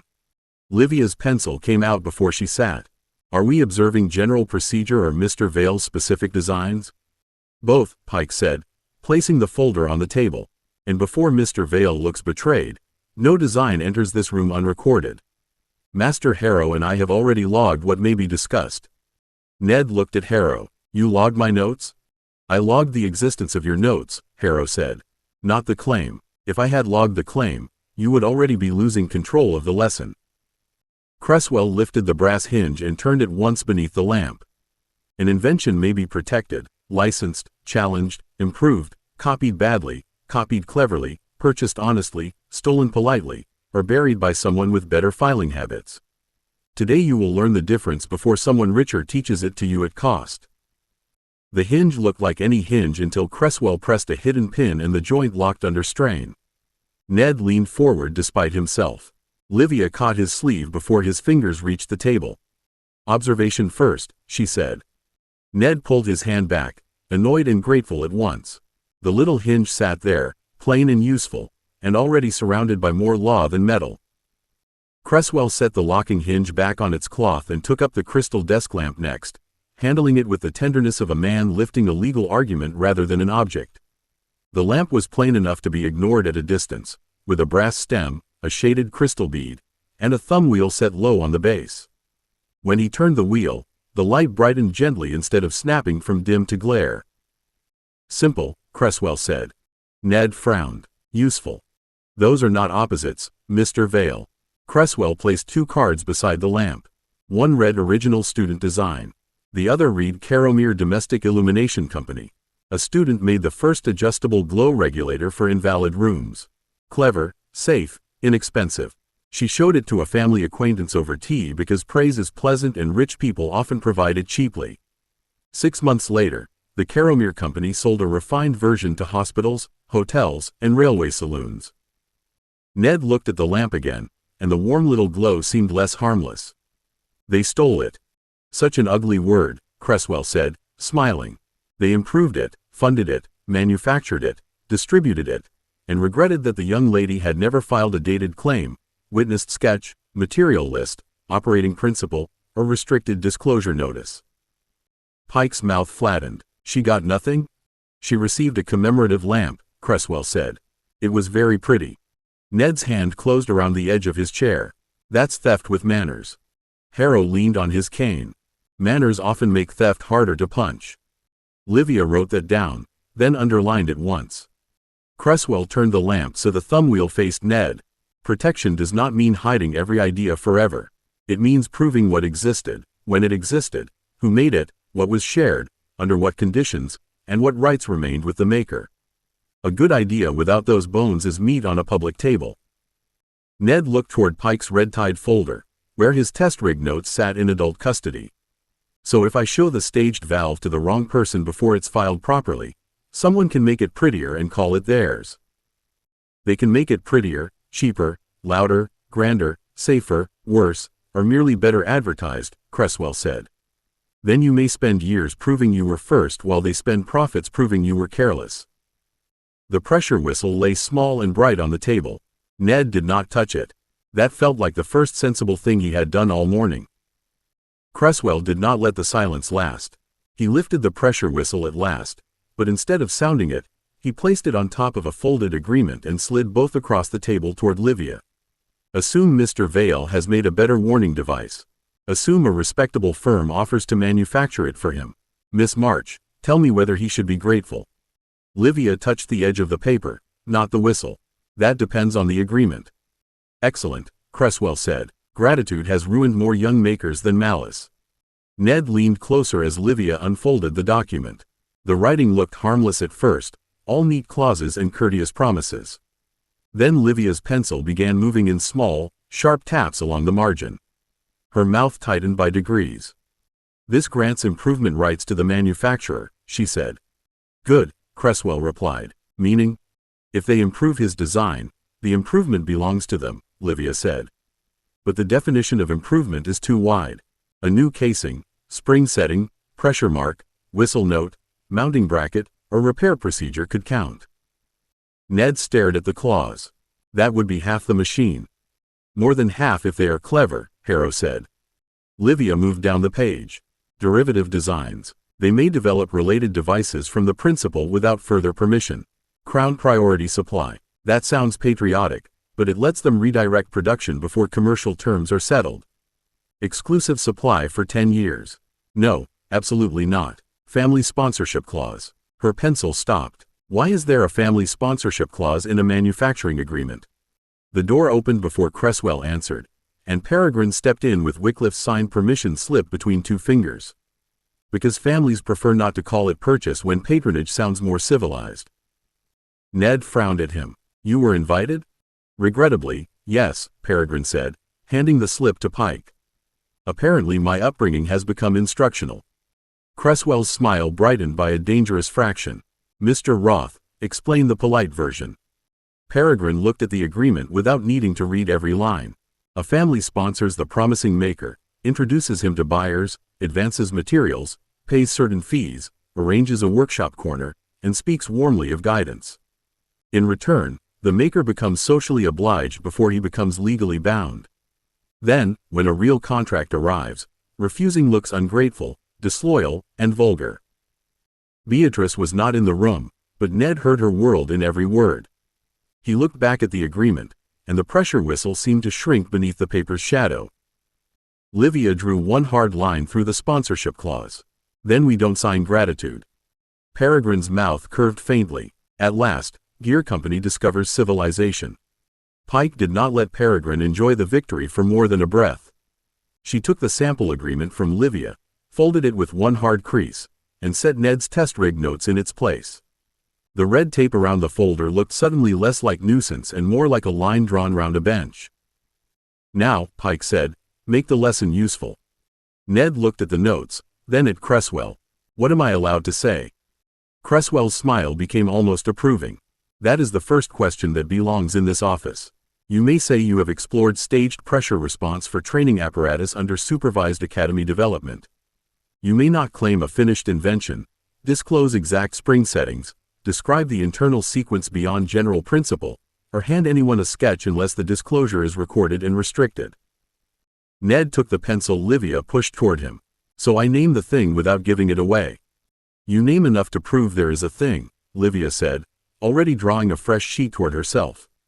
Then we attach date, witnesses, permitted description, forbidden description, and who heard what. Peregrine leaned one hip against the cabinet, careful not to touch anything Cresswell had not invited him to touch. And you stop calling it the ugly little valve in public. It is ugly, Ned said. So are many fortunes before they are dressed properly, Peregrine replied. Names travel where machines cannot. Choose one that does not invite mockery or ownership by someone else's prettier label. Ned stared at the first blank line. Title of design or preliminary claim. His hand wanted to write what the thing did in workshop words. Staged relief answer, pressure question, Tom safe valve. None of them looked strong enough to survive a stranger's desk. At last he wrote, slowly and awkwardly, Vale graduated relief governor, preliminary training stage notes. Cresswell turned the paper toward himself with two fingers. Read it, and tapped the word Vale. There, that is a mark before it is a plate. Use it carefully. The simple sight of his name beside the design unsettled Ned more than praise would have. It did not make the rig safer, cheaper, or prettier. It did not stop a bad spring or teach a tired man which warning mattered. Yet the words held the shape of the work in place long enough for law, money, and strangers to find it without stealing it on the way. Ned looked at Livia's columns, Peregrine's folded agreement, Pike's red tape, Harrow's silent watchfulness, and Cresswell's polished little smile. I thought making was the hard part. Harrow's cane touched the floor once. No, Mr. Vale, making is merely the part you enjoy. 23. The Workman's Gauge. The next morning, Ned escaped patent words by going back to metal, which should have been comforting.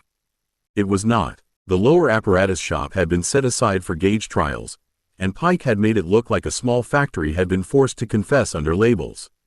A boiler frame stood behind a shielded line, breathing low steam through copper pipes.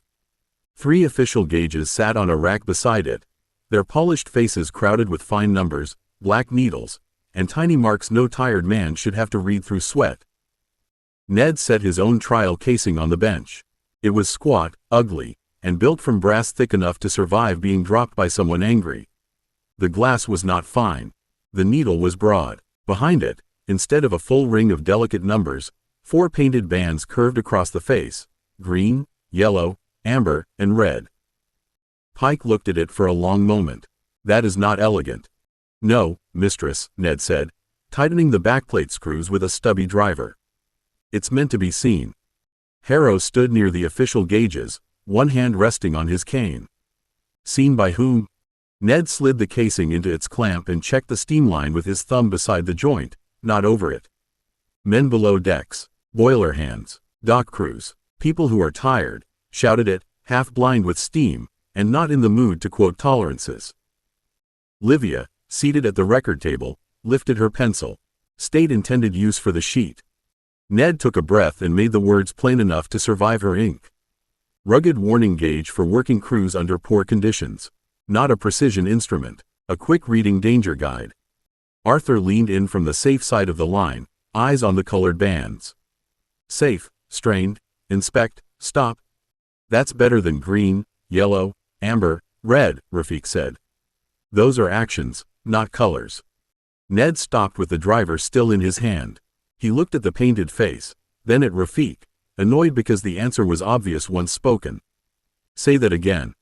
Rafik pointed with the end of his pencil. Safe means continue. Strained means watch. Inspect means call someone and slow if permitted. Stop means stop feeding the trouble. Pike's mouth twitched. Mr. Khan has just made your ugly object more useful. Ned reached for a rag and wiped paint dust from the gauge rim. Yesterday, Cresswell had taught him that names could protect an invention. This morning, Rafik had reminded him that words on the face had to protect the man using it. Ned did not repaint the face at once. Pike made him prove the words before she let him change the metal. She set 4 paper slips beside the gauge, each one cut to fit over a colored band, and Livia wrote the proposed labels in block letters large enough to offend every fine instrument in the room. Safe, strained, inspect, stop. The words looked almost childish against the polished official dials, which was why Ned began liking them. Harrow picked up the official gauge nearest him and angled it toward the shielded lamp. This instrument gives more information. Yes, sir, Ned said, fitting the safe strip into place with tweezers. Then why should the Crown purchase yours? Ned glanced at the fine black needle, the narrow numerals, the maker's mark engraved on brass, and the cost slate clipped to its stand. Because that one tells a trained man everything, if he has light, time, and both eyes clear. Mine tells a tired man what to do before he has all 3. Arthur straightened slightly behind the line, as if the answer had landed somewhere useful. Pike pointed at the cost slate. Numbers, Mr. Vale. Sentiment does not pass procurement. Ned took the slate, read the price twice, and grimaced. £3, 11 shillings for the official shop model. Mine would be under £1 if the casing is cast in batches and the face is stamped, not hand-marked. Less if the glass is plain and the band plate slides in from the back for replacement. Replacement matters, Livia said, writing quickly. If the words change by ship, factory, or branch, The faceplate must be standardized and recorded. Rafik leaned over the table, careful to keep his hands behind the safe line. And the order matters. Safe, strained, inspect, stop. Not safe, watch, warning, danger. A frightened man doesn't need poetry.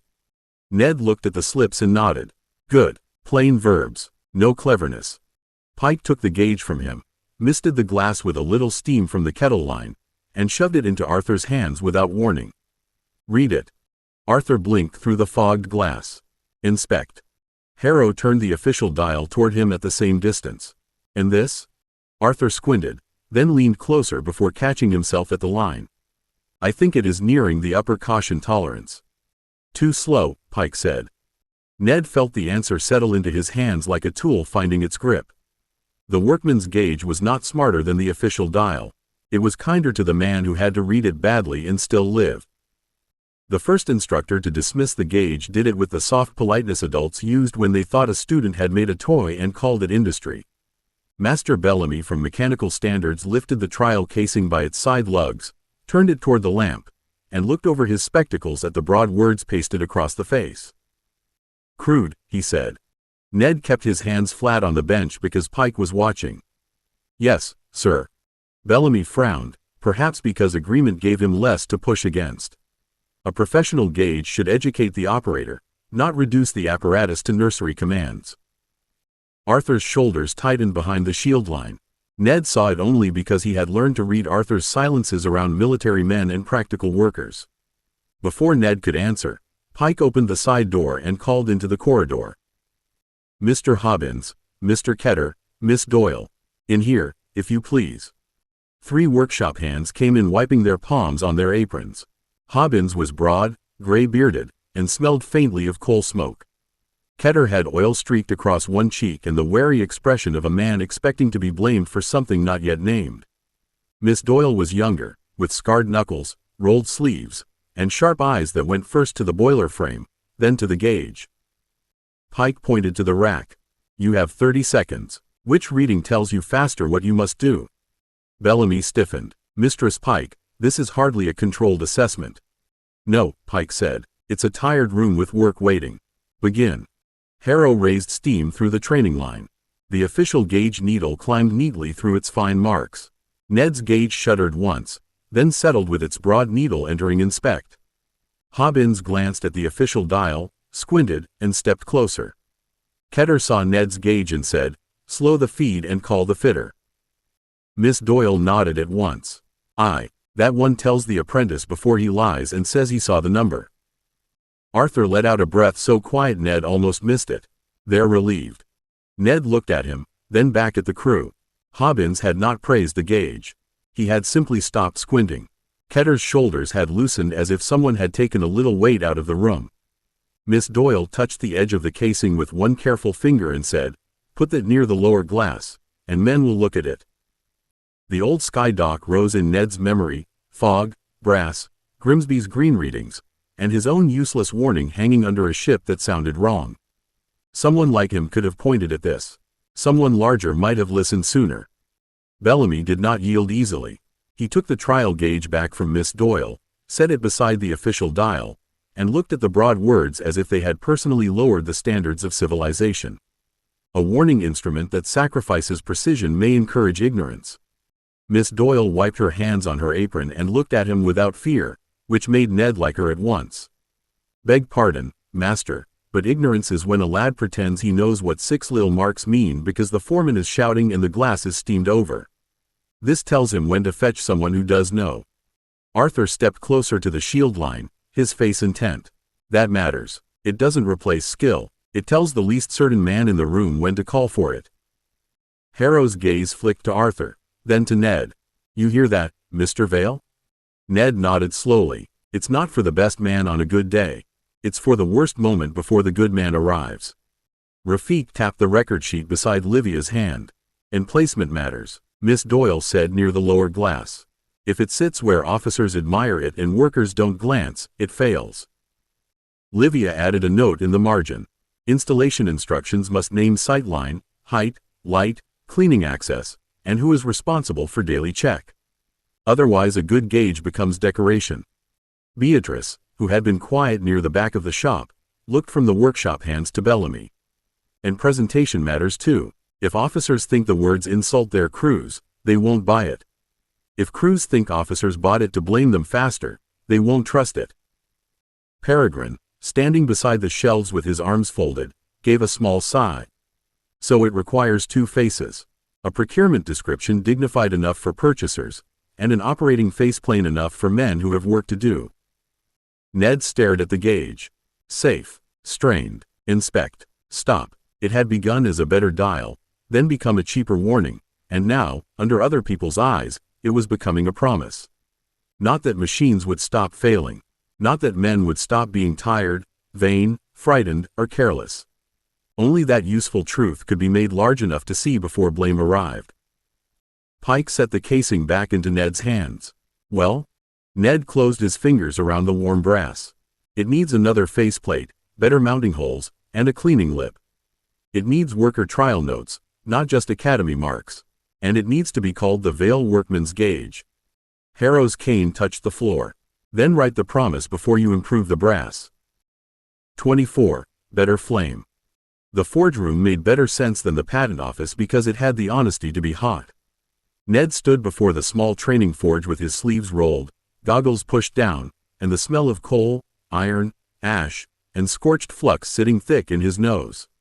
The fuel bed glowed unevenly, bright at the center and sulking black at the edges, while the draft pipe above it coughed more soot than it should have sent up the flue. Tom would have called it wasteful in 3 words and an insult in 7. Pike stood at Ned's left with a slate, a timing glass, and the expression of a woman prepared to dislike every shortcut he considered. Harrow remained farther back where the heat did not bother him and the fault still did. Rafik watched the flue damper with narrowed eyes. Livia had the fuel log open. Arthur held the coal scoop because he had volunteered before learning that heroic work sometimes came in buckets. Pike tapped the slate. Problem.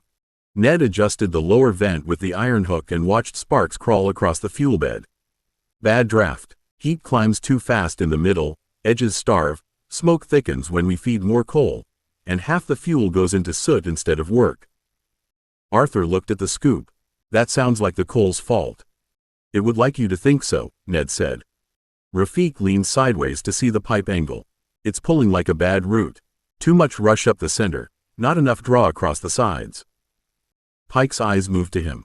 Useful. Continue. Rafik pointed with the chalk end of his pencil.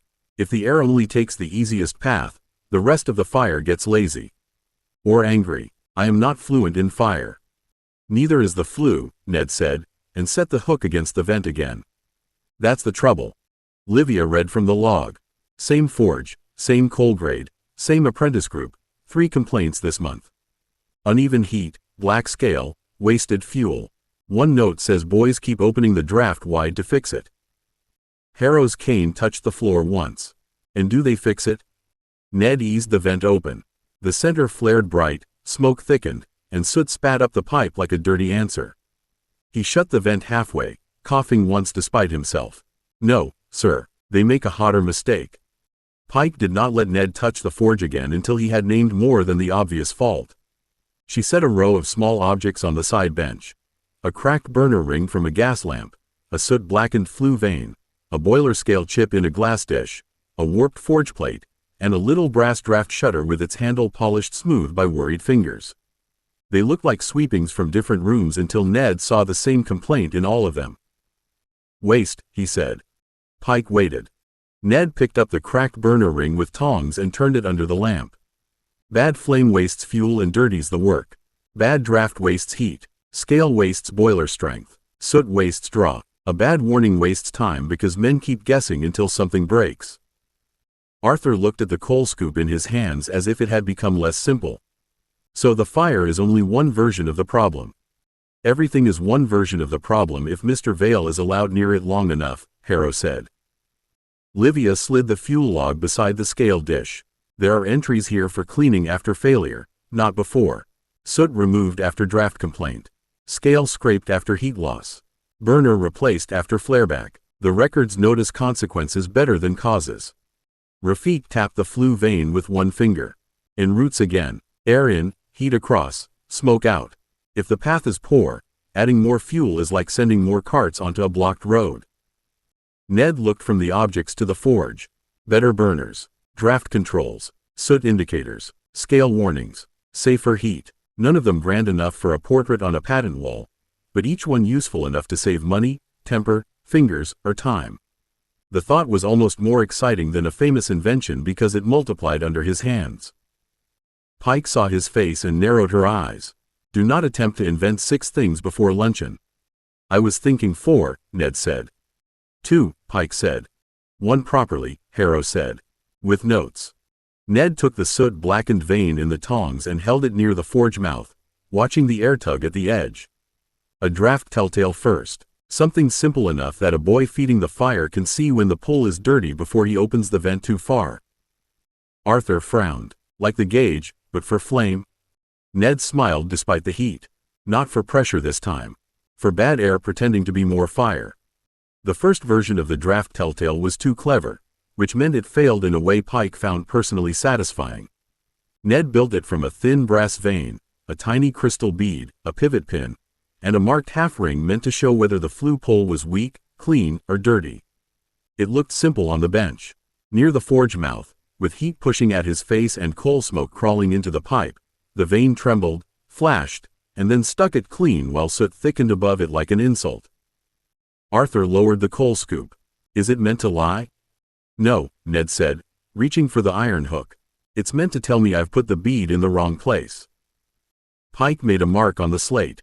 First failure. Cuz claimed by maker before inspection. Dangerous habit. Ned bit back the answer in his mouth and took the telltale off its bracket with tongs. The pivot was clean. The vein moved. The crystal bead glimmered faintly, proud of nothing useful. Rafik leaned close enough to see without crossing the chalk line. It's reading heat before draft, isn't it? Ned stopped.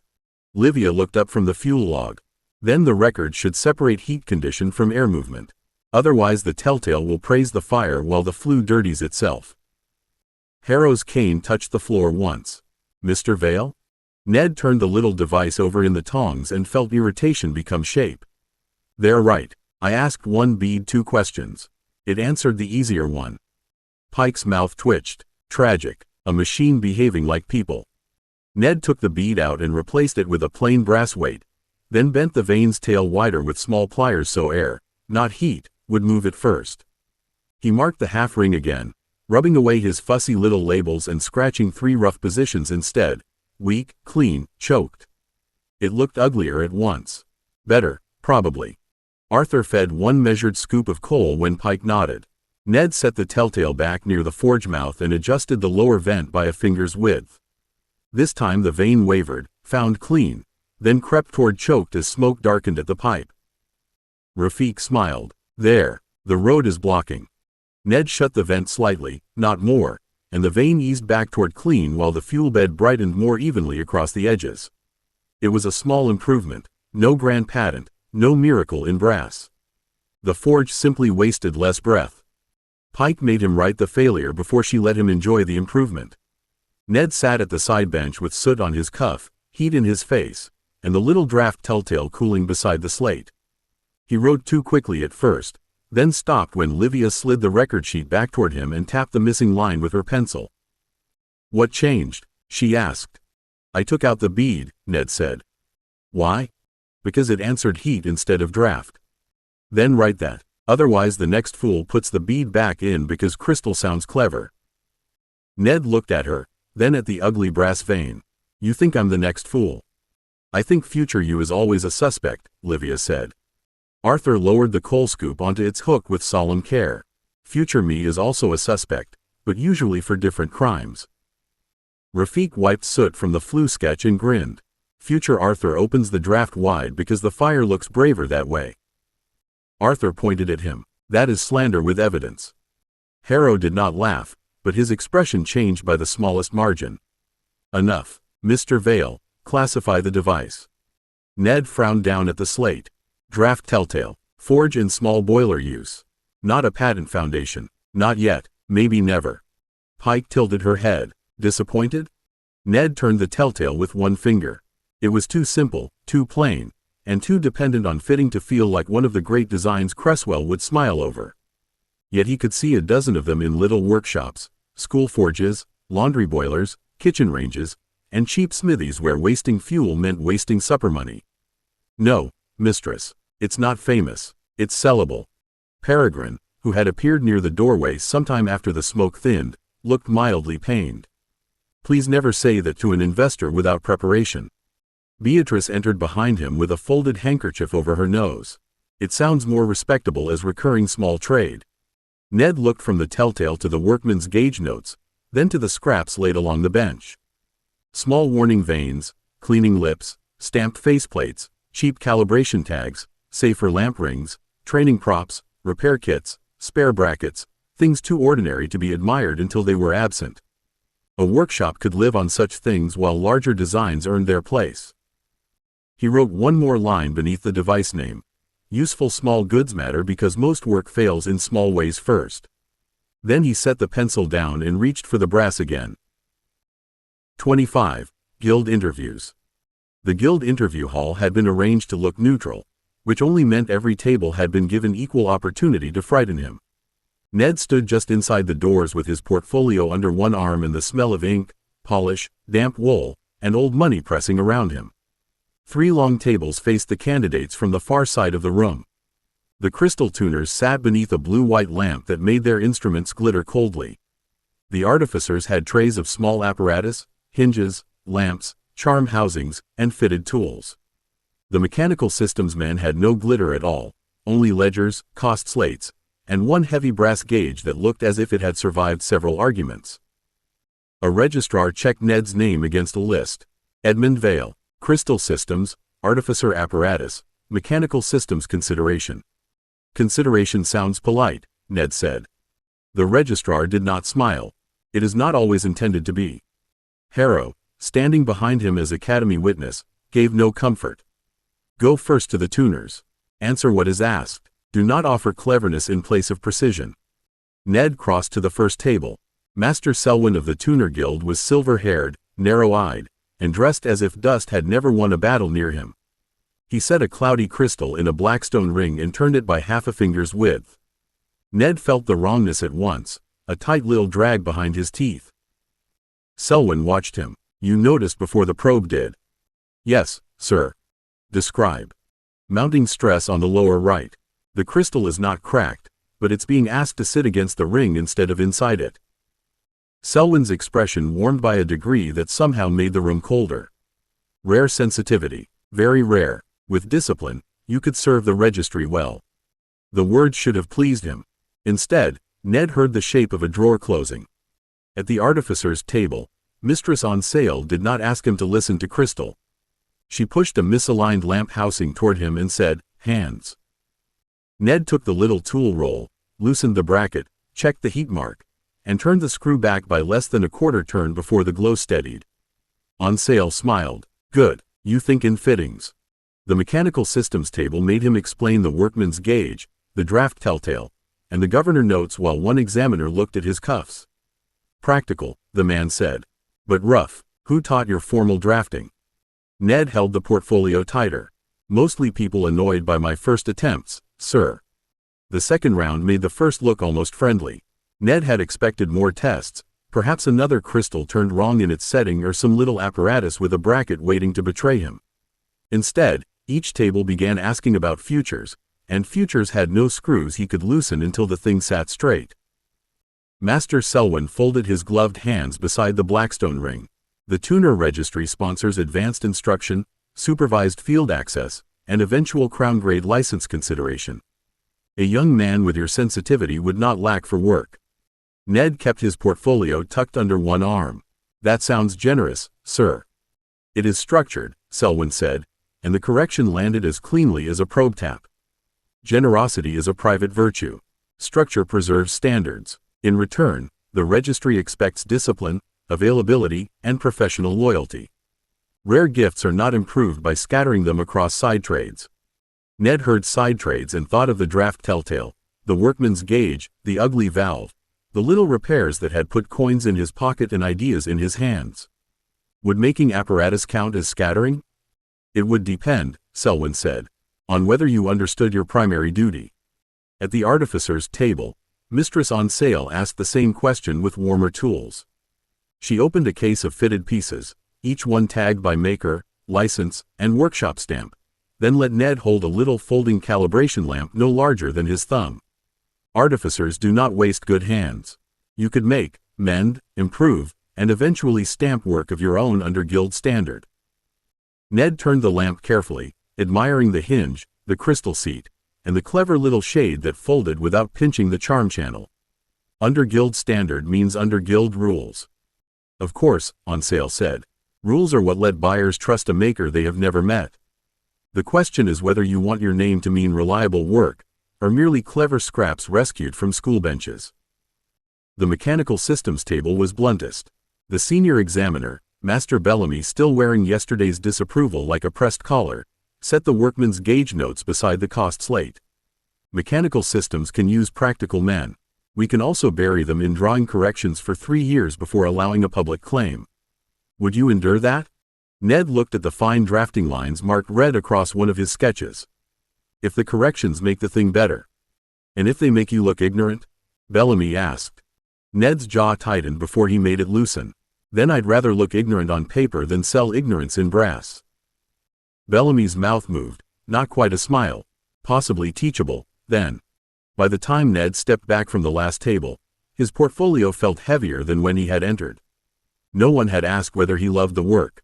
They had all asked whether he would become legible to them, useful through them, and shaped enough to be trusted without making them nervous. The interviews left Ned with the unpleasant feeling that he had been measured by 3 different rulers and found promising only if trimmed to fit. He escaped the hall into the side corridor, where tall windows looked down over the inner court and rain had begun to stipple the glass. His friends were waiting near the stair, except Peregrine, who stood a little apart with his arms folded and the expression of someone who had watched a familiar machine do exactly what he expected. Arthur reached him first. Well? Ned shifted the portfolio against his ribs. They all like me in different ways. That sounds better than dislike, Arthur said. It sounds like 3 men admiring the same horse while arguing whose cart it should pull, Peregrine said. Ned turned on him. You always make help sound like ownership. Peregrine did not flinch. No. I make ownership sound like ownership before someone teaches it to you with a ribbon on it. Livia's pencil hovered over her notebook. Explain without being decorative. Peregrine looked briefly offended, then accepted the instruction because it was useful. Guilds are not villains. They protect standards because bad work kills people and ruins markets. They protect names because a maker's mark must mean something beyond vanity. They protect members because one careless fraud can damage every honest man under the same charter. When they say discipline, they are not always lying. Ned looked back through the corridor door toward the interview tables. The tuner lamp still shone coldly beyond the glass. That almost sounded fair. It is fair, Peregrine said. That is why it is dangerous.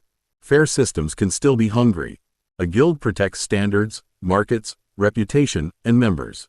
It also protects itself first. If your odd little workshop future strengthens them, they will praise it. If it embarrasses them, competes with them, or makes their neat categories harder to sell, they will call it waste, arrogance, or insufficient polish. Beatrice's gaze flicked toward the hall. And if a family can make the guild's discomfort sound like concern, the concern becomes very persuasive. Rafik leaned against the window frame. So roads again. Joining a guild gives safe bridges, toll gates, guards, and maps. It also decides which roads look respectable. Ned rubbed his thumb along the worn edge of his portfolio. The papers inside held his sketches, claims, corrections, and the beginning of his name on things he did not yet fully own. Then I need the road without letting it choose the destination. Livia wrote that down. Better. Vague, but better. Peregrine's mouth curved faintly. Progress, Vale. You are becoming harder to purchase by accident. Ned did not answer Peregrine at once. The rain ticked against the window, soft and patient, while the interview hall murmured behind the closed door. He could still feel Selwyn's cold approval, On Sale's warmer interest, and Bellamy's grudging respect pulling at different corners of the same future. Each one had offered a road. None of them had offered the place at the end of it. Livia snapped her notebook shut. We need terms. Arthur blinked. Terms? Not feelings, Livia said. Not which master seemed less likely to steal his soul through stationery. Terms. What recognition does he need? What license protects him? Which guild permits apparatus work without forbidding mechanical trade? Which path lets him sell, repair, improve, and still answer crown summons lawfully? Rafik nodded slowly. And which path lets him be sent places without being trapped in one office forever? Beatrice touched the edge of her glove, thinking. Presentation matters. If Ned says he refuses to belong, they'll hear arrogance. If he says he wants cross-guild recognition because his work sits between systems, they may hear usefulness. Peregrine gave a faint sigh. Do not say may. Make them hear profit, standards, and reduced embarrassment. Guilds dislike untidy exceptions until those exceptions bring fees, prestige, or fewer broken machines. Ned looked at them all, irritated by how quickly the shape of the problem changed when it passed through other people's strengths. Alone, he had only felt the pull. With them, he could see the ropes. So I don't tell them I want to be free of guilds. No, Livia said. You tell them you want proper recognition across the work you actually do. And you stop saying workshop future as if it is a guilty secret, Beatrice added. A workshop is respectable if the right people are made to say so before the wrong people laugh. The corridor door opened, and Harrow stepped out with Ned's interview sheet in one hand. His eyes moved over the group, then settled on Ned. You have begun holding committee in a hallway. Ned straightened. We were discussing the interviews, sir. So I heard. The door is not a ward. Harrow handed him the sheet. Preliminary note. Crystal tuning remains strongest. Artificer apparatus requests further review. Mechanical systems recommends remedial drafting and continued machinery trials. Unusual combination. Inconvenient, but not impossible. Ned read the lines twice, then looked up. Sir, can a man be guild recognized without letting one guild name all of him? Harrow's expression did not soften, but his answer came without mockery. Only if he does the harder work of becoming too useful to dismiss and too well recorded to claim by accident. Ned folded the sheet carefully and tucked it into his portfolio. It was not a choice yet. It was not freedom, but it was a space he could work in, and work had always made more sense to him than waiting to be named. 26. Good work wants an owner. The offer arrived with Beatrice, which made Ned dislike it before he knew what it was and dislike himself for the unfairness. She found him in the apparatus shop after afternoon lessons, where he had been trying to make the Governor Spring return cleanly without scolding the whole bracket into better manners. Her gloves were immaculate, her expression was too calm, and the sealed envelope in her hand had the faint thick look of paper that had never worried about cost. Ned set the spring hook down. That looks expensive. It is meant to, Beatrice said, placing the envelope on the clear part of the bench rather than among the filings. My aunt asked me to deliver it. I would rather have refused, but refusal before reading can be made to look childish. Pike, who had been checking a parts tray 2 benches away, turned her head at once. Nobody opens anything on my bench without a witness. Livia appeared from the record table as if summoned by the smell of danger in wax. Who sent it? Sir Alaric Fenmere, through Lady Caromere's circle, Beatrice said. He owns shares in a manufacturing concern, 2 foundries, and enough opinion to make people call appetite vision. Ned looked at the envelope. His name sat on the front in a graceful hand. Mr. Edmund Vale, candidate student, Avalon Academy. It was not Edmund Vale who repaired Brassfield pieces, not Ned who burned fingers and argued with Vents, but someone smoother, safer, already halfway turned into a proposal. Peregrine came in behind Beatrice, saw the seal, and stopped looking amused. Fenmere does not send social notes to boys for practice. That bad? Ned asked. That polite, Peregrine said. There is a difference. Livia slit the envelope with Pike's little paper knife and unfolded the letter without touching the second page beneath it. Her eyes moved down the lines, then returned to the top more slowly. He offers supervised capital, access to workshop space, materials, drafting support, foundry consultation, and introductions to suitable buyers for your pressure governor work. Arthur, who had entered with Rafik and a half-eaten roll, brightened before caution caught him. That sounds useful. It is useful, Beatrice said, her voice tight. That is why it is dangerous. Ned picked up the second page only after Livia nodded permission. The words were courteous, generous, and heavy with helpfulness. His eyes caught on phrases like guiding interest, preferential control, family-backed confidence, and future option. The governor's spring on the bench looked suddenly honest by comparison. It pulled, resisted, and showed every strain in plain metal. This letter smiled while reaching for the work. Livia spread the letter flat with 2 brass weights and began reading the clauses aloud, not in order, but in the order most likely to bite. Initial capital advance. Workshop access under Fenmere Industrial Supervision. Materials supplied at preferred rate. Foundry consultation. Drafting assistance. Patent filing fees covered. Introductions to buyers. Trial production. Arthur's face betrayed him again. Hope crossed it before discipline could shut the door. That is a great deal of help. Yes, Livia said. That is why I am reading slowly. Ned stood with his hands behind his back because touching the governor's spring would make him feel safer, and he did not trust that. The offer gave shape to every want he had been pretending was only patience. Proper tools. Clean stock. A drafting man who knew how to make lines behave. Foundry work without begging for permission.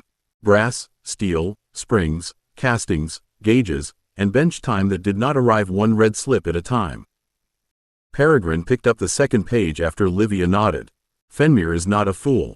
This does not seize everything outright. That sounds almost kind, Arthur said. It sounds competent, Peregrine replied. He offers enough to make refusal look like pride. He asks enough to make acceptance matter. Preferred option on related governor improvements. Right of first refusal on manufacturing. Approval over public demonstration timing. Advisory authority over commercial presentation. His eyes moved to Ned. He is not buying the machine. He is buying the road around it. Beatrice's voice was quiet. And if Ned accepts through my aunt's circle, refusal later becomes social injury. Not only business. Pike took the letter and read one line herself. Workshop access under supervision. Whose supervision? Fenmere's appointed master, Livia said. Ned let out a breath. So I get a workshop, but someone else holds the key. Harrow, who had entered without noise sometime during the reading, stopped beside the bench. You also get materials before you can afford them, advice before you earn it, and introductions your birth would not otherwise provide. Do not comfort yourself by making the offer wicked. It is not.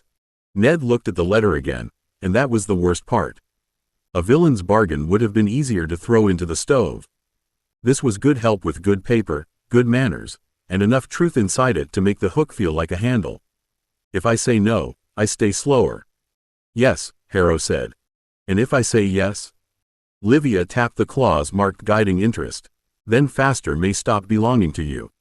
The letter from Maddie arrived while they were still pretending the question could be solved by reading Fenmere's offer one more time. A junior runner brought it to the apparatus shop with 2 ordinary delivery slips and a face bright with relief at finding Ned among adults who could sign for things. The envelope was cheap, creased at one corner, and addressed in Maddie's hard black hand. It looked badly out of place beside Fenmere's costly paper, which made Ned trust it more. Pike signed the runner's slate. Personal correspondence? Yes, mistress, Ned said, turning the envelope over. From Maddie. Then read it, Harrow said. A second opinion that does not want your gratitude may be useful. Ned opened it carefully with the same paper knife Livia had used on Fenmere's offer. Maddie had filled both sides of one sheet, writing smaller near the bottom when anger ran out of space before words did.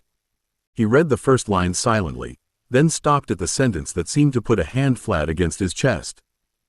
Arthur leaned forward. Bad? Maddie, Ned said, which was answer enough. Livia held out her hand, then paused. May I? Ned gave her the letter. Livia read aloud, her voice becoming sharper as Maddie's words took the room. If a man pays for the cage, he will call it shelter. If he buys the key, he will call it guidance. If he feeds you while locking the door, he will expect thanks before he expects obedience, because thanks makes better chains than iron. The apparatus shop seemed to lose some of its heat. Beatrice looked down at Fenmere's envelope as if it had moved without permission. Peregrine's expression tightened in a way that was almost respect and almost irritation at being beaten to the point by a girl he had never met. Ned took the letter back and read the next lines himself. Ask who can say no after the money is spent. Ask who owns the mistake. Ask whether your friends can still walk through the door without permission from the man who bought the hinges. Pike's mouth flattened. Sensible girl. She usually is, Ned said. Harrow looked at Fenmere's offer, Then at Maddie's letter. Keep that. Ned folded the cheap paper with more care than the rich one. I was going to. He tucked it inside his notebook, behind the page where the Vale graduated relief governor had first been named, because some warnings belonged close to the work. The decision did not arrive grandly. It came while Ned stood between Fenmir's costly envelope and Maddie's cheap letter, with the governor's spring still lying half-set on the bench in the apparatus shop smelling of oil, brass, and old heat. He looked at the spring first because metal did not flatter him.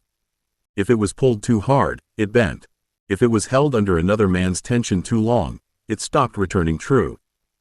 No, Ned said. Arthur looked up. No to all of it? No to being held by it. Ned drew Fenmir's offer closer and set Maddie's letter beside it, not on top, because the two things deserve to be seen plainly. The help is real. So is the hook. I'm not saying he's wicked. I'm saying I don't want a workshop where someone else can decide who walks through the door. Beatrice let out a breath she had been holding too carefully. My aunt will say you have been badly advised. I have, Ned said. By everyone useful. That surprised a laugh out of Rafik, brief and relieved. Livia was already pulling a clean page from her folder, her face sharpened into work. Then we answer with terms, not insult. Refusal of current offer, appreciation for interest, no acceptance of guiding interest, preferred control, workshop supervision, or family-backed obligation. Possible future consideration of limited manufacturing license after academy witness, patent filing, and independent review. Peregrine stepped closer. Do not sound frightened. Sound expensive. Men like Fenrir forgive caution more readily when it resembles value. Pike snorted. He may forgive what he likes. He doesn't get the boy's key. Harrow's gaze rested on Ned. You understand the cost? Ned nodded, though his stomach tightened around the word. Slower tools. Slower tests. More bad drawings. More begging for foundry time. More red slips. Yes, Harrow said. Ned picked up the governor's spring and set it into the bracket, easing it until the return arm settled without strain. Then I'll be slower and keep the work mine until I can afford better terms. Livia began writing. Beatrice moved beside her, quietly shaping phrases so refusal would not look like dock insolence. Peregrine corrected one sentence until it sounded less grateful and more dangerous. Rafik added a note about future production not outrunning testing, and Arthur stood at Ned's shoulder as if guarding a door nobody could see. Ned watched the answer form in ink and felt the first faint shape of a rule he would need long after Avalon. Good work wanted an owner, so he had better become one before polite men arrived smiling with keys. 27. 3 protected designs. The morning after refusing Fenrir, Ned expected the world to feel poorer. Instead, Pike put 3 empty trays on the apparatus bench and made poverty look organized. Each tray held a brass label plate, a clean evidence sheet, and a folded red slip waiting for a name. The sight was worse than any rich man's envelope because it did not offer rescue. It offered work. Livia stood at the record table with her sleeves pinned back and Maddie's warning copied neatly into her private notes. Harrow waited by the window with his cane and a sealed packet from the patent instruction office. Cresswell had sent it by runner before breakfast, which Ned considered rude from a man whose smile already traveled too far. Pike tapped the first empty tray. Choose. Ned looked at her. Choose what, mistress? What gets protected first, Pike said. You have scraps, trials, notes, cleverness, failures, and 1 rejected patron. None of those is a foundation until you decide what bears weight. Harrow opened the sealed packet and laid 3 stiff forms beside the trays. Preliminary design protection, not full patent, not license, not fortune, a fence around work that has become too real to leave wandering. Ned's fingers found the edge of his notebook. The governor. Name it properly, Livia said. The Vale graduated relief governor, Ned said, and the words felt heavier now than they had in Cresswell's office. He picked up the first brass plate and set it in the tray. Staged pressure response. Whisper. Working relief, hard relief, emergency blow-off. Still ugly. Still not ready for live use. Imperfect is not unworthy, Harrow said. Continue. Ned picked up the second plate more slowly. The control seal had begun with Voss's altered cabinet and the sick realization that locks could prove opening while missing abuse. The Vale control seal. Tamper, strain, heat, and improper adjustment record. Not a lock. A witness. Livia's pencil moved. Good. Say what it does not claim. It doesn't solve guilt by itself, Ned said. It preserves evidence before people arrange the story. Pike's mouth tightened in approval. Third. Ned looked at the last tray and thought of steam-blind men, fogged glass, Miss Doyle's scarred knuckles, and the old dock where green readings had outweighed a boy's warning. He placed the final plate down carefully. The Vale workman's gauge, not finest reading, fastest honest warning for tired hands. Arthur, standing near the shield line, said softly, "That one matters." Ned looked at the 3 plates in their trays and felt the shape of them settle. Safety, witness, warning. Not miracles, not rescue from work. 3 beginnings, each one plain enough to be doubted and useful enough to need defending. Cresswell's packet looked thinner than the work deserved.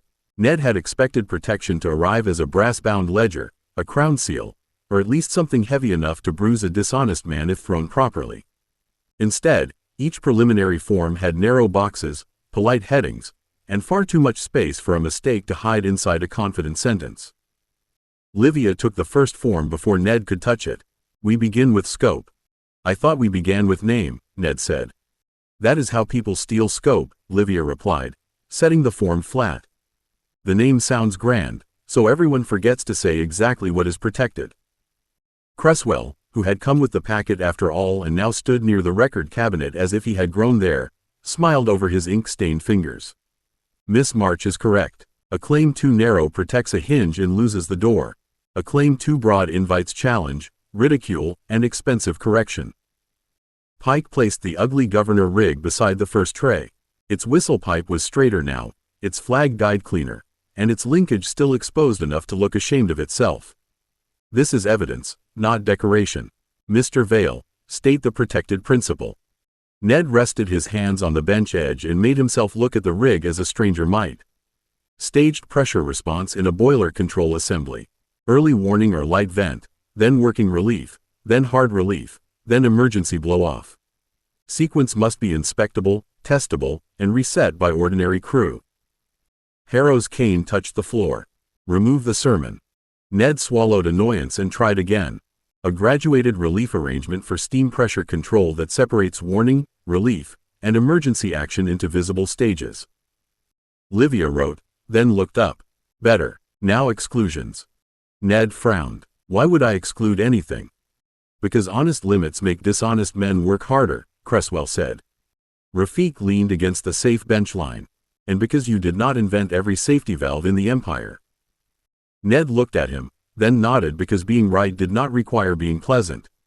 Not claiming ordinary safety valves. Not claiming all whistles, all flags, all governors, or all pressure relief. Only the staged arrangement and its inspection and reset logic as shown in trial notes. Pike's mouth twitched. "There may be hope." Arthur peered at the next tray. "The control seal will be worse, won't it?" Livia turned the second form toward Ned. "Much worse. It must record without pretending to judge." Ned looked at the 3 trays again and felt the work become less like invention and more like building boxes around truth so it could survive other people's hands. "Then we'd better make the boxes strong." The control seal made Ned more uneasy than the governor because it tempted cleverness in a nastier direction. A valve either opened or did not. A seal remembered, and remembering could become accusation if a man built it badly enough. He set the little demonstration cabinet beside the second tray, its brass faceplate scarred from repeated tests and its crystal thread tucked behind blackstone like a narrow vein.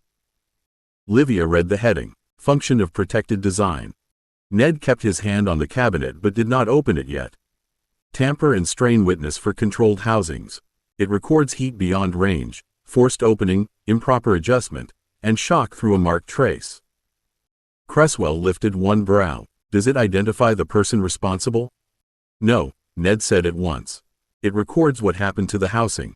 People need evidence, timing, witnesses, and someone like Voss to make sense of the rest." Pike nodded once. "Good. Never sell a witness as a judge." Beatrice stepped closer, looking at the cabinet rather than the form. "And the face must not accuse too loudly. If every strained housing screams crime, respectable buyers will fear embarrassment more than tampering." Ned looked at her. "So what should it say?" "Service required," Beatrice said. "Trace disturbed. Inspection before use. Something firm enough to stop work, not dramatic enough to make everyone hide it. Peregrine gave a faintly pained look.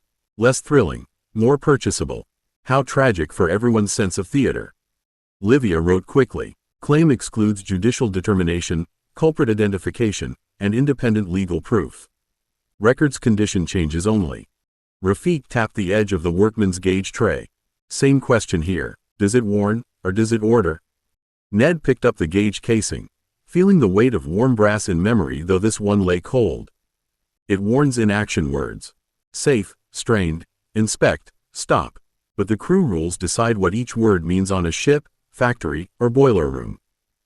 Arthur's eyes stayed on the broad faceplate. Then the instructions must say it supports command. It doesn't replace officers, engineers, or stokers. And it must not become a blame plate, Miss Doyle's voice said from Ned's memory, though she was not in the room. Ned smiled faintly and wrote the sentence himself before anyone corrected him.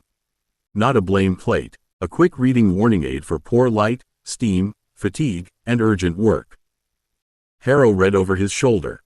Unusual phrasing. True phrasing, Ned said. Then keep it until Cresswell improves it without killing it. Cresswell's improvement took the rest of the afternoon and removed most of the sentences Ned liked best. This should have made the forms worse, but the clerk had an irritating talent for cutting pride without cutting meaning. By the time the final drafts lay in 3 clean stacks, each design had a name, a scope, a limit, a witness list, a dated trial reference, and enough exclusions to prove Ned had not invented the whole empire before supper. Ned looked at the revised workman's gauge description and frowned. You changed poor light, steam, fatigue, and urgent work to adverse operating conditions. Yes, Cresswell said, sanding one line with delicate care, because patent clerks enjoy dull phrases almost as much as thieves enjoy generous ones. The plain version remains in your design notes. The official version survives committees. Livia checked the witness column twice. Academy witness, workshop witness, field user note, and student record. Good. Pike set a red stamp beside each stack but did not press it down. Mr. Vale, what are these forms not? Ned had learned to distrust that tone. They're not full patents, not proof the designs are finished, not permission to sell live boiler equipment, not a license, not money. Harrow's gaze sharpened faintly. And what are they? Ned looked at the 3 trays. A fence, a dated claim that the work exists, belongs to me unless properly licensed, and cannot be handled as loose school cleverness. Pike stamped the first form. The sound cracked through the apparatus shop like a small hammer blow.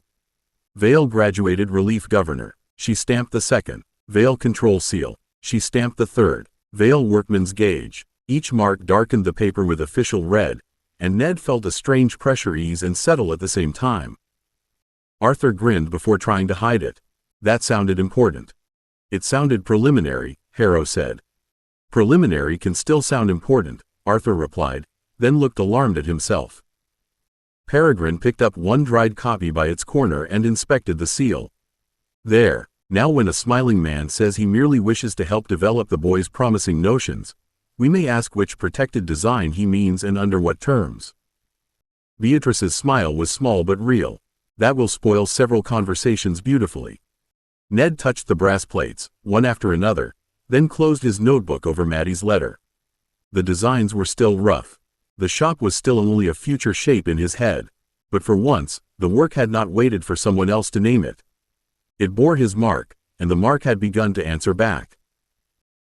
28. Maddie comes to see. Maddie arrived at Avalon under supervision, which meant she stepped down from the academy carriage looking as if she had already decided supervision was another word for people standing where she needed to look. The London placement party had returned through the lower gate for afternoon review, and Ned spotted her before the porter finished calling names. She wore a plain dark coat, mended gloves, and the hard expression she used when a room tried to make her feel small. Avalon did its best. The lower gate rose in carved stone and brass, with guidelines glowing underfoot and messenger gears ticking along the wall. Students passed in polished coats. A senior porter bowed toward Wycliffe's escort seal. Somewhere above, a bell chimed with expensive confidence. Maddie looked at all of it, then at Ned. Well, they certainly spent money making the walls feel clever. Ned grinned before he could stop himself. Hello to you too. "Hello," Maddie said, and hugged him quickly enough that any watching noble would have missed the softness if they blinked. Then she stepped back, looked him over from collar to boots, and frowned. "You've grown respectable in patches." Arthur, standing beside the luggage rail, choked on a laugh.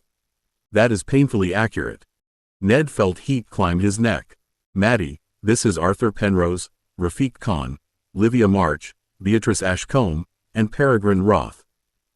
Maddie's gaze moved over them one by one, quick as a shop tally and twice as suspicious. "Friends?" "Yes," Ned said. "Useful friends or ornamental friends?" Livia's mouth twitched. "The first, whenever possible." Peregrine inclined his head, the second only under social duress. Maddie studied him for half a breath longer than politeness liked. "You're the one who sounds expensive even when standing still." Rafiq covered his smile with his hand. Beatrice's eyes warmed despite herself. Peregrine looked as if he had been insulted and catalogued in the same stroke, which Ned suspected was new for him. Wycliffe's escort seal brightened once on the porter's desk. The guideline shifted toward the apparatus wing, showing the approved visitor route. Maddie noticed it at once. "So even the floor tells visitors where they're allowed." "Yes," Ned said, suddenly seeing the route through her eyes rather than Avalon's. "And where they aren't." Maddie nodded once, sharp and satisfied. "Good. Then show me the parts they don't expect me to understand." Ned took Maddie to the apparatus shop by the approved route, which was longer than the sensible one and therefore almost certainly designed by someone who believed security improved with stairs. By the time they reached Pike's domain, Maddie had counted 2 locked doors, 3 guideline changes, 1 silent portrait that was not a portrait at all, and a clerk pretending not to watch her boots. Pike stood behind the main bench with the 3 protected design trays set out like a challenge. "Miss Harker, you may observe, you may ask questions, you may not touch anything unless invited, and if you steal Mr. Vale's scents, I shall consider it a professional service." Maddie looked at her for one steady moment. "I'll try not to overcharge." Ned coughed into his hand. Pike's mouth twitched. He showed her the Vale-graduated relief governor first, because it looked the most like real machinery and the least like something that could be mistaken for a rich man's desk ornament. He explained the stages, the warning, the relief, the harder relief, and the emergency blow-off, keeping his hands on the bracket and his voice practical. Maddie listened without interrupting, eyes moving not to the cleverest linkage but to the exposed screw, the reset lever, and the little flag guide. "Who stops a customer from saying it was set wrong when his man wedged it open?" she asked. Ned blinked. "The inspection sheet." "Who keeps the inspection sheet?" Livia, at the record table, lifted her pencil slowly. "That is a very good question." Maddie pointed to the control seal next. "And this remembers tampering?" "It records strain, heat, forced opening, and bad adjustment," Ned said. "Then who reads it when an angry gentleman comes in shouting that your thing embarrassed him in front of his own foreman?" Maddie asked. "You? A clerk? A trained man? Someone who won't be frightened by his coat?" Peregrine, near the shelves, said softly, "That question has teeth." Maddie turned to the workman's gauge and frowned at the broad words on the face. "This one I like, but if you sell it, delivery boys will see where it goes. Rich men's servants will know who bought what. Strangers will loiter outside if they think your shop makes things worth stealing. Who watches the counter while you're in the back making something that can burst?" Ned looked at his 3 protected designs, then at the imaginary shop around them.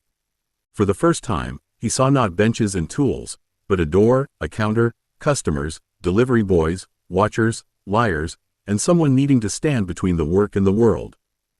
Maddie did not let the silence flatter her. She moved along the bench, not touching the trays, but looking at each label, each witness mark, each screw and folded sheet as if the future shop had already opened and she had arrived to find the accounts in a state. Ned watched her measure the designs by the trouble they would bring through a door, and the thought unsettled him more than any guild interview had. "You're thinking customers," Maddie said. Ned blinked. "I'm thinking I hadn't thought enough about customers." "No," Maddie said. "You thought about honest men who need things. That's sweet. Also dangerous." She pointed at the governor tray. "A boiler man comes in wanting a part. His employer wants a cheaper part. The foreman wants it yesterday. The clerk wants the form signed. The gentleman wants to say your price is insulting because you look young. Which one are you listening to?" Ned looked at the brass plate. The one who knows the machine. And the one paying? Maddie asked. Livia's pencil moved before Ned answered. Counter rule. Technical instruction must come from named responsible worker or written order, not merely purchaser preference. Maddie glanced at her. You'll do. Livia looked unexpectedly pleased. I intended to. Rafik leaned against the far bench, eyes narrowed in thought. Deliveries need route records too. If a gauge goes missing between the shop and a factory, we need to know whether it vanished in the street, at the gate, in the store's room, or in someone's pocket. Maddie nodded. And you need a boy who knows which pockets are worth watching. Slip, Ned said, the name leaving his mouth before he had fully decided to speak it. Arthur looked between them. And Tom? Maddie's expression softened by half a shade, which for her was almost a confession. Tom will know whether a man asking for boiler parts has ever stood near a boiler without lying about it. He'll also know when Ned's clever fitting is too delicate for hands that work cold, wet, and angry. Ned looked at the imaginary shop again, and this time Maddie stood at the counter, Tom at the forge, Slip somewhere by the door or not by the door because visible watchers were only useful to fools. They were not memories he visited by letter. They were eyes, hands, suspicion, and sense the future shop would need if it was going to survive being useful. You belong there, Ned said quietly. Maddie's gaze snapped back to him. Careful, that can mean charity if said by a fool. I'm trying not to be one, Ned said. It means I don't think the shop works without Old Life eyes beside the door. Maddie's face changed at Old Life eyes. Not softened, exactly. Sharpened around something she did not intend to let him mishandle. She moved away from the bench and stood between him and the 3 protected trays, as if the future shop had already put a counter there and she had decided where customers would be allowed to breathe. If you mean that, she said, then say it properly. Ned frowned. I did.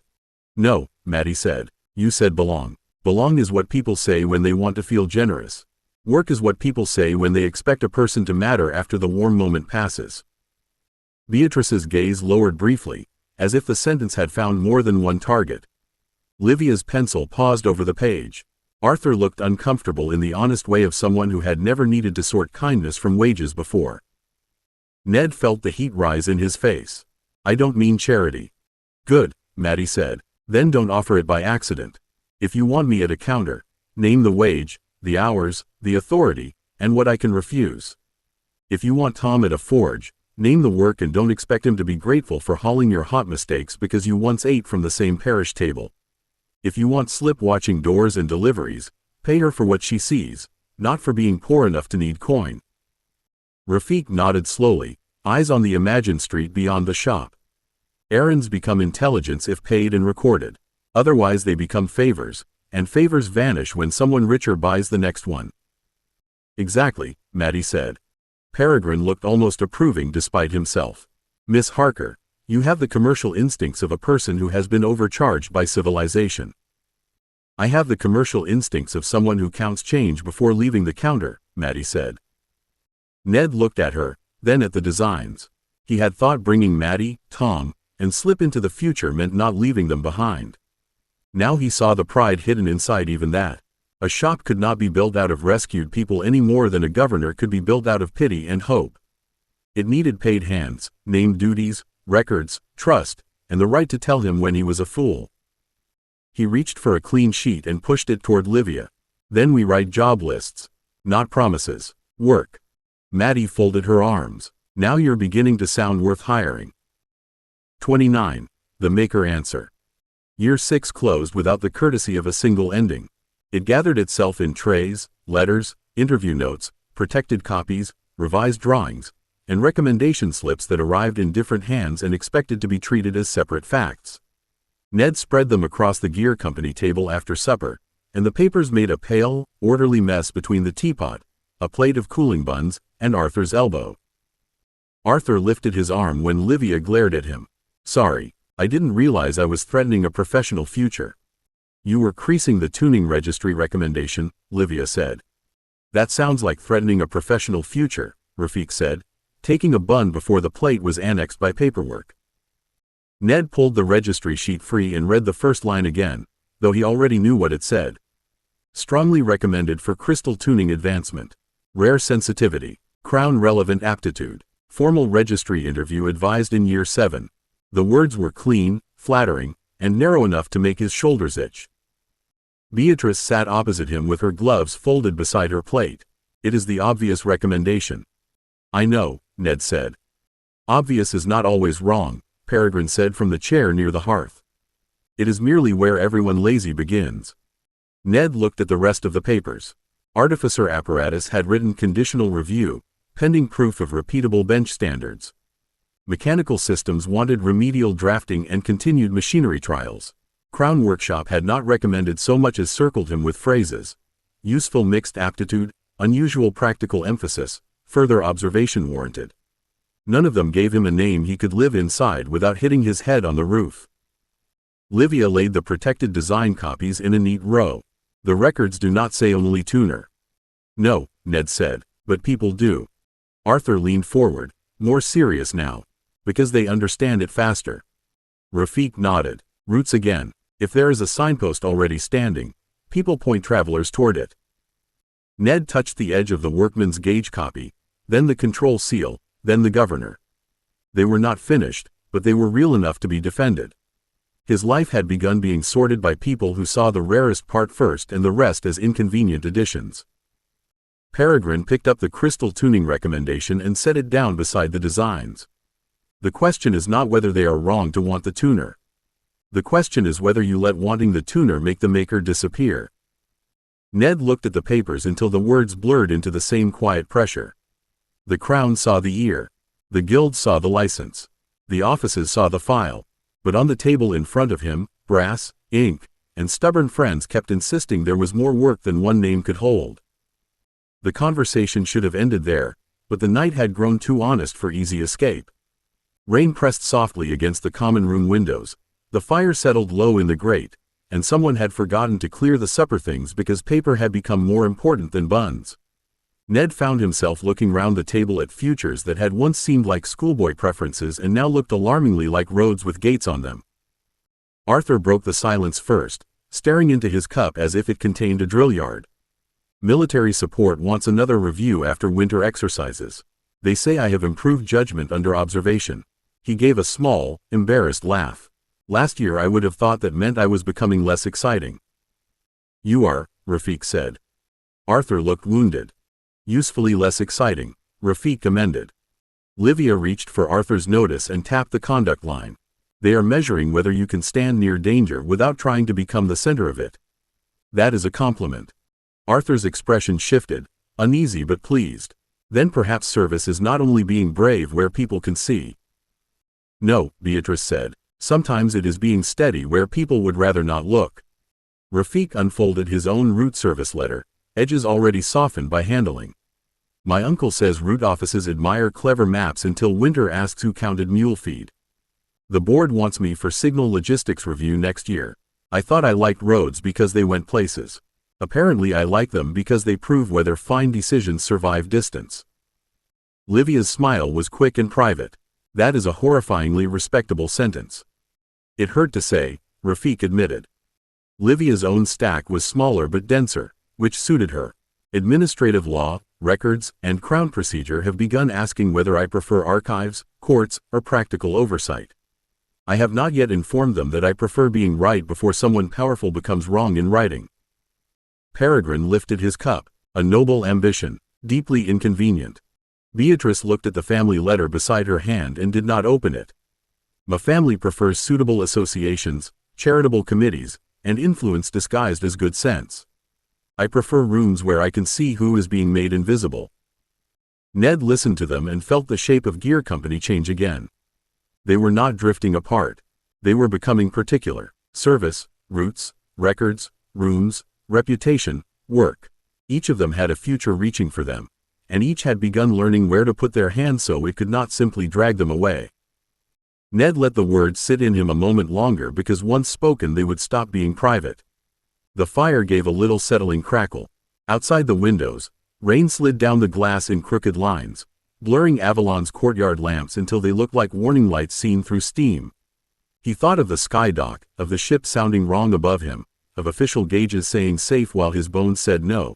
He thought of Harrow's probes, Pike's red slips, Cresswell's forms, Maddie's counter, Tom's hands, Slip's eyes, and 3 protected designs that were still rough enough to embarrass him and real enough to bear his name.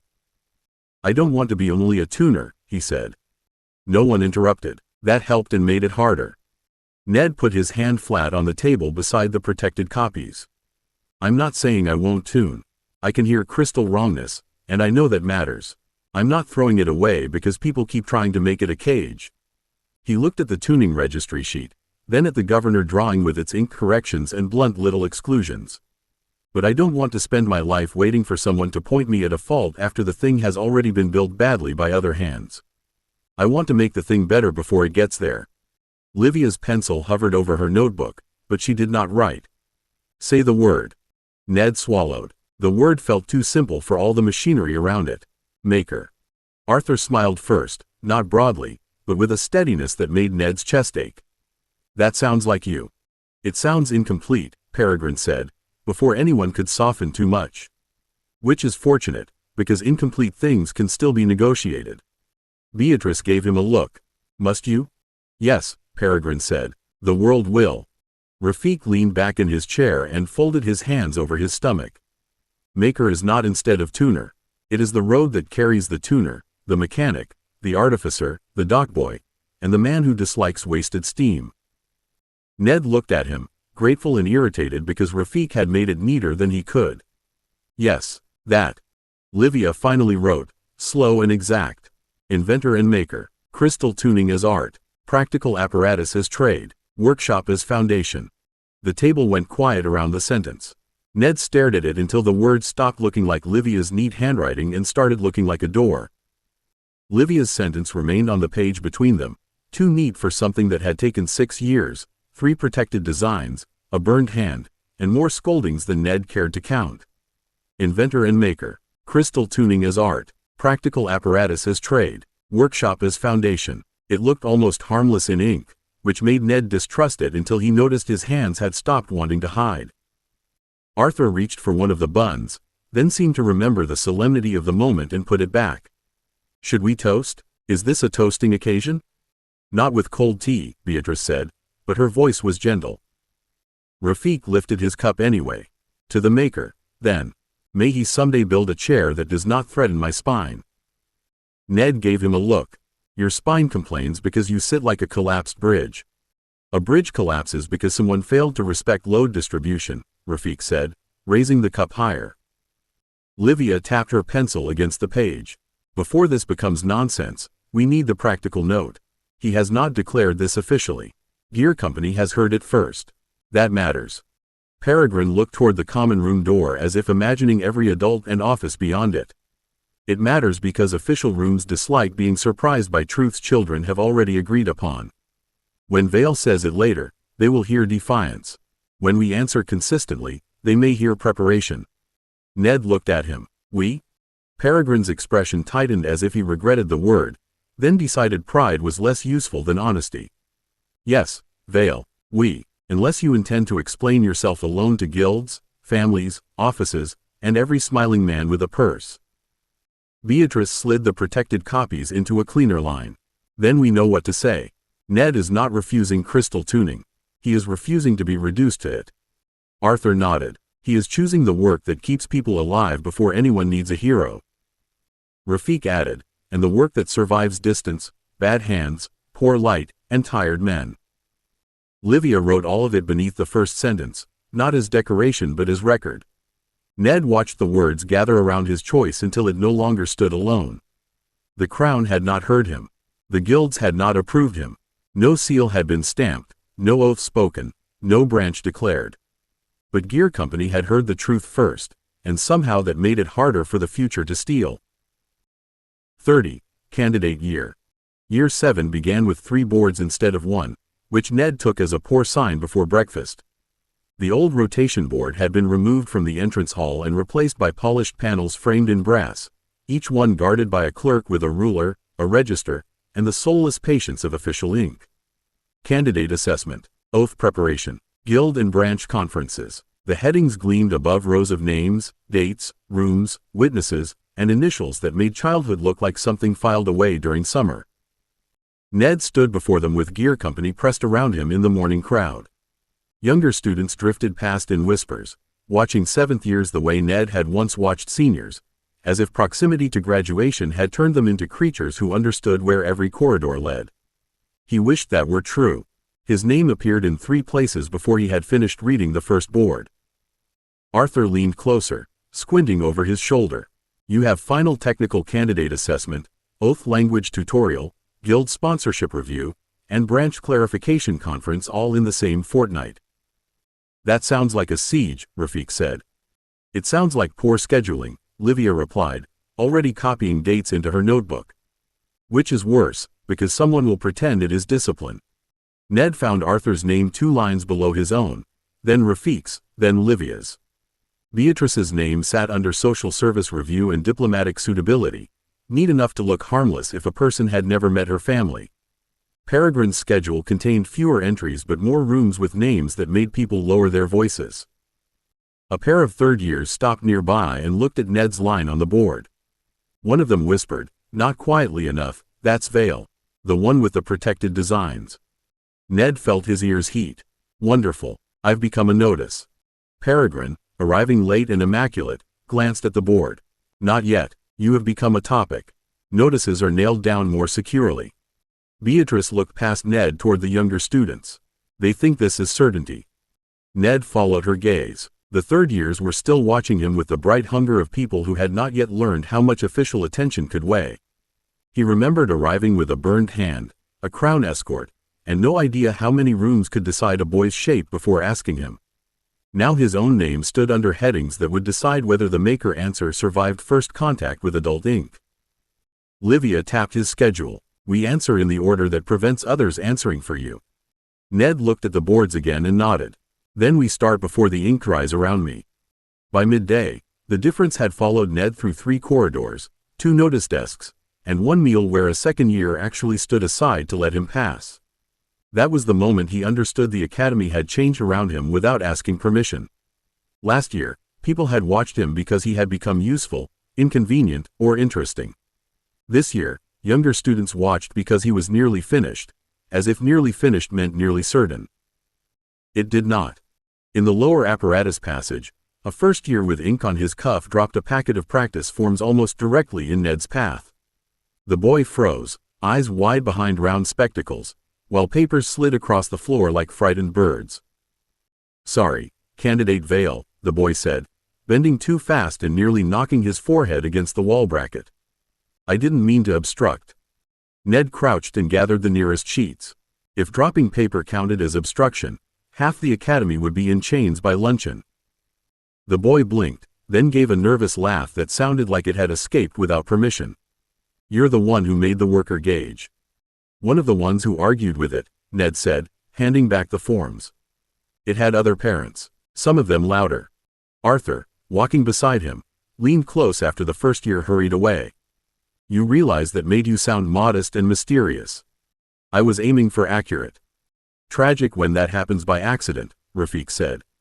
At the foot of the west stair, 3 fourth years paused over a practice housing and immediately straightened when they saw Ned's group. One of them tucked a cracked bracket behind his back, badly. Ned knew that motion. He had made it himself often enough in earlier years, hiding failure before a senior could make it public. Livia saw the bracket too. Do not become helpful unless asked. Ned stopped with one hand on the stair rail. It's cracked through the lower screw seat. I said do not become helpful unless asked. I did not say do not notice. The fourth year flushed. It keeps slipping, sir. Ned nearly looked behind himself for the sir. Instead, he stepped closer, pointed without touching, and kept his voice low enough not to gather a crowd. Loosen the upper screw before you tighten the lower, or you'll keep forcing the crack wider. And don't hide it from Pike. Hidden cracks become public shouting. The boy nodded with the solemn terror of someone receiving prophecy. Ned walked on before the moment could harden into reverence. At the stair turn, Beatrice looked back down the corridor. They think you know how to be what you are becoming. Ned glanced toward the boards waiting beyond the hall. That makes one of us. The reminder came that afternoon in the Hall of Service, where every seventh-year candidate was arranged by company beneath the high banners and the old oath lamps. Ned stood with gear company near the middle benches, close enough to see the tiny scratches on the brass rail before him and far enough from the doors to feel trapped by ceremony. Younger students were not present. That absence made the room feel older, as if Avalon had stopped performing school and begun showing its bones. Lady Principal Wycliffe stood on the dais in formal dark green, the crown pin at her throat bright against the cloth. Behind her waited Master Harrow, Mistress Pike, 2 guild witnesses, a naval captain, a healer in green, and a justiciar whose white and gold uniform made even the lamps seem careful. The sight of them together did more to quiet the hall than any bell. Wycliffe let the silence settle before she spoke. Candidate year is not an extended celebration of your own importance. Arthur, somewhere to Ned's left, breathed out very softly. Rafiq's shoulder moved with the effort not to laugh. Wycliffe's gaze passed over them without mercy. Nor is graduation a door through which magical men and women pass into private comfort, owing nothing. You have been educated under Crown Charter, Guild protection, public expectation, and imperial need. Your adult names will carry rights. They will also carry weight. Ned felt the words settled differently than they would have in first year. Back then, Crown service had been a grand shape, full of uniforms, rescue, and terror. Now it had the smell of boiler decks, the file marks of patent claims, the weight of a rich man's offer, and Maddie's warning tucked behind his notebook pages. A candidate from Crown Company raised a hand. My lady, are we speaking of the graduation oath? We are speaking of the life before, during, and after it, Wycliffe said. The oath will not make you bound. It will make adult law recognize a binding that has always existed. In childhood, others answer for you. In service, you answer. The justiciar stepped forward 1 pace. Answering does not mean obedience without law. It does mean you cannot pretend your gift is a private toy when lives, infrastructure, crown safety, or imperial order require competent action. Ned's fingers curled lightly around the bench rail. Crystal tuning as art, practical apparatus as trade, workshop as foundation. None of those words had included escape, but hearing the crown say so aloud still felt like a hand closing near the back of his collar. Wycliffe looked across the candidates again. This year will test skill, judgment, honesty, restraint, and readiness to bear a name in public. Some of you will receive the branch you desire. Some will not. All of you will learn the difference between being wanted and being responsible. Pike's eyes found Ned for one dry, merciless heartbeat, and he knew she expected him to hear the difference. He did. That was the trouble. After the assembly, the hall released them slowly, as if even the doors expected candidates to leave in a more responsible order than students. Ned came out with Gear Company under the carved lintel and into the long gallery, where rain blurred the tall windows and every 7th year seemed quieter than they had been before. The younger students in the entrance hall watched from a distance, but no one whispered now. The oath lamps had followed them in their faces. Arthur rubbed the back of his neck. I used to think the oath was mostly ceremony. Stand straight, speak clearly, try not to disgrace your family or fall over. Peregrine's mouth tightened. For some families, not falling over remains the highest moral standard. Beatrice gave him a warning look, but her heart was not in it. The justiciar made it sound less like ceremony and more like being found on a map. Rafiq nodded toward the boards at the far end of the gallery. A map with routes already marked. Oath tutorials, branch conferences, assessment days, witness interviews. They are not asking whether we will be useful. They are arranging how. Livia had already opened her notebook again. Then we arrange ourselves first. Arthur, your winter exercise review comes before Ned's branch conference, so we do not spend all week pretending only his crisis counts. Rafiq, your signal logistics review overlaps Beatrice's social service interview. Peregrine, your quiet rooms with frightening names require advance warning because I refuse to learn of traps afterward. Peregrine looked offended. Some of those rooms are merely dull. Dull rooms are where clever traps go to breed, Livia said. Ned looked at the boards beyond them, then back at the group. The title candidate had seemed like another notice pinned to him that morning. Now it felt more like a tool he had not learned to hold, heavy in the wrong places and dangerous if gripped by someone else. And me? Livia's pencil paused. You prepare the same answer in 3 languages. Guild language, crown language, and workshop language. You will say maker without making it sound like refusal, ambition without making it sound like vanity, and obligation without making it sound like ownership. Arthur looked impressed. That sounds harder than sword drill. It is, Peregrine said. Swords rarely sue. Ned laughed once, because if he did not, the weight of the year might settle too neatly on his shoulders. Then he reached for the schedule sheet Livia had copied and folded it into his notebook beside Maddie's letter and the protected design notes. All right, candidate year, then. Beatrice's expression softened. That sounded almost brave. No, Ned said, looking once more at the boards and the names waiting there in official ink. It sounded scheduled. 31. Final candidate trial. The final technical trial began in the lower assessment hall, not with alarms, smoke, or anyone shouting for rescue, which made Ned distrust it before the first bell finished ringing.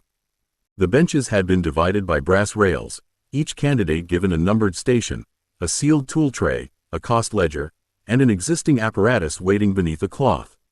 Examiners stood along the far wall in a line of dark coats, branch pins, gilt cuffs, and professional expressions, while Master Harrow carried a black folder and Mistress Pike looked as if she had already found 6 ways to be disappointed.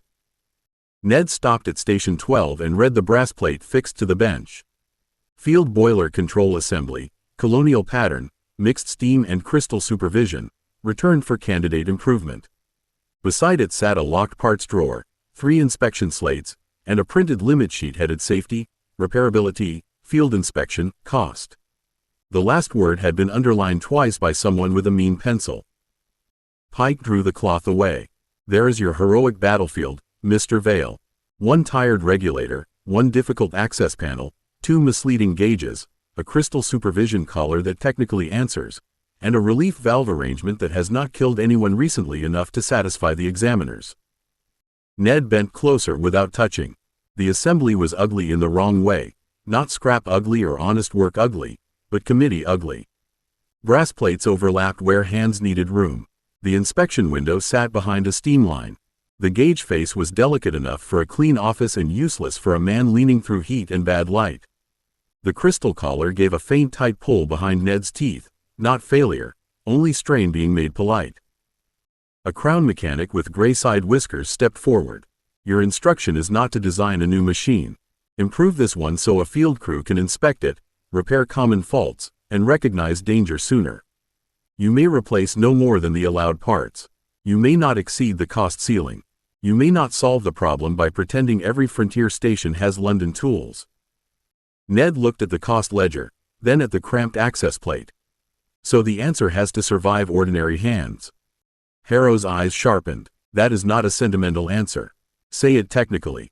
Ned set his notebook beside the apparatus and opened the first inspection slate. The answer has to reduce hit and strain, make inspection possible without dismantling half the housing, and show danger before the crew has to trust a fine needle in bad light. Pike placed a red pencil beside his hand. Better. Now prove it cheaply. Ned wrote cheaply at the top of the slate because Pike's red pencil sat close enough to look like a threat. He opened the inspection panel, stopped when the hinge caught against the steam line, and made his first mark before touching a screw. Access fails before repair begins. Across the hall, bells rang in soft, separated tones as other stations moved from reading to action, and the assessment room changed from ceremony into work. Arthur's station stood 2 rails away, arranged around a command exercise table where little brass markers represented tired men, a broken bridge, and a signal post under imaginary pressure. A naval examiner gave him a sealed instruction card and said, "Your escort is understrength, candidate Penrose. The obvious route is shorter, visible, and wrong if the wounded slow you. Decide." Arthur's hand hovered over the bright direct route, then withdrew. His jaw worked once. No Glory Road, sir. Split the escort, use the mill lane for the wounded, send 2 fast riders to hold the post only long enough to keep the signal alive. If I can't bring everyone quickly, I bring everyone properly. The examiner's pencil paused, and Ned saw Arthur notice that the room had heard him. It was not triumph on his face. It was harder than that, a boy choosing against the part of himself that still loved banners. Farther down, Rafik had both palms on a route board while a clock ticked beside his station. The order says the convoy reaches the depot by 4th bell, the logistics master said. Rafik shifted 3 markers with quick, precise fingers. The order forgets the spare boiler team sleeps 6 miles west because the last schedule moved them. If the convoy leaves now, it reaches a depot with coal and no hands. Delay departure by half an hour, signal the West Lodge, and the goods arrive later but usable. A dry voice answered from behind him. You are choosing delay on final assessment? Rafik did not move his hands from the board. I'm choosing a delay that feeds men over a punctual failure that looks tidy on paper. Ned bent back over his own regulator with a grin he did not have time to enjoy. Livia's voice carried next, calm enough to make the nearest clerk look nervous.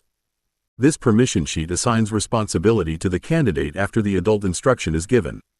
That is backward. Either the examiner signs the live alteration order, or the candidate is being asked to carry adult authority without adult authority. At the diplomatic station, Beatrice curtsied to an elderly guild witness whose smile was all polished trap. If your family were approached privately about a candidate's future suitability, would you consider that social interest or professional interference? The woman asked. Beatrice's hands remained folded. I would consider the timing improper, the channel revealing, and the courtesy expensive. A private approach before formal recommendation is not interest. It is an attempt to make gratitude arrive before terms. Peregrine's quiet laugh came from somewhere beyond the next rail. Annoyingly correct, Ashcombe. Pike tapped Ned's bench with the red pencil. Admire your friends after you have made your own apparatus less foolish. Ned looked back at the cramped panel, the lying gauges, the strained collar, and the cost ledger waiting open beside him. Yes, mistress, he said, and wrote his second mark. Move the hand before moving the part. Ned began with the access panel because touching hidden strain before reaching it properly was how machines taught arrogance to bleed. He loosened the upper screws, slid the panel half open, and let it jam exactly where the steam line blocked a man's wrist. Then he shut it again, measured the clearance with a bent brass rule from the tool tray, and wrote beside his first mark, hinge wrong side, hand forced into heat. The crown mechanic watched over his shoulder. You are spending examination minutes on a door. Ned drew a new hinge line in pencil. If the door makes a tired man angry, he'll skip what's behind it. Then the fault stays hidden until it becomes louder. Pike's red pencil hovered. Cost? 2 hinge plates reused, 1 new pin, no new casting, Ned said. He shifted the panel on the bench mock-up, reversed the opening, and added a thumb notch wide enough for gloves. It opens away from the pipe, still ugly, but less spiteful. The mechanic gave a short grunt that might have meant approval or indigestion. Ned took it as permission to continue. The gauge came next. He did not replace the fine needle. That would cost too much and teach the wrong lesson. Instead, he fitted a second face over it, with 3 broad bands marked safe, watch, and stop, then added a small side window linked to the crystal collar's strain response. Not a clever reading, a visible one. Harrow stepped closer. You are reducing precision. Ned tightened the face ring without looking away from the work. No, master. I'm separating workshop precision from field warning. A fitter can still read the needle in good light. A boiler hand can see the band in steam. The crystal collar still pulled tight behind his teeth. Ned eased the mounting screws, added a thin Blackstone washer where strain had been biting the frame, and fitted a simple valve-style control seal across the adjustment screw. The seal would not prevent tampering, but it would show heat, forced movement, and overstrain in a little witness strip that stained if abused. Ambitious, Harrow said. Cheap, Ned replied before fear caught up with manners. Ambitious would be making it clever enough only I can read it. Pike's mouth twitched. Continue before humility damages you. The staged relief took the longest. Ned left the hard relief valve where it belonged, then added a light vent with a marked pull and a middle relief stop that opened before panic made men wrench the whole assembly blind. He wrote the repair notes last in plain steps, each one beside a small sketch. Open here, check color strip. If band shows watch, clear light vent. If stop, call senior hand and stand aside. When the final bell rang for working time, Ned set the pencil down with brass dust on his cuff and the ordinary apparatus still ordinary before him. Only now it opened, warned, witnessed, and told a tired man what to do next. The final bell did not end the trial at once. It changed the room from making to judgment. Candidates stepped back from benches, root boards, ledgers, and model tables while examiners moved in with slates, rods, gloves, and the kind of silence that made every scratch in brass sound like confession. Ned wiped his fingers on the rag Pike allowed him, then stood with his hands behind his back and tried not to watch the crown mechanic read his repair notes. The man did not ask Ned to explain them first. He handed the slate to a younger mechanic in a plain brown coat and nodded toward the apparatus. Follow the candidate's instructions. Say aloud when they fail you. Ned's stomach tightened. That was crueler than asking him to defend the work himself. The younger mechanic opened the panel, paused when it swung clear of the steam line, and glanced at the old hinge marks. Access improved. Gloved hand fits. He checked the color strip beneath the seal, touched the broad gauge face, and pulled the light vent. The test rig hissed softly instead of snapping hard, and the needle settled while the broad band stayed in watch. Harrow's voice came from Ned's left. Would you call that elegant? No, master, the younger mechanic said. I'd call it hard to misunderstand. Pike's red pencil stopped moving. The crown mechanic tested the middle relief next, then forced the adjustment screw against the seal. The witness strip stained dark at once. It tattles. It records misuse, Ned said before he could stop himself. The mechanic looked at him over the apparatus. Men who misuse machines call that tattling. Then I hope it tattles clearly, sir. A sound moved through the examiners, not laughter exactly, but close enough to make Ned's ears heat. Wycliffe had come to stand behind Harrow, her formal face unreadable. Arthur was being dismissed from his own station beyond the rail, pale and upright. Rafik had both hands pressed flat to his root board as if stopping himself from reaching for the result slate. Livia watched the examiners' pencils. Beatrice watched their faces. Peregrine watched everyone pretending not to care. The crown mechanic set down the tool. Candidate Vale, this assembly remains ugly. Yes, sir. It remains ordinary. Yes, sir.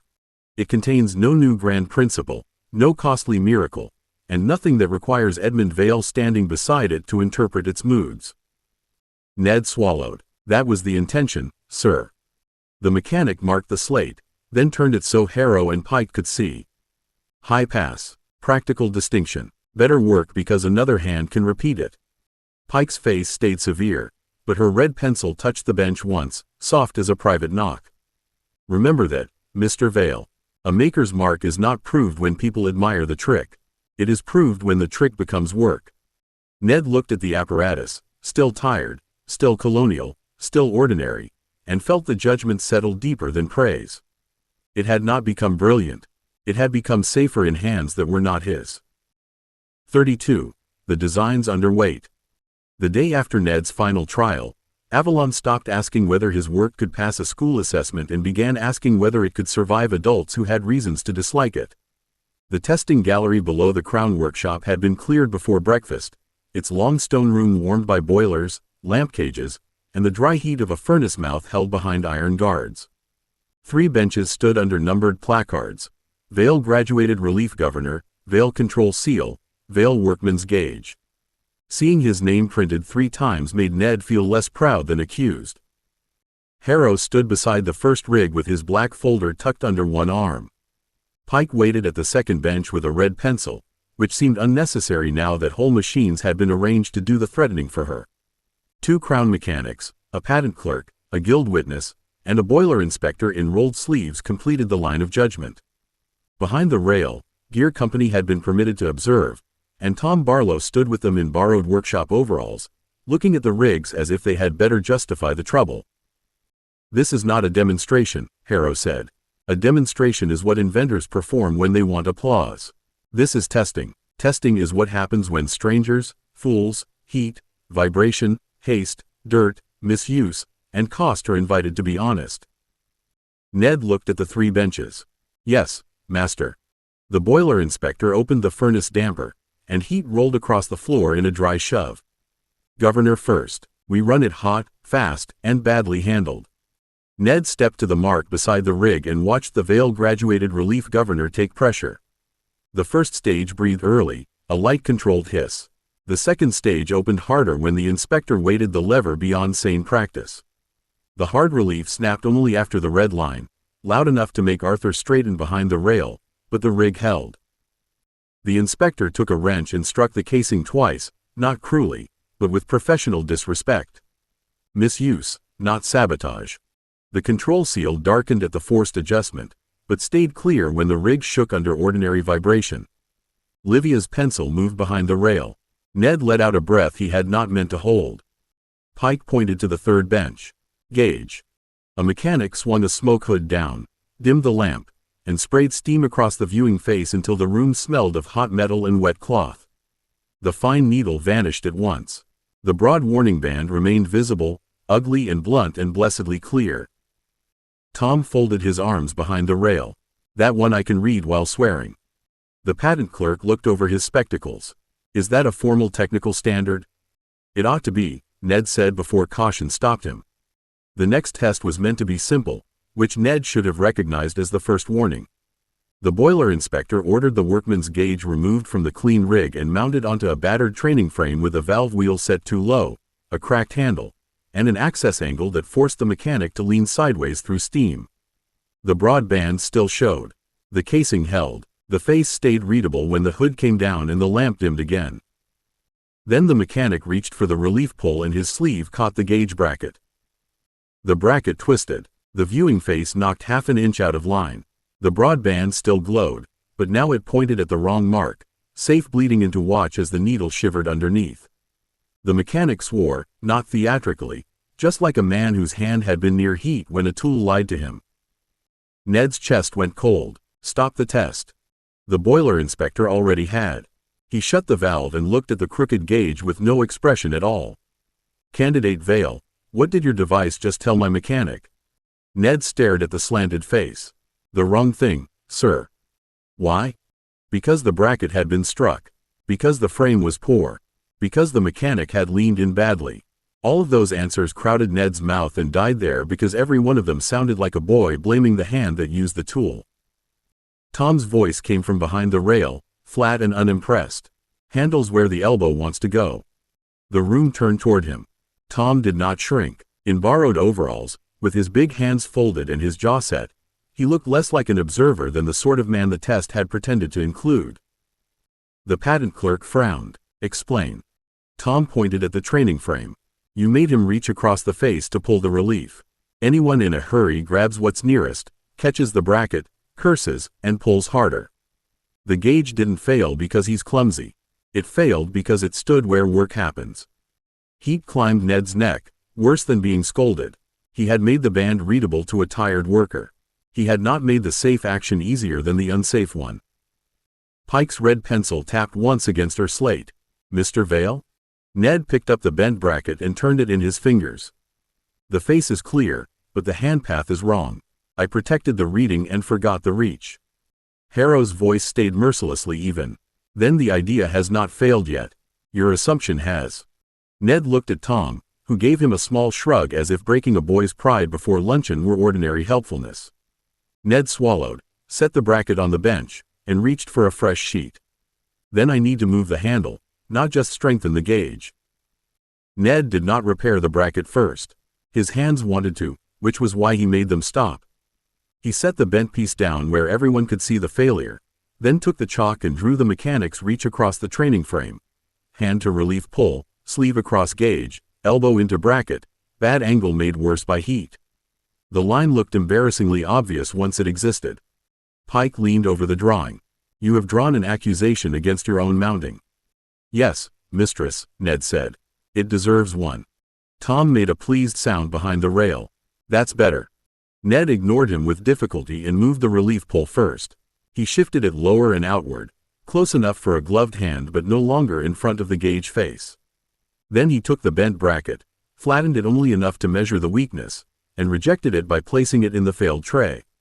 A stronger bracket alone would only survive longer while still inviting the same mistake. The boiler inspector watched him select two short plates, a hinge guard, and a sloped cheekpiece from the allowed drawer. You are adding parts after a cost warning. I'm removing a repeated mistake, Ned said. That may be cheaper than replacing bent brackets and burned hands. The patent clerk's pen moved at that, which made Ned wish his mouth had asked permission first. Livia's pencil moved too, though her expression said she was already improving the sentence into something legal. He mounted the gauge behind the sloped cheekpiece so a sleeve would glance away instead of catching. He widened the pull ring until Tom called, bigger, without apology, then widened it again. He marked the safe grip with a brass notch a blind thumb could find and set the viewing face at a slight angle toward the worker's natural stance, not the tidy centerline of the frame. Harrow stepped closer. "State the principle." Ned tightened the last screw, then made himself answer before the words became too polished. "A warning device is not finished when it can be read. It is finished when the safe action is easier than the unsafe one." Silence followed, not empty, but measuring. Pike's red pencil touched the slate.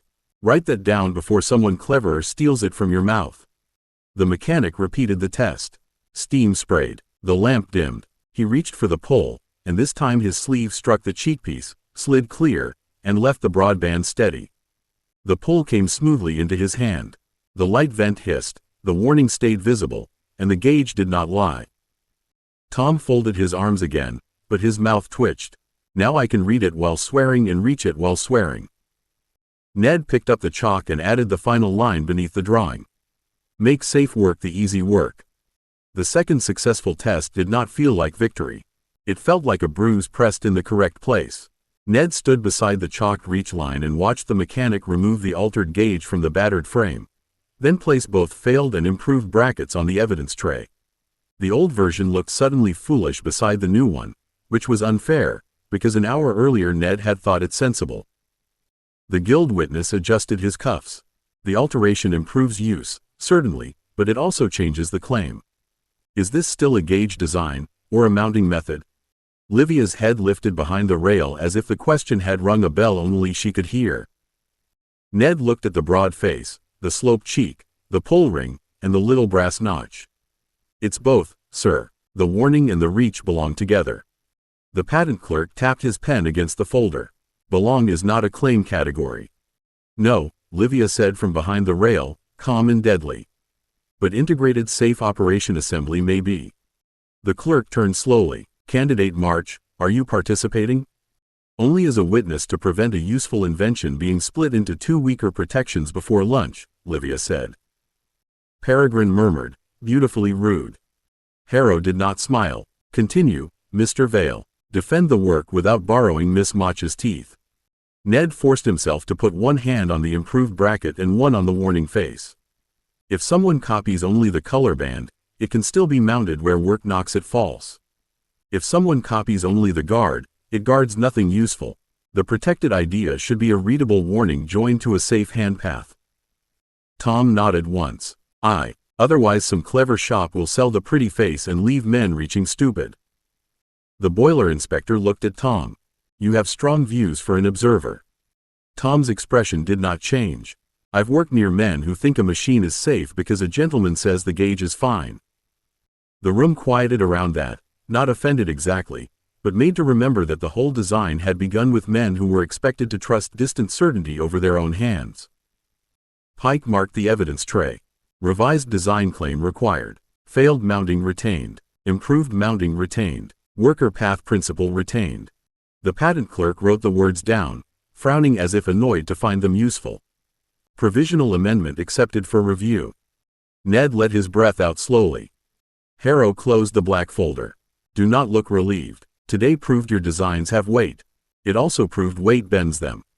Ned looked at the failed bracket one last time before Pike covered the tray. "Then we keep testing until they bend in front of us, master." Pike's red pencil paused. "Good. Better in here than in a boiler room with a man's sleeve on fire." 33. Oath Lessons. The oath room had no machines in it, which made Ned distrust it in a different way. After 2 days of boilers, gauges, sealed drawings, and adults trying to break his work honestly, the long chamber beneath the East Chapel felt too clean for comfort.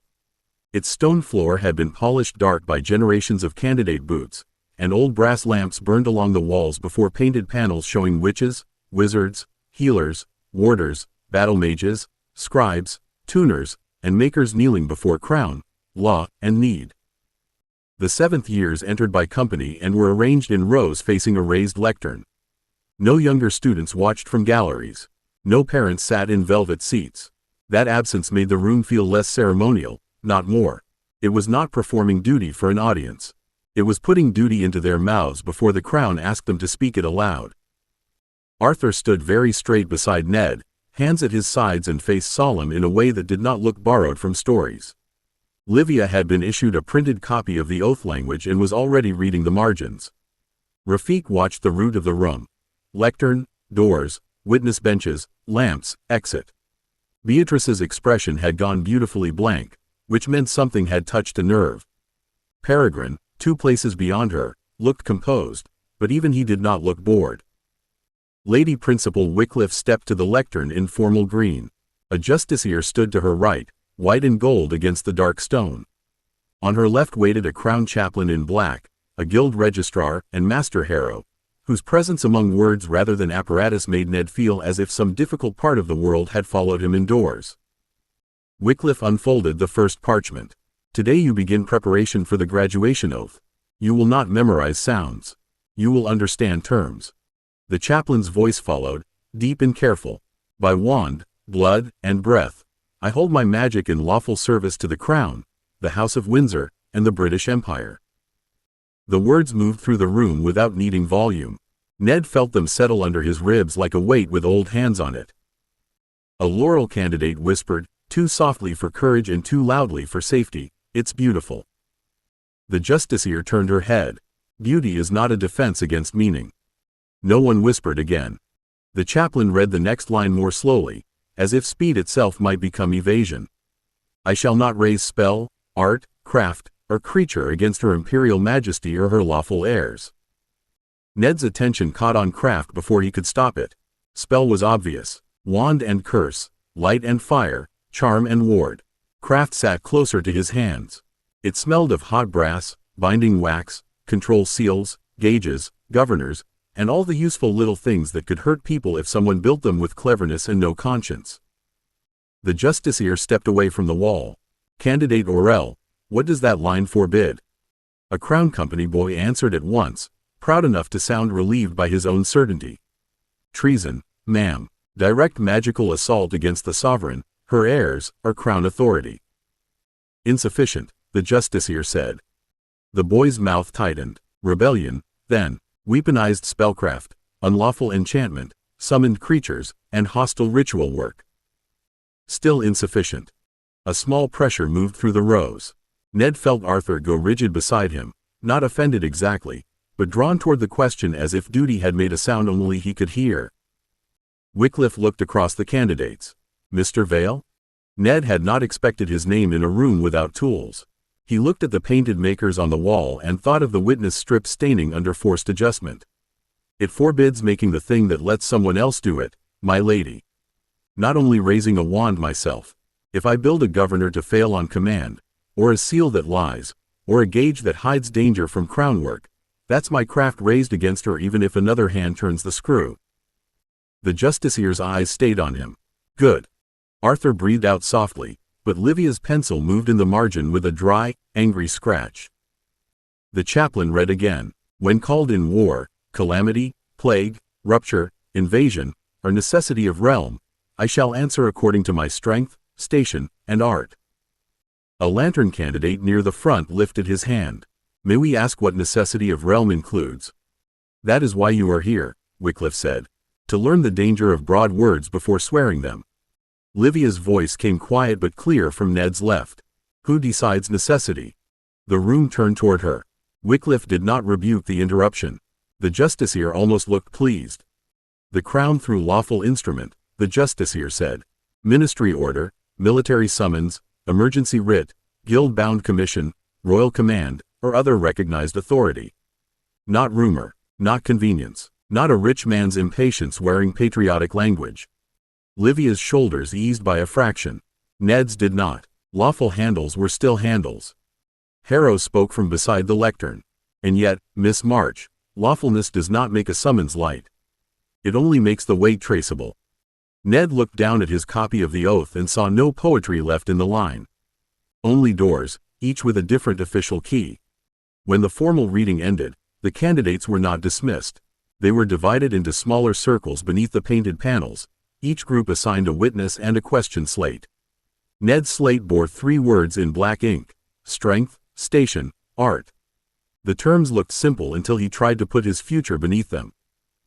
Justiciar Voss came to stand before Gear Company's circle. Age had not made her softer since the skydock. It had only made Ned better able to recognize the discipline in her stillness. Her white and gold uniform held the lamplight without glitter, and when she looked at the slate in Ned's hand, he remembered being 12, burned, frightened, and unable to lie while adults rearranged truth around him. "Mr. Vale," Voss said, "read your question." Ned looked down. "If a lawful summons names my art, what part of me answers?" Arthur's brows drew together. Rafik's eyes moved to the exits, then back to Voss. Livia's pencil hovered. Beatrice went very still. "All of you," Voss said. Ned's hand tightened on the slate. "That sounds like ownership." "It is not ownership," Voss said. "Ownership would mean the Crown may use you without law, limit, record, or responsibility. It may not. A summons binds through office, authority, necessity, and answerable command." "But it still binds," Ned said. "Yes," Voss replied. The plainness of it struck harder than comfort would have. Ned looked at the painted maker above them, kneeling with hammer, wand, and calipers offered toward a crowned figure. What if the order is wrong? Wrong in law, wrong in judgment, or wrong in conscience? Voss asked. Ned swallowed. "Those are different doors." "They are," Voss said. "A justiciar may test the first. Officers and ministers must answer for the second. The third may cost you whether you obey or refuse." Arthur's face changed at that, less certain and more adult. "Then service can ask a man to carry guilt even when the order is lawful?" Voss turned to him. "Yes, Candidate Penrose. That is one reason children are taught before they swear." Livia's pencil finally moved. "And if someone uses lawful language to hide private profit?" "Then records matter," Voss said. "Witnesses matter. Refusal may matter. Evidence certainly matters. Law does not make you helpless, Miss March, but neither does it make you untouched."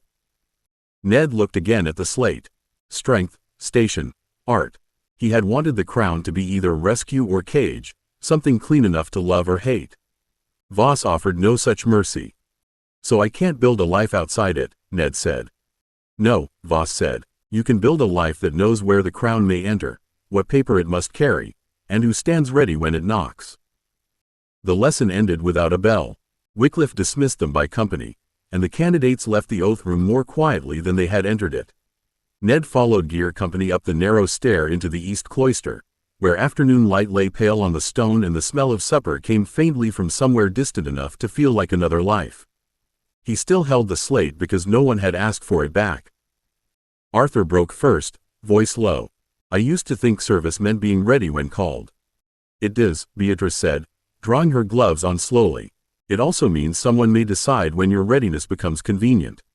Livia folded her printed oath copy along the margin, not across the words. "Convenient is not lawful," Voss was clear. Peregrine looked out through the cloister arches toward the wet quadrangle. "Clear is not safe. Old families survive by understanding that difference before breakfast." Rafik leaned against the stone rail and rubbed one thumb over his route paper until the edge curled. "A summons is a route. Law marks the road, but it does not carry the load for you." Ned looked at them, one by one, and the answer Voss had given him shifted shape. It was not comfort. It was not permission to pretend the Crown would knock politely and leave if no one answered. But it was not Grimsby's pointing finger either. It was a system with doors, keys, records, witnesses, and people who could stand near enough to say when a hand had reached too far. "I can't keep it out," Ned said. No one answered too quickly. That helped. Livia slid her folded oath copy into her notebook. "No, but you can make it sign for what it takes." Rafik nodded. "You can build work that keeps running when you are pulled away." Arthur straightened, still serious. "And people who know what the work means, so they do not hand it over because someone important sounds urgent." Beatrice's expression softened. "In rooms with front doors, not open benches where everyone may lean over and claim a favor." Peregrine glanced at Ned sidelong. "And ownership papers written by someone suspicious enough to inconvenience your future admirers." Ned laughed once, not because the oath had become lighter, but because the people around him had made its weight less lonely. He tucked the slate under his arm and looked toward the workshop roofs beyond the cloister, where smoke rose from chimneys in thin working lines. "Then that's the answer." Arthur looked at him. "What is?" Ned began walking, and Gear Company fell in around him as naturally as tools returning to a familiar tray. I build the life anyway. Strong enough that when the crown calls, it doesn't tear loose from the bench. 34. Guild Sponsorship Day. Guild Sponsorship Day began with breakfast nobody finished.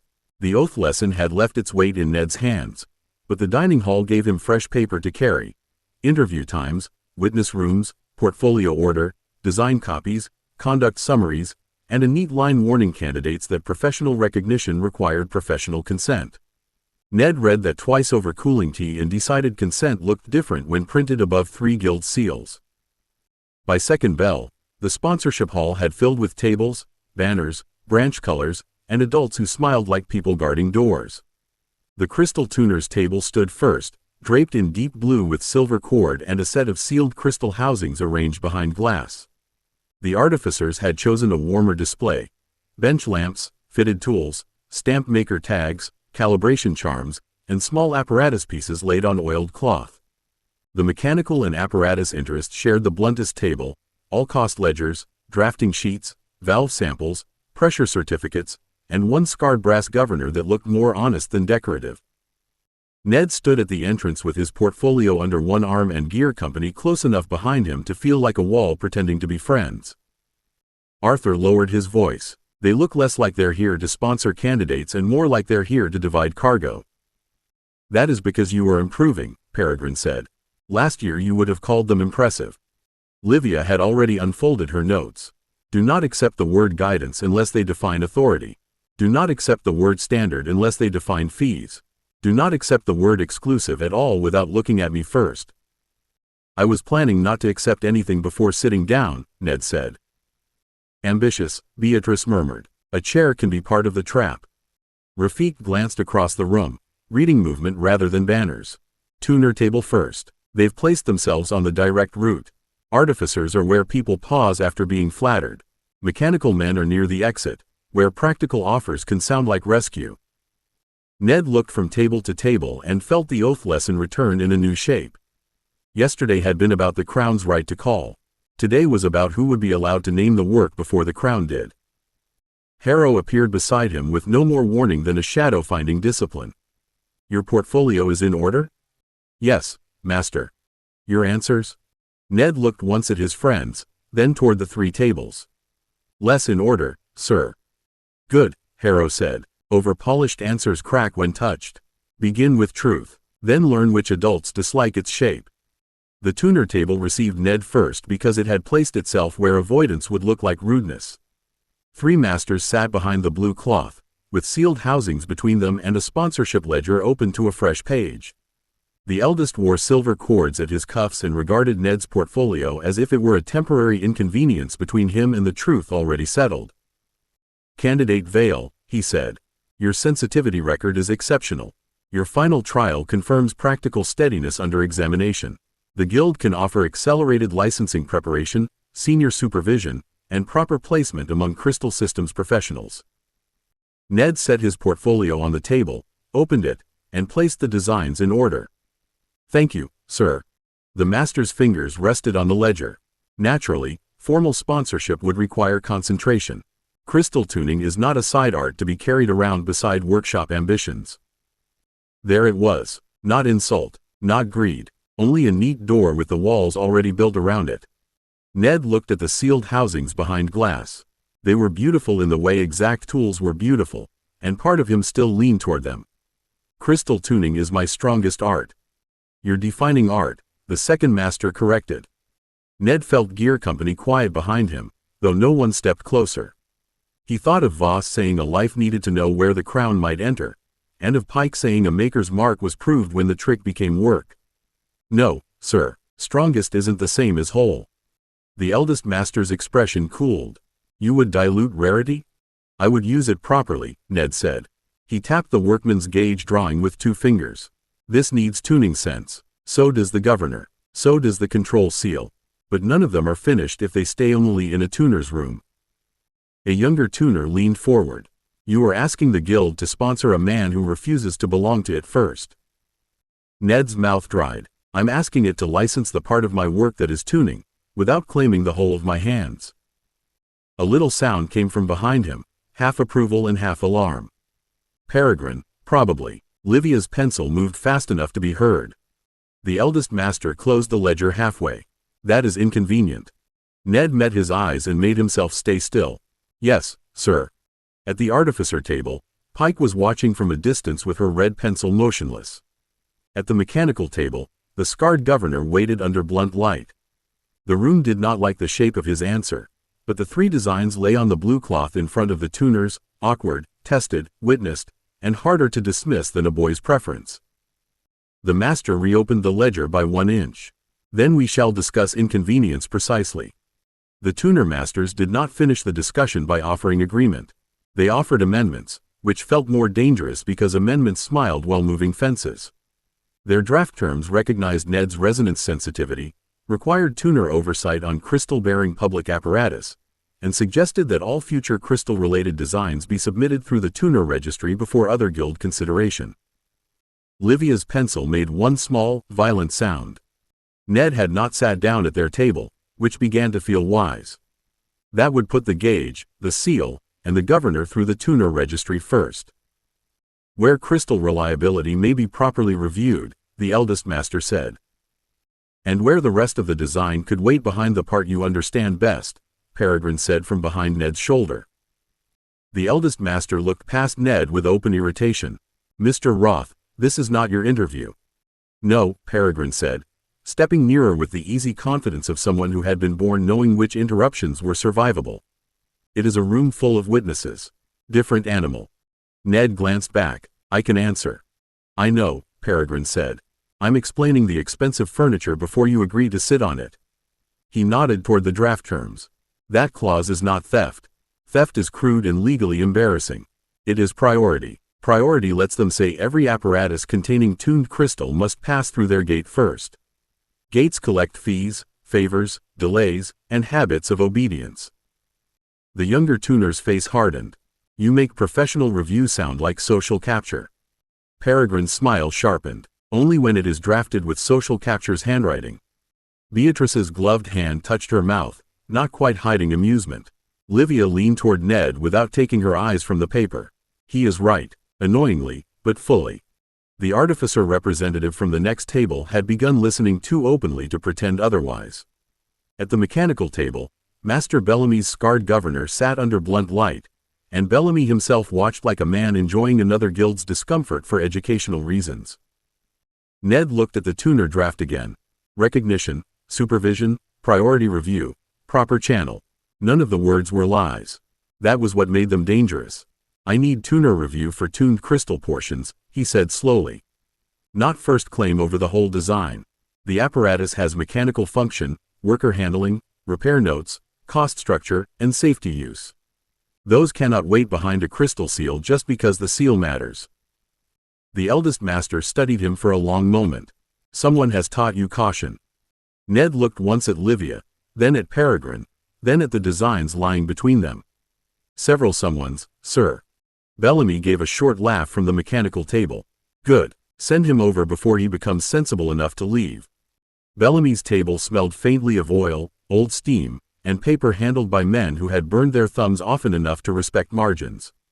Ned carried his portfolio across the hall with the tuner draft folded but unsigned, and felt the room watching him move from blue cloth to scarred brass. That felt like a choice before it had become one. Master Bellamy took the first drawing, set a cracked magnifier over the hinge guard, and grunted. Tuners want the crystal gate. Artificers will want bench legitimacy. We want to know whether the thing can be made, priced, fitted, inspected, and repaired without requiring a choir of prodigies. That's what I want too, Ned said. Dangerous, Bellamy replied. Shared wants create paperwork.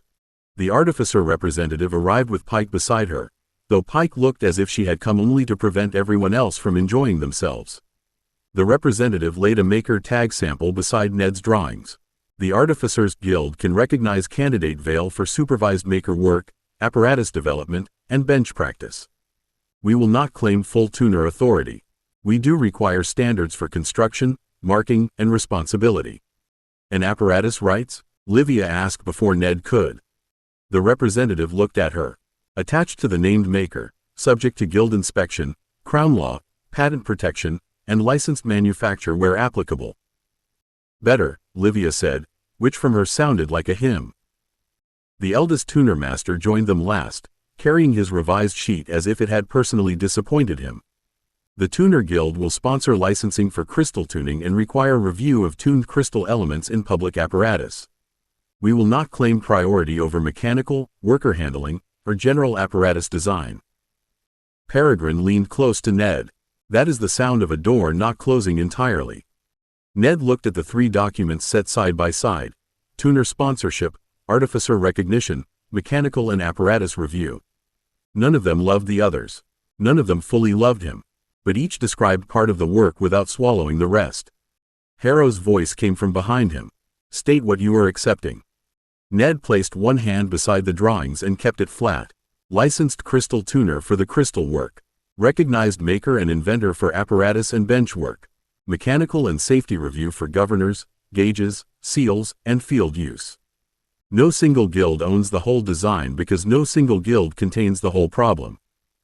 Pike's red pencil paused over the witness line. And what are you refusing?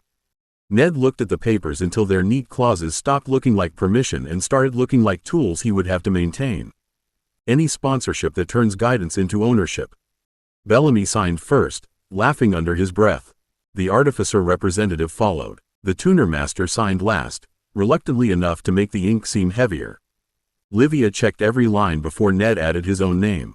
When he finished, the portfolio felt no lighter, but it no longer felt like bait. Peregrine glanced at the signed sheets.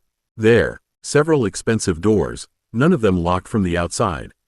Ned closed the portfolio carefully. That may be the nicest thing you've ever said. Then I shall recover by supper, Peregrine said. 35. Branch Declaration. Branch Declaration took place in the Hall of Professions, where Avalon had first shown Ned the shape of adult work and made every future look polished enough to bite.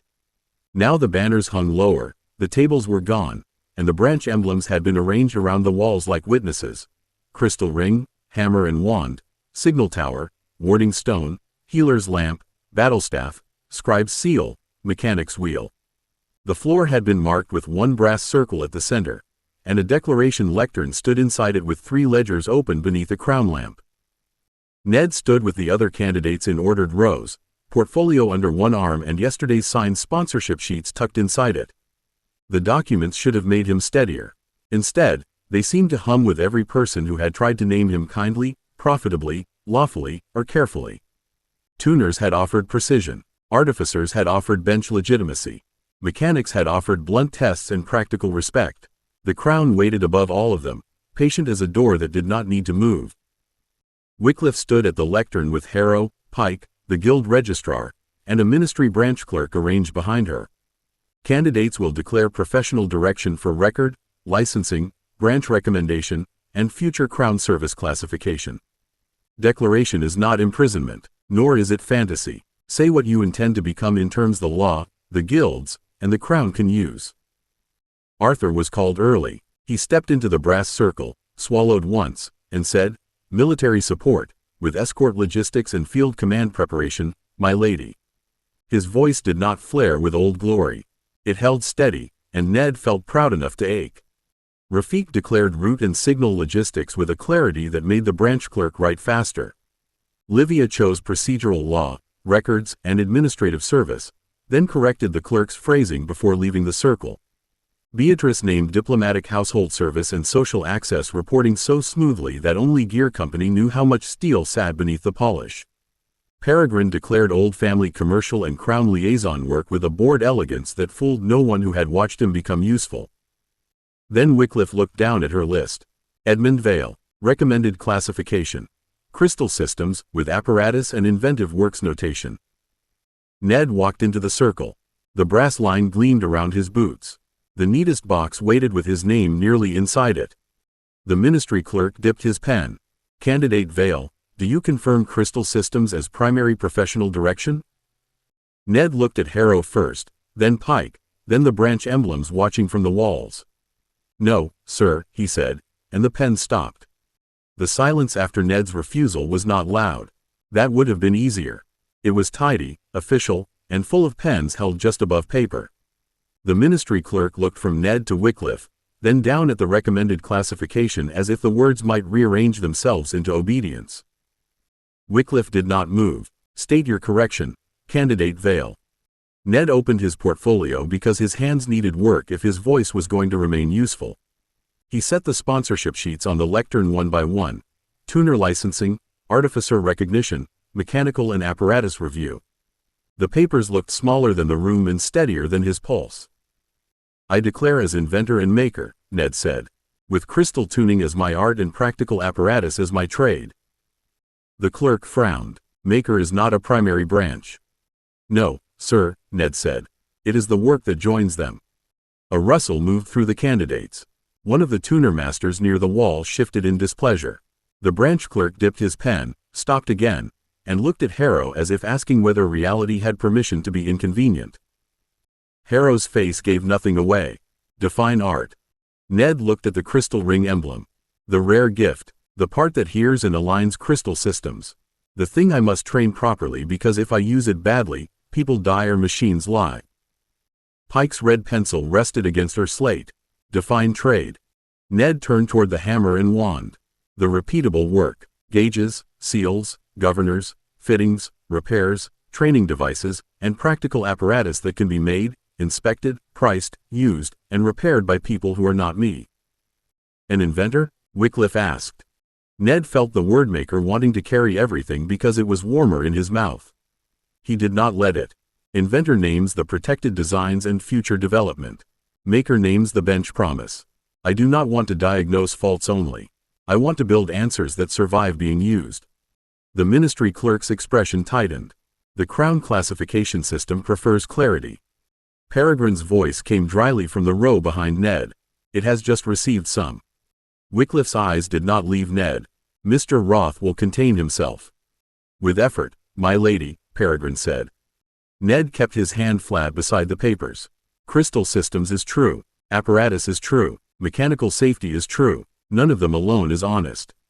The clerk looked deeply unhappy. Then the record must be amended. Yes, sir, Ned said, and for the first time the awkwardness of the words felt like strength instead of apology. That is the point. The clerk did not amend the record quickly. He pulled a second ledger toward him, then a third, and the sound of heavy paper moving under his hands made the whole room feel older. Ned stood inside the brass circle with his own words still hanging there, plain enough to embarrass him and true enough that he could not take them back. Harrow stepped forward at last.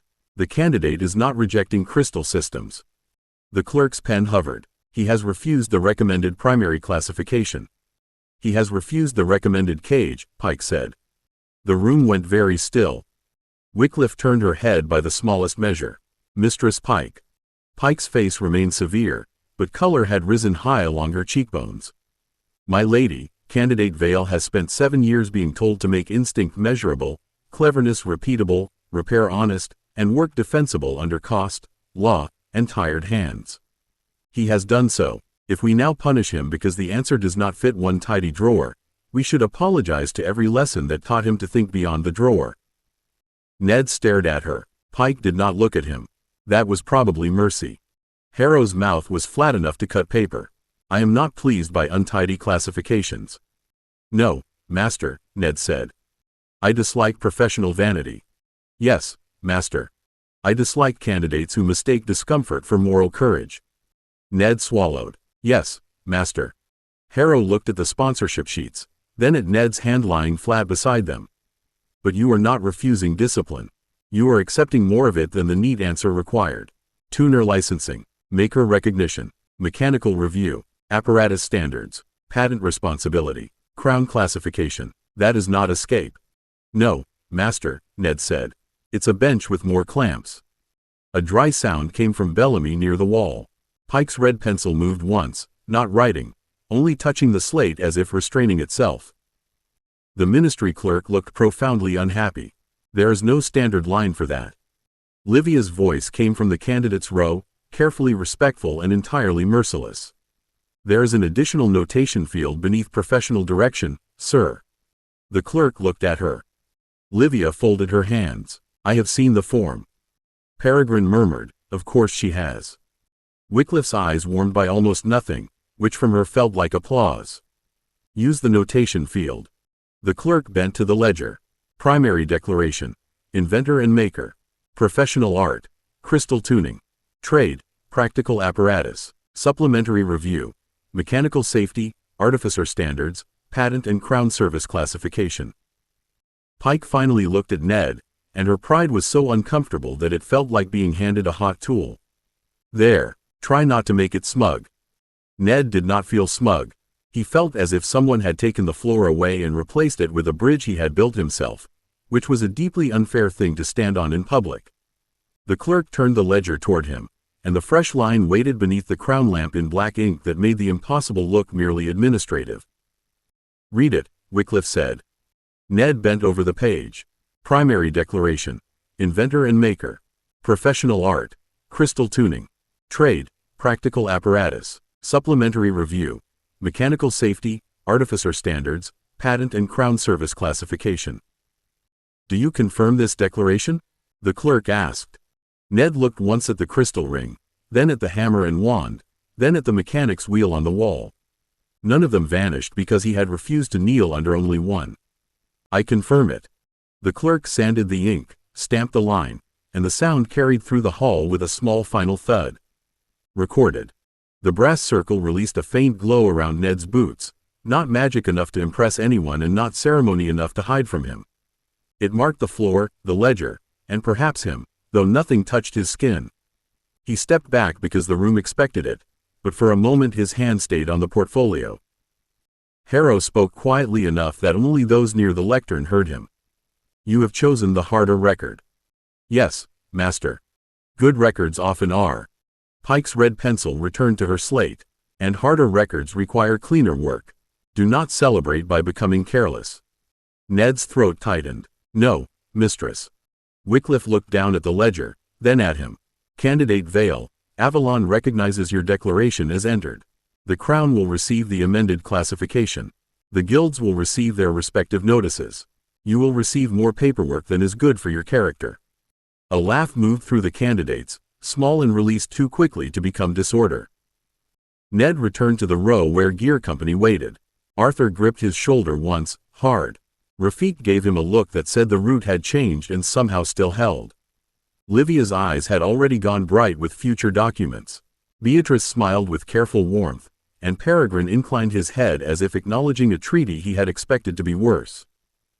Arthur leaned close. Inventor and maker. Ned held the portfolio against his side. "With more clamps." "Obviously," Livia said, "we are not barbarians." The next candidate was called, and the ceremony moved on, but Ned heard it differently now. Branch names still mattered, ledgers still mattered, the crown still waited, yet the line behind his name no longer felt like a hand closing around him. It felt like a mark struck into brass, not perfect, not easy, but his. 36. Shares, not loans. The day after branch declaration, Ned discovered that being recorded as inventor and maker did not make benches, rent, tools, stock, wages, licenses, or a front door appear by magic.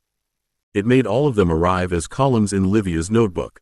Gear Company had claimed the small side room off the common hall after supper, where a coal fire burned low, a plate of seed cake sat in the middle of the table, and Ned's future lay spread between teacups, pencils, and increasingly hostile arithmetic. Livia turned the page toward him.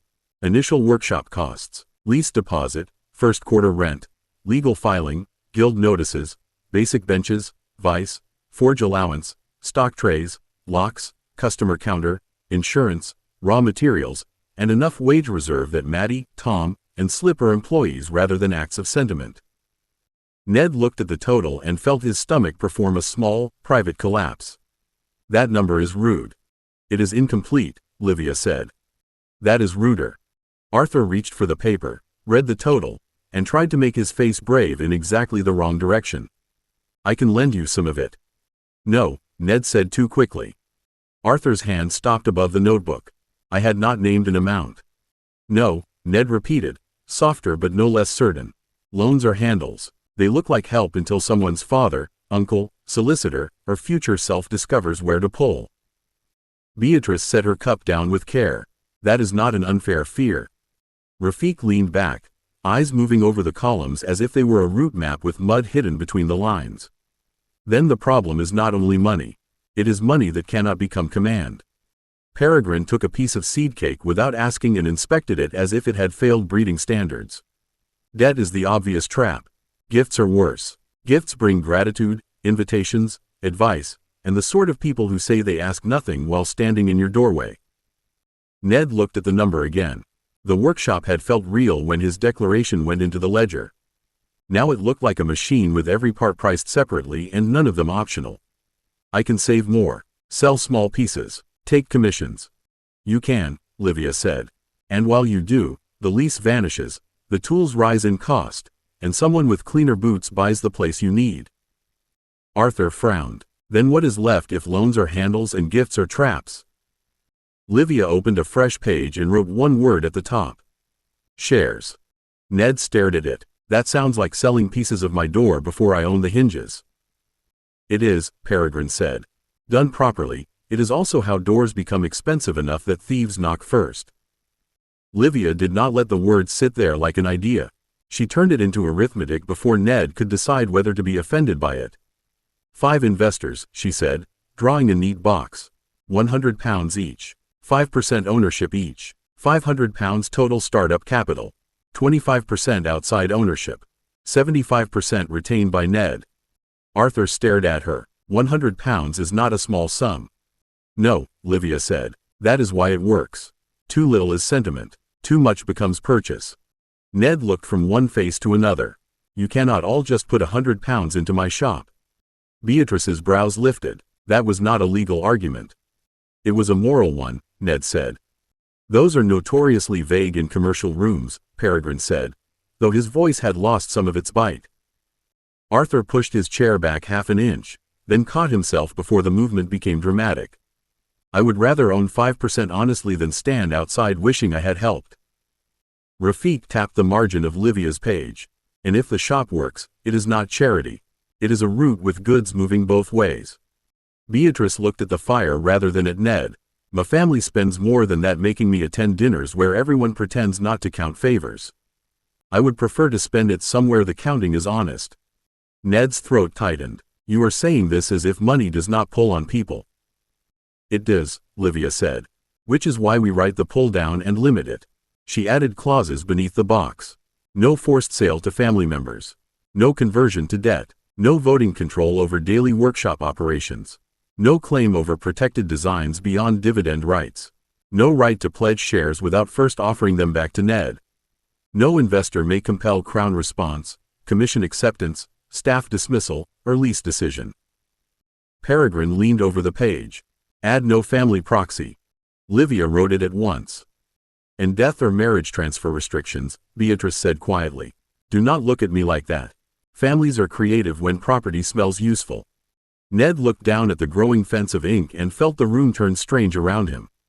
They were not rescuing him from poverty with soft hands and bright words. They were building a machine that even friendship would have to obey.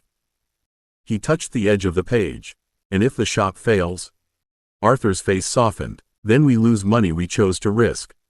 No chasing him after, Rafik said. No pity interest, Beatrice added. No claiming he owes gratitude forever, Peregrine said. That one is vital. Gratitude ages badly. Livia underlined the final clause. Investment only. Friendship separate. Ned stared at that line until the words blurred slightly. Then he nodded, once, because if he tried to speak too quickly, his voice would betray him. All right, shares, not loans.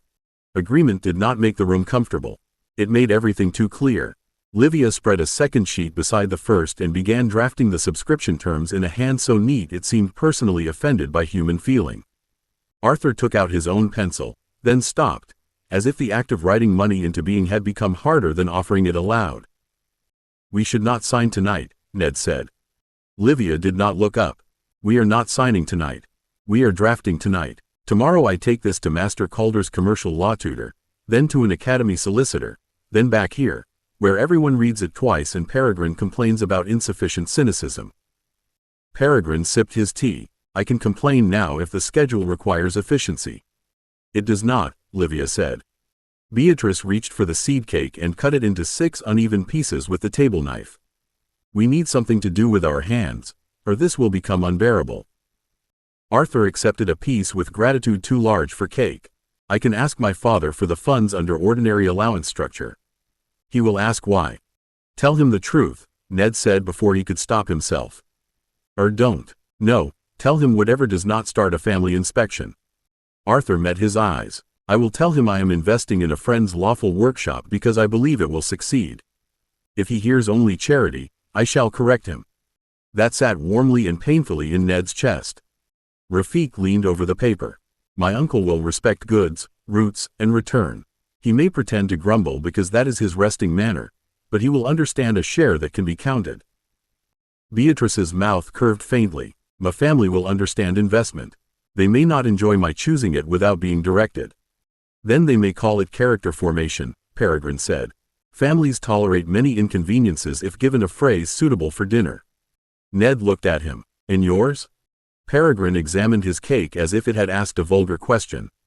Mine will approve of profit, disapprove of sentiment, and pretend not to notice when both arrive in the same envelope. Livia finished the first clause and blew gently across the ink. My contribution will come from my mother's settlement allowance. It is mine to invest, badly or otherwise. Ned looked around the table, at cake crumbs, cooling tea, ink, firelight, and 5 people turning friendship into a structure strong enough to survive money. I hate needing this. No, Livia said, softer than before. You hate that needing help has so often meant becoming owned. Beatrice passed him the last piece of cake. Then we shall make this the other kind. Ned took it carefully. There is another kind? Rafik smiled. We are drafting one. By the next evening, the draft had survived Master Calder's commercial tutor, an academy solicitor, Livia's second assault, and Peregrine's complaint that 3 clauses were optimistic in a way that invited relatives. It returned to the side room thicker, sharper, and tied with red string, which made Ned feel as if his future had been bound for transport. The seed cake was gone. Rafik had brought buns instead, slightly crushed from his satchel and therefore less intimidating than the legal documents. Livia placed 6 copies on the table. Read before signing. Every page. I do not care if you think you know what it says. Especially if you think you know what it says. Arthur took his copy with both hands. I have never been more frightened by friendship. Good, Peregrine said. It suggests the paperwork is improving. Ned read slowly. Vale & Company. Founder, Edmund Vale. Investor shares, 5% each. No forced sale. No debt conversion. No family proxy. No claim over protected designs. No authority over daily operations. Dividends only when accounts allowed. Buyback rights. Transfer limits. Friendship separate. The last 2 words had survived review, which told him more about Livia than the clauses did. Beatrice signed first, her pen moving neatly and without visible hesitation. There, my family may now object to a thing already done, which is much tidier. Rafik followed. My uncle will say I should have negotiated delivery privileges. Did you want delivery privileges? Ned asked. No, Rafik said, but he will enjoy believing he noticed the missing road. Arthur signed with a face so solemn it made the act look like an oath, then pushed the document back before he could say anything grand and ruin himself. Peregrine waited until last of the investors.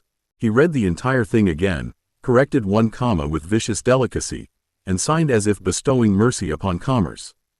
If this fails, Vale, I shall be insufferable. If it succeeds, Ned asked. I shall be richer and insufferable. Livia signed her investor copy, then turned the founder's copy toward Ned. Your turn. The pen felt heavier than it should have. Ned looked at the 5 signatures already waiting around his future and understood that this was not rescue. It was trust written in a form sharp enough to defend itself. He signed Edmund Vale beneath the founder's line, then set the pen down carefully. For a moment, nobody spoke. Then Arthur reached for a bun and broke the silence because Arthur, mercifully, was Arthur. Are we allowed to celebrate, or does that require a clause? Livia gathered the signed copies with reverent efficiency. Celebration is permitted, provided no one describes the investment as a loan, gift, favor, rescue, obligation, moral ownership, or proof that Ned must accept advice about curtains. Ned blinked. Curtains? Beatrice smiled over her tea. Front rooms have windows. Windows invite opinions. Peregrine lifted his bun. To Vale and Company, then.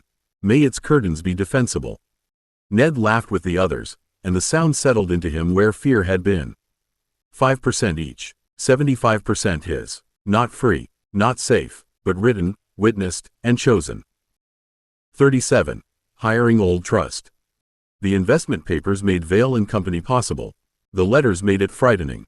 Money could be folded, signed, witnessed, and locked in a drawer.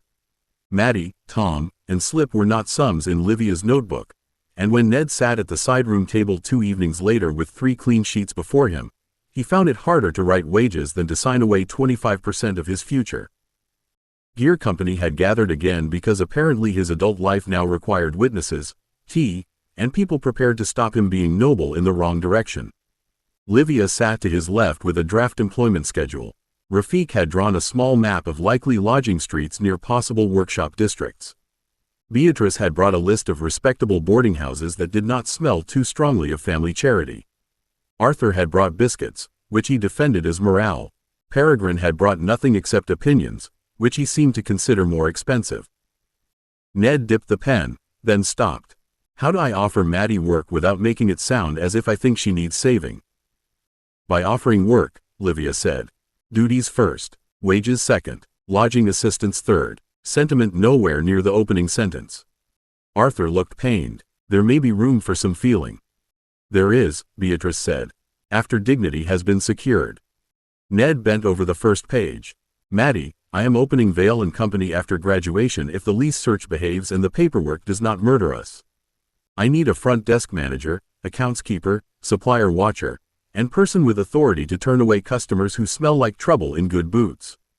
This is paid work, not favor, rescue, or gratitude. Wage offered. 15 shillings a week to begin, with lodging help if needed, rising when the shop can prove its feet. He paused. Is 15 fair? Peregrine leaned forward. For those duties? Low if she is competent. Dangerous if she is not. Since you intend to trust her with the front door, accounts, and polite thieves, make it 18 with review after 3 months. Ned stared at him. That was helpful. Then keep your astonishment private, Peregrine said. Ned crossed out 15 and wrote 18. The number looked bold enough to blush.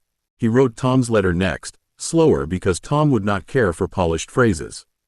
Forge work, rough repairs, boiler fittings, testing rigs, hauling, stock preparation, and telling me when a design is too clever for hands that are tired, cold, or angry. Paid work, proper wage, no bowing at customers unless the roof is falling in and bowing somehow helps. Arthur laughed. He will like that. He will complain first, Ned said, and found his hand steadier. Slip's letter took longest because duties were harder to dignify when the useful work sounded like trouble. Errands, deliveries, street watching, market gossip, auction room instinct if we ever grow rich enough to be ridiculous, and warning Maddie before dodgy people become customers. Paid, not charity, not a hiding place unless hiding is separately useful. Rafik tapped the lodging map. Add travel money at first. If Slip is running routes for the shop pays the feet. Ned added it, then sat back with the 3 letters drying in front of him. They looked too small for what they carried. Old life, new door, wages, trust, and the beginning of people becoming foundation rather than memory. Maddie's reply arrived first because Maddie had always believed speed was a form of suspicion. The envelope came through the Academy post with a London soot smudge on one corner and her name written so sharply across the back that Ned could almost hear her calling him an idiot before he opened it. He carried it to the side room after supper, where Gear Company gathered with the air of people pretending not to crowd him. Ned unfolded the letter carefully. She says, if this is charity, I will come to Avalon and hit you with your own improved gauge. Arthur blinked. That seems clear. There is more, Ned said. If it is work, send duties again, slower, because front desk manager sounds like a person who gets shouted at by fools in clean coats, and I want to know whether I am permitted to shout back. Beatrice smiled despite herself. I like her already. Ned read on, his chest loosening word by word. 18 shillings is either generous or you have gone soft in the head. I will accept 20 if I am managing accounts and turning away trouble, because trouble bites dearer than sweeping. Lodging help is not charity if it is part of wages and written that way. Tom says your no bowing rule is the first sensible management decision you have made. Slip says what is the travel allowance and can he invoice suspicious walking? Rafik laughed into his tea. He understands roots. Livia had already pulled a fresh sheet toward herself. 20 shillings may be defensible for Maddie if her duties include accounts, customer screening, supplier records, and front room authority. We write lodging as wage supplement, not kindness. Ned looked at the letter again, where Maddie's final line sat darker than the rest. Do not offer us a place because you are lonely for where you came from. Offer us work because you need people who know when a polished man is lying. The room quieted. Peregrine set his cup down. That is the most competent job negotiation I have ever seen conducted by threat of assault. She is not wrong, Beatrice said softly. Ned folded the letter along its old creases. No, she isn't. He reached for the pen and drew 3 columns. Maddie, Tom, Slip. Beside Maddie's name, he wrote 20 shillings, lodging supplement, front room authority. Beside Tom's, he added testing authority after design trial. Beside Slip's, he wrote travel allowance, suspicious walking invoice subject to explanation. Arthur leaned over. Subject to explanation? Ned dipped the pen again. If I don't write that, he'll charge me for walking past things twice. Livia's mouth curved. Good, you are beginning to think like an employer. The word employer landed strangely. Not grand, not comfortable, but real.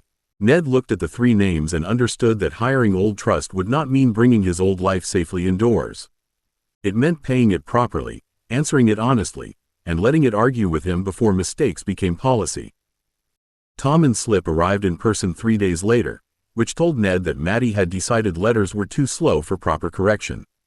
They came through Avalon's visitors' gate under escort, Tom broad-shouldered and uncomfortable in a clean coat, Slip narrower, brighter-eyed, and already looking past the porter at every pocket, door, hinge, and possible escape. Ned met them in the lower reception room with gear company arranged behind him in what was meant to be support and instead looked like a polite ambush. Tom looked at the chairs, the polished clock, the brass visitor rail, and then at Ned. You doing interviews now? Ned held out the revised employment sheets. If I say yes, will you leave? No, Tom said, taking the papers. I'll complain better. Slip leaned sideways to read his own page upside down. Suspicious walking subject to explanation. That is an attack on enterprise. It is an attack on invoices with no nouns, Ned said. Slip grinned. Nouns cost extra. Livia's pencil appeared as if summoned by the scent of danger. They do not. Tom read slowly, lips moving once over forge work, testing rigs, boiler fittings, hauling, and design trial authority. When he reached the wage, his brows drew together. This is too high. Peregrine, from behind Ned's left shoulder, said, it is not. Tom looked at him. Who's this one? Investor, Ned said. Ah, Tom said. One of the money lads. Peregrine's expression became a priceless object under threat. I am wounded by the imprecision. Slip laughed. Beatrice hid a smile behind her glove. Tom tapped the sheet. Testing authority means what? It means if I build something meant for rough hands, you are allowed to tell me it's foolish before it hurts someone, Ned said. I was going to do that anyway. This means I pay you for it. Tom studied him for a long moment, and the rough humor went quieter around the edges. You sure you want men like me telling you no in your own shop? Ned thought of the bent gauge bracket, the sleeve catching, the room turning toward Tom's blunt voice. Yes, especially then. Slip had finished pretending not to understand his own sheet. Market gossip, deliveries, dodgy person spotting, auction instinct, and street watching. You missed one. Ned braced himself. What? Rich fools, Slip said. Different from dodgy people. Dodgy people hide their trouble. Rich fools think trouble is a personality. Arthur made a strangled sound. Rafik nodded gravely. That distinction has operational value. Ned took the sheet back and added rich fools under customer warnings. There. Slip looked satisfied. Now it's a profession. Tom folded his employment paper once, carefully, as if careless handling might insult the offer. Maddie said if the papers are clean, we take the work. If the papers are soft, we make you write them again. Livia passed him a second copy. They are clean. Tom glanced at her, then at Ned. Then we'll come when called. But understand this, Ned. We work for the shop. Not for pity. Not for your conscience. Not because you got grand and remembered us nicely. Ned's throat tightened. For the shop. Slip took the pen first and signed with a flourish large enough to require future regulation. Tom signed smaller, heavier, and with no flourish at all. When he pushed the paper back, Ned felt the future gain weight in exactly the place it had been hollow. Tom had barely finished signing when Slip produced a second envelope from inside his coat with the guilty triumph of someone who had been waiting for the correct moment to become annoying. The paper was sealed with plain wax and marked in Maddie's hand. Only after Tom stops pretending the wage is too high. Ned stared at it. She planned that? Tom gave him a look. Maddie plans weather when it looks shifty. Ned broke the seal and unfolded 3 pages. The first was Maddie's signed acceptance, neat, hard, and full of corrections in the margins. The second listed front room rules. The third was headed things Ned will forget because he is looking at tools. Arthur leaned closer before remembering manners. That is a heading with confidence. It gets worse, Ned said, reading down the page. Cash box not beside customer reach. Supplier book separate from order book. No credit to gentlemen who say their name should be enough. No private backroom talks without Maddie or another witness. No apprentices touching stock trays unless trays are labeled. No polished visitors pass the counter until they have stated business in words Maddie understands. Beatrice's smile grew warmer with every rule. She is magnificent. Peregrine looked faintly offended by admiration he could not refute. She is employable. Slip nodded. That means magnificent, when said by him. Ned turned to the last line and found the ink pressed deeper. If you are serious, write the name of the shop on a page and put our names under it, not beside it like guests. If we are foundation, say so before witnesses. The reception room changed around him. The polished clock ticked. A porter crossed the far hall and glanced in, then thought better of interrupting. Ned set a clean sheet on the table, smoothed it with both hands, and wrote slowly at the top, Vale and Company. His throat tightened before he reached the next line. He wrote founder, Edmund Vale. Investors, Arthur Penrose, Rafiq Khan, Livia March, Beatrice Ashcombe, Peregrine Roth. Then he paused, dipped the pen again, and wrote staff, Maddie Green, front desk and accounts. Tom Barlow, forge and testing. Slip, errands, routes, and street intelligence. Slip peered at the line. Street intelligence sounds dearer than suspicious walking. It probably is, Rafiq said. Tom looked at the sheet for a long time. Company, he said at last. That word has weight. Ned nodded. Yes.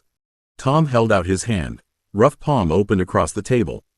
Ned took it, and the grip was hard enough to hurt in a way that steadied him.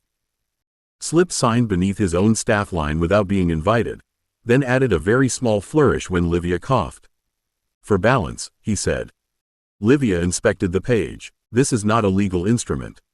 No, Ned said, looking at the names under the shop's name.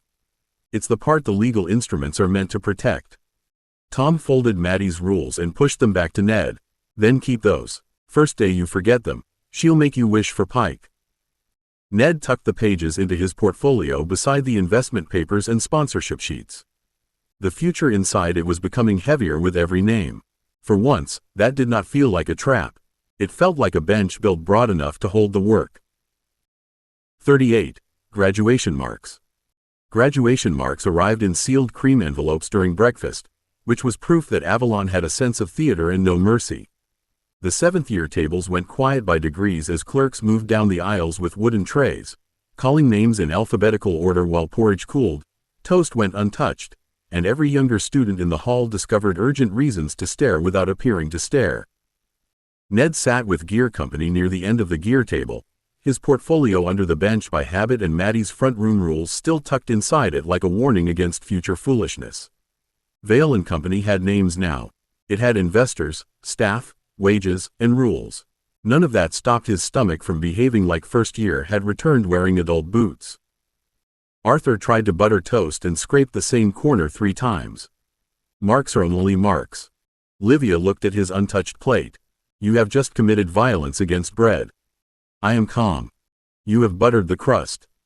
Rafiq leaned around Ned to inspect the damage. A serious logistical failure. Supplies wasted at the border. Beatrice's smile was gentle enough to be dangerous. Perhaps Arthur's military declaration should include bakery recovery operations. Arthur set the knife down with dignity that fooled no one. I hope all of you are given marks in cruelty. Peregrine, arriving late with the air of someone who had never once waited anxiously for official paper, sat opposite Ned. Cruelty is rarely marked properly. Families would complain about the competition. The first clerk reached them before Arthur could answer. Penrose, Conn, March, Ashcombe, Roth, Vale. The envelopes landed one by one. Ned's name sat in black ink across the last seal. Edmund Vale. Final candidate record. Graduation eligibility. Professional recommendations. It looked far too tidy for 7 years of burns, filings, wrong sums, seasickness, boiler decks, patent arguments, and Pike threatening to confiscate his entire personality for misuse. No one opened theirs immediately. A third year farther down the table whispered, "Are they allowed to wait?" Pike's voice came from behind the staff table, dry as old ash. "Candidates are allowed to breathe before discovering whether they wasted my time." That broke something. Arthur laughed first, short and helpless. Rafik followed, then Beatrice, then Ned, and even Livia's mouth betrayed her. The envelopes remained sealed, but the table breathed again. Peregrine tapped Ned's envelope with one finger. "Well, Vale, shall we find out whether the Empire has survived assessing you?" Ned looked at his friends, then at the seal under his thumb. "It has survived worse." Peregrine opened his envelope first, because of course he did. He slid a finger beneath the seal, unfolded the record, and read with an expression so calm it made every person nearby want to throw toast at him. Ned watched the tiny movement at the corner of his mouth and knew the marks were better than Peregrine intended to admit. "Old Family Commercial and Crown Liaison recommendation confirmed," Peregrine said. "Administrative competence, social caution, reputation handling, and apparently a note that I should cultivate greater warmth." Arthur choked. "Who wrote that?" Peregrine looked toward the staff table with grave offense. "Someone brave or dying." Beatrice opened hers next, the seal breaking so neatly it seemed trained. Her eyes moved down the page, and for a moment her polish thinned enough for relief to show. Diplomatic household service, social access reporting, correspondence, and estate liaison. High suitability. Reserved note on family pressure awareness. Ned frowned. "Is that good?" "It means they know my family is a room I must survive," Beatrice said, folding the page carefully. "So yes." Rafik broke his seal with less ceremony. His shoulders loosened before he spoke. "Route logistics, signal consequence, supply timing, colonial route office recommendation. High practical judgment under delay conditions." He looked faintly embarrassed. "My uncle will pretend not to be pleased until the second letter." "He will fail by the first postscript," Livia said, opening her own envelope. She read longer than anyone else, which worried Ned until he realized she was checking the wording as much as the result. Procedural law, records, administrative service, justiciar support notation, contract and permissions distinction. Outstanding record accuracy. Her mouth curved. "They have spelt my name correctly on all copies." Arthur stared at her. "That is your triumph?" "That is evidence of civilization." Arthur opened his last, though his fingers had worried the edge nearly soft. His eyes went bright and frightened together. Military support confirmed. Escort logistics. Field command preparation. Morale and restraint noted as improved. His voice caught, and he cleared it roughly. Courage no longer treated as substitute for judgment. Ned felt the table go still around that one. Arthur looked at the paper as if it had forgiven him for a version of himself he had not become. "That is fair." Peregrine's voice softened by the smallest dangerous measure. "It is better than fair, Penrose. It is useful." Arthur looked up, startled enough that Ned nearly smiled. For a moment, the envelopes no longer looked like judgment. They looked like roads opening in different directions from the same table, and Ned hated how proud he felt because pride made the leaving clearer. Ned opened his envelope because waiting longer would turn courage into theater, and he had endured enough official theater for one breakfast. The seal broke cleanly under his thumb. He unfolded the record, saw his name, and for one absurd moment could read nothing else because Edmund Vale looked too formal to belong to the boy who had once arrived at Avalon with a burned hand and no proper kit. Livia leaned closer, then stopped herself before she could read over his arm. "Aloud, if you can." Ned swallowed and found the first line. Graduation eligibility confirmed. Arthur let out a breath as if he had been personally holding the roof up. Ned read on, slower. Primary declaration entered. Inventor and maker. Professional art, crystal tuning. Trade, practical apparatus. Final technical candidate assessment. Distinction. Design testing. Approved for continued development under protected filings. Crystal systems. Outstanding. Apparatus and repair. Outstanding. Mechanical systems. High merit. His eyes moved lower, and his mouth twisted despite himself. Formal reporting. Acceptable with improvement required. Peregrine's brows rose, a devastating surprise. Etiquette and professional correspondence, Ned continued, ignoring him with effort, respectable under supervision. Beatrice's smile became far too composed. That is practically a love letter from Avalon. Mathematics for advanced systems, Ned said, and paused because the old dread still had teeth even after years of Fenn's corrections. High merit, uneven method. Candidate has improved markedly when required to show work before trusting instinct. Rafik nodded once. That is accurate. Ned looked at him. You might have pretended. No, Rafik said. This morning appears to be for cruel affection. Ned forced himself to finish. Workshop judgment. Excellent. Cost awareness. Excellent. Field usability. Excellent. Recommendation. Professional licensing to proceed under mixed sponsorship. Note from Mistress Pike. His voice caught on her name before he could be annoyed by it. Candidate thinks with hands before title. This remains both strength and danger. He is at his best when the work must survive people who are tired, poor, hurried, frightened, or ignored. The table went very quiet. Arthur's hand came down on Ned's shoulder again, gentler this time. That is you. Ned looked toward the staff table. Pike was not watching him. Of course she was not watching him. She was cutting toast with the air of a woman who had not just put 7 years of him into one sentence. Then Harrow's note waited beneath hers, black ink, spare and merciless. Ned read it because not reading it would be worse. Candidate Vale should not be permitted to confuse independence with lack of obligation. He should, however, be permitted to build. His work is most valuable when no institution manages to narrow it too soon.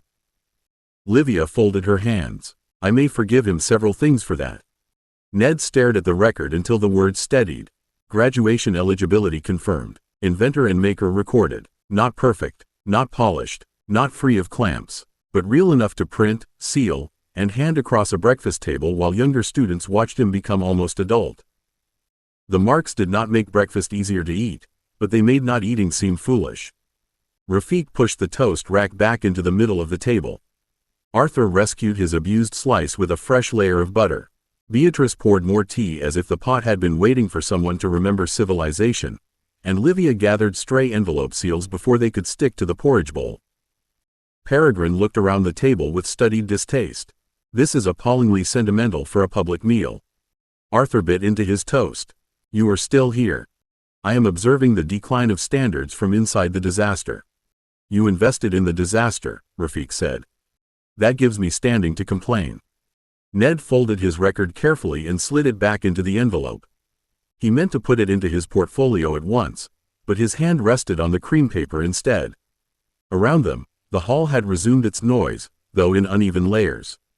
Younger students whispered over marks they could not yet imagine receiving. Fifth years looked thoughtful in a hunted way. Some seventh years laughed too loudly. Others stared at their records as if paper had opened a trap beneath their chairs. A small gear first year stopped near the table, clutching his own breakfast plate with both hands. Candidate Vale? Ned looked up. Yes? The boy's eyes flicked to the envelope, then to Ned's face. Did it feel like this every year? No, Ned said, then saw the boy pale and corrected himself properly. It felt worse when I didn't know which parts could be survived. You'll learn the difference. The boy nodded with the grave terror of someone receiving useful nonsense, then fled before Pike could notice loitering. Beatrice watched him go. That was kind. It was barely informative, Peregrine said. Kindness often survives imprecision, Beatrice replied. Livia tucked Ned's stray seal into her notebook. We should keep these records together tonight. Not for filing, for memory before the oath makes everything formal. Arthur straightened. Last gear supper? Rafik smiled faintly. With extra pudding if we can bribe the kitchens. Ned looked down the table, past the scratches, old scorch marks, and seventh-year initials carved badly beneath the edge where generations had hidden evidence of themselves. He had eaten here hungry, furious, frightened, proud, and exhausted. He had learned which friends stole potatoes, which masters saw too much, and how many kinds of silence could sit between boys and girls becoming adults. "Last gear supper," he said. "But not goodbye." Arthur's expression softened. "No, we have shares. You're legally difficult to abandon." Peregrine lifted his cup. At last, affection with paperwork. Ned laughed, and this time the sound did not hide fear. The envelopes lay among plates and crumbs and cooling tea, official proof that childhood had nearly finished with them. Around the table, Gear Company kept eating anyway, because the day still had hours left, and some endings deserved butter. 39. The Oath. The morning of the oath, Avalon did not ring the ordinary breakfast bell. It rang the old bronze one in the east tower, a slower sound that seemed to pass through stone before it reached the corridors. Ned stood in the candidate's robing room with his formal coat open, his hands busy with buttons that had never offended him before and had chosen today to become enemies of civilization. Arthur stepped behind him and caught the Miss Fastend line before Ned could trap the collar crooked.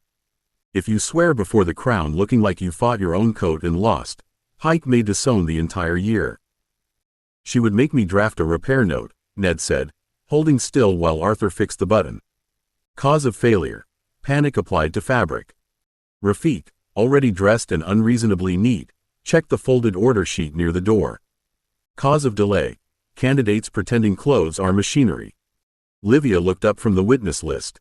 "They are badly designed machinery. Too many small fastenings, no useful labels, and hidden failure modes under stress." Beatrice adjusted one glove and smiled faintly. "There, we have turned formal dress into apparatus. Ned may now survive it." Peregrine stood before the mirror, immaculate enough to seem morally suspect.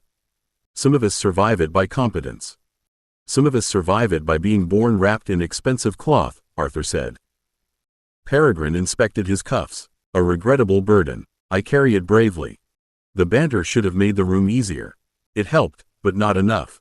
The oath lesson had put meaning inside the words. The marks had made him eligible. The declaration had named him.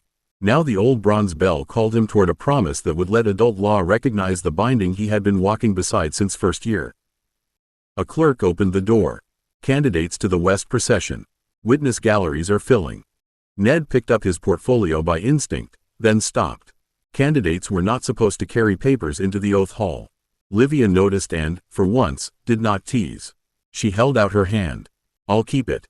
He gave it to her. The weight leaving his hand felt wrong until she tucked it against her side as if it were an official organ of the group. At the gallery entrance, Ned saw them.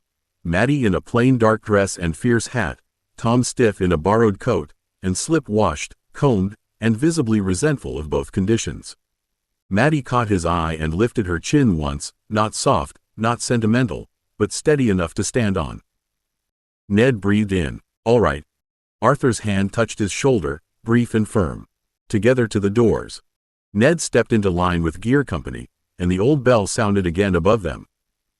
The procession moved through Avalon's west corridor in two ordered lines, candidates on one side, witnesses and masters already seated beyond the carved doors. Ned walked between Arthur and Rafik with the old bell sounding above them and Livia carrying his portfolio somewhere behind his left shoulder. Not having it made his hands feel empty enough to betray him, so he clasped them behind his back and counted the brass studs along the floor until the doors opened. The oath hall was brighter than the lesson room had been. Crown lamps burned in high brackets, and a great blue and gold banner of the House of Windsor hung above the dais behind an empty throne. No one sat there. That made it worse. The absence was not politeness. It was symbol, law, and distance, shaped into velvet and carved oak. A crown representative stood before the throne in formal court black, with Wycliffe to one side and Justiciar Voss to the other. Harrow and Pike waited below the dais with the branch witnesses. In the gallery, Ned found Maddie's fierce hat again, Tom's uncomfortable shoulders, and Slip's narrow face gone unusually still. Gear Company's families and witnesses filled other rows, all watching as if the hall had turned children into public property and dared anyone to call it cruel. Arthur murmured without moving his head. Still breathing? For now, Ned said. Good. Continue. The candidates stopped before the dais. Wycliffe stepped forward, her voice carrying without strain. Candidates of Avalon, you come before Crown, Guild, Witness, and Law. You have been taught under charter, protected under childhood, corrected under discipline, and prepared for service. Today you do not become owned. You become answerable. The Crown representative lifted a parchment edged in gold. A wand is privilege until the Crown calls. Then it is duty. Art is privilege until need calls. Then it is service. Craft is privilege until lives depend on it. Then it is responsibility. Ned felt the words strike differently because Maddie, Tom, and Slip were hearing them too. Duty was not a painting now. It was a future shop, a front counter, wages, a control seal, and a door the Crown might one day knock upon with lawful paper in hand. Voss's gaze crossed the candidates and found Ned for one measured heartbeat. You will speak only if you understand that oath is not decoration. If any candidate cannot swear in truth, step back now. No one moved. Ned's mouth went dry. Arthur's shoulder brushed his once, not accident, not comfort exactly, but presence.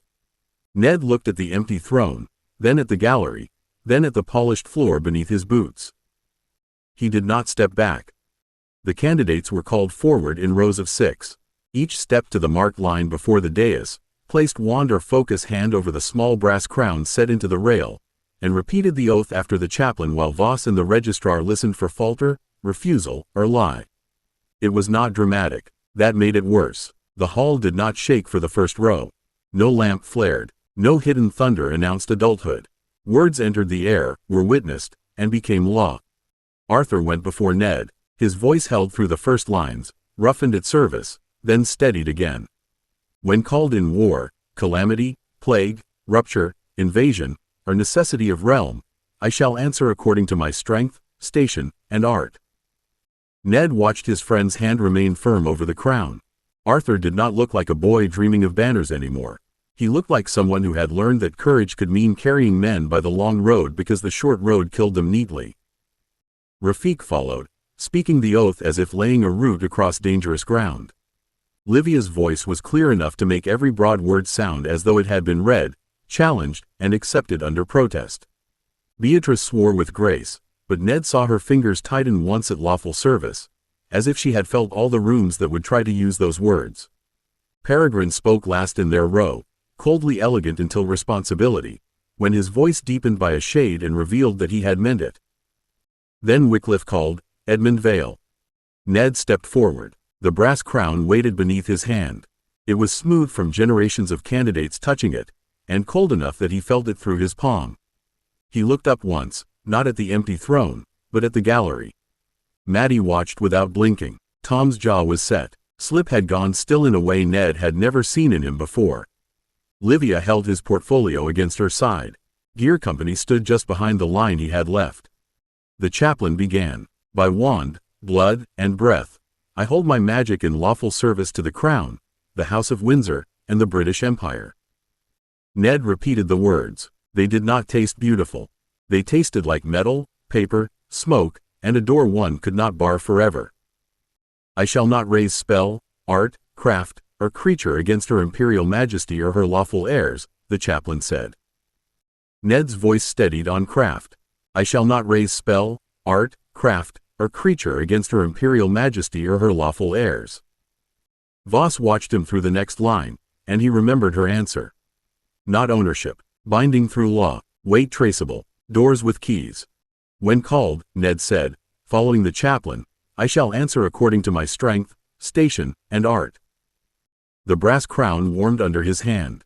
Not approval, not comfort, recognition. Ned held still as the registrar marked his name, and for one breath, the future shop, the signed papers, the staff list, the ledgers, the governors, the gauges, and the door not yet found all seemed to stand behind him, listening. After the last candidate swore, the hall remained still. The Crown representative lowered the parchment, and the registrar closed the great ledger with both hands. The sound was not loud, but it traveled through Ned like a seal pressed into wax. Somewhere above the high lamps, the old bronze bell struck once, and the candidates of Avalon were no longer protected children waiting to be named. Wycliffe stepped forward. Graduates of Avalon Academy, your oath is witnessed. Your records are entered. Your childhood protections do not vanish, but they no longer stand before your own answer. Carry your art lawfully. Carry your duty honestly. Carry your names where they may be read.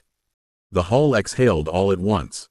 Arthur gripped Ned's sleeve, not quite decorous and not quite caring. We did not fall over. That was the highest standard, Peregrine said, though his voice had gone rough enough to betray him. Rafik looked toward the doors as if measuring the route out of childhood. We leave by the same corridor. Livia gave him back the portfolio. No, we don't. Ned took it. The weight settled into his hand like returning balance. Before he could answer, Pike appeared at his side and caught his cuff between two fingers, turning it to inspect a loose thread. You survived formal dress barely, she said. Have that repaired before graduation dinner. Ned looked at her, at the red pencil tucked into her sleeve even here. Yes, mistress. Her eyes flicked to his face. And the oath? He thought of the brass crown warming beneath his palm, of Maddie watching, of the door the crown might one day knock upon. It didn't feel like freedom. No, Pike said, it should not. Harrow came to stand beside her, black coat severe under the crown lamps. Nor should it feel like defeat. If it does, you have misunderstood both service and adulthood. Voss passed them last, pausing only long enough to look at Ned properly. Remember the paper before the knock, Mr. Vale. Ned nodded. And who stands ready when it comes? Something almost like approval touched her mouth. Good. In the gallery passage, Maddie reached him before anyone else and seized both his sleeves as if checking whether the oath had removed any useful parts. Still you? Ned managed a laugh. Mostly. Good, she said. We've signed papers with you, not some crown-struck statue. Tom held out one hand. Well done, lad. Slip looked him up and down. You looked terrified but expensive. Arthur laughed so hard Beatrice had to look away, and even Peregrine failed to hide his smile. Ned stood among them with the oath behind him and the portfolio under his arm, feeling the day close around one life and open onto another. The crown had his answer now. The shop would have his name. And for the first time, both truths fit in the same pair of hands. 40. The workshop lease. The first possible workshop had a front window, a narrow counter, and a brass letter slot polished bright enough to make Ned hopeful before he had learned better. It sat on a respectable street 2 turns off a busier commercial road, with a baker on one corner, a stationer opposite, and enough foot traffic to make the words Vale and Company begin arranging themselves in his head against the glass. After the Oath Hall, the London morning felt almost indecently alive. Wheels rattling over damp stone, steam carts snorting at crossings, errand boys shouting, and shop bells ringing as if adulthood could be purchased by lease and key. The property agent unlocked the door with a flourish. A handsome frontage, Mr. Vale. Suitable for a young professional concern. Respectable neighbors, visible window, private rear rooms, and a cellar. Ned stepped inside and smelled old varnish, dust, cold brick, and opportunity. His hand went automatically to the counter edge. It was the right height for a customer book. The wall behind it could hold shelves. A brass plate would fit beside the door if the landlord allowed fixing screws. Maddie entered behind him and looked once at the counter. Cash box would have to sit where any long-armed fool could reach it. The agent blinked. Madam? She works for the shop, Ned said before Maddie could sharpen the explanation. Please continue. Tom went straight through to the back room, ducking beneath a low lintel. Forge won't draw here. The agent's smile tightened. There is a chimney. Tom looked up into it. There is a hole with ambition. Different creature. Slip had already vanished toward the rear passage and reappeared through a side door Ned had not noticed. Alley opens behind the stationer's yard. Good for deliveries. Better for men who want to wait where Maddie can't see them. Ned's hopeful words on the window loosened. He followed Tom into the rear room and saw what he had missed while admiring frontage. The ceiling was too low for proper hoist work, the back wall damp near the floor, and the rear door visible from the customer side if left open. The place was pretty where strangers stood and awkward where work happened. The agent cleared his throat. Naturally, minor alterations may be negotiated. Maddie folded her arms. Can we move the wall, lift the roof, teach the chimney manners, and arrest the alley? Slip brightened. I can invoice suspicious standing. No, Livia said from the doorway, arriving with the lease draft in hand and Beatrice just behind her. You may not. Ned looked once more at the fine front window and made himself step away from it. Not this one. The agent's smile failed. May I ask why? Ned glanced at Maddie, Tom, and Slip, then back at the too pretty counter. It sells well before it works well. I can't afford that kind of handsome. The second property was cheaper, which Ned had learned to fear almost as much as handsome. It sat at the end of a narrower street where a coal merchant, a rag warehouse, and two shuttered rooms seemed to be conducting a long argument with damp.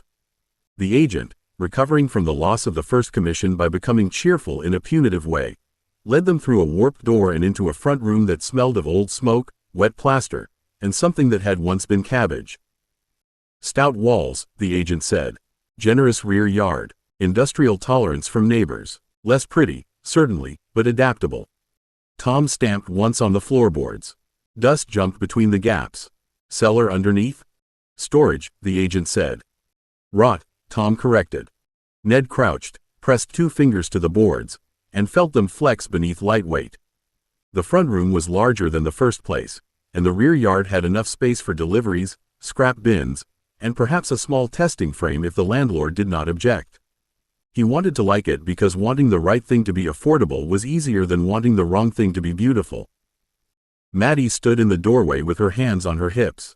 A customer walks in here and thinks we owe him money before we speak. That can be improved, Ned said, though without confidence. With fire? Slip asked from the back passage. Livia looked up from the lease sheet.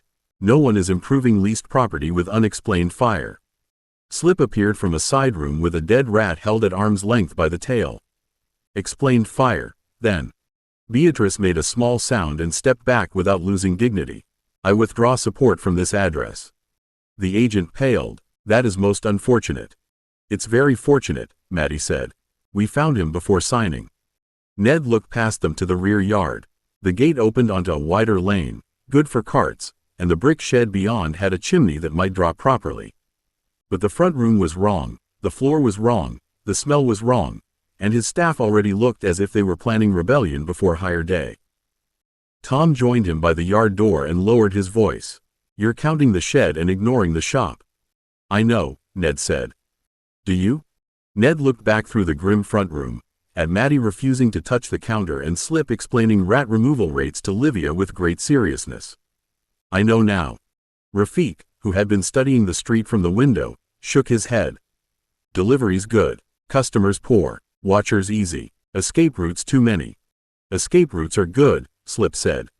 For us, Rafiq replied. Also for people carrying our stock. Ned stood, brushed dust from his fingers, and turned to the agent. Not this one either. The agent's smile had become brittle. You have exacting requirements, Mr. Vale. Ned glanced at the soft floorboards, the rat, Maddie's raised eyebrow, and Tom's boots planted where the boards complained. No, he said, I'm only just learning them. By the third address, the property agent had stopped flourishing keys and begun carrying them like evidence against Ned's character. The street was not handsome, but it was awake.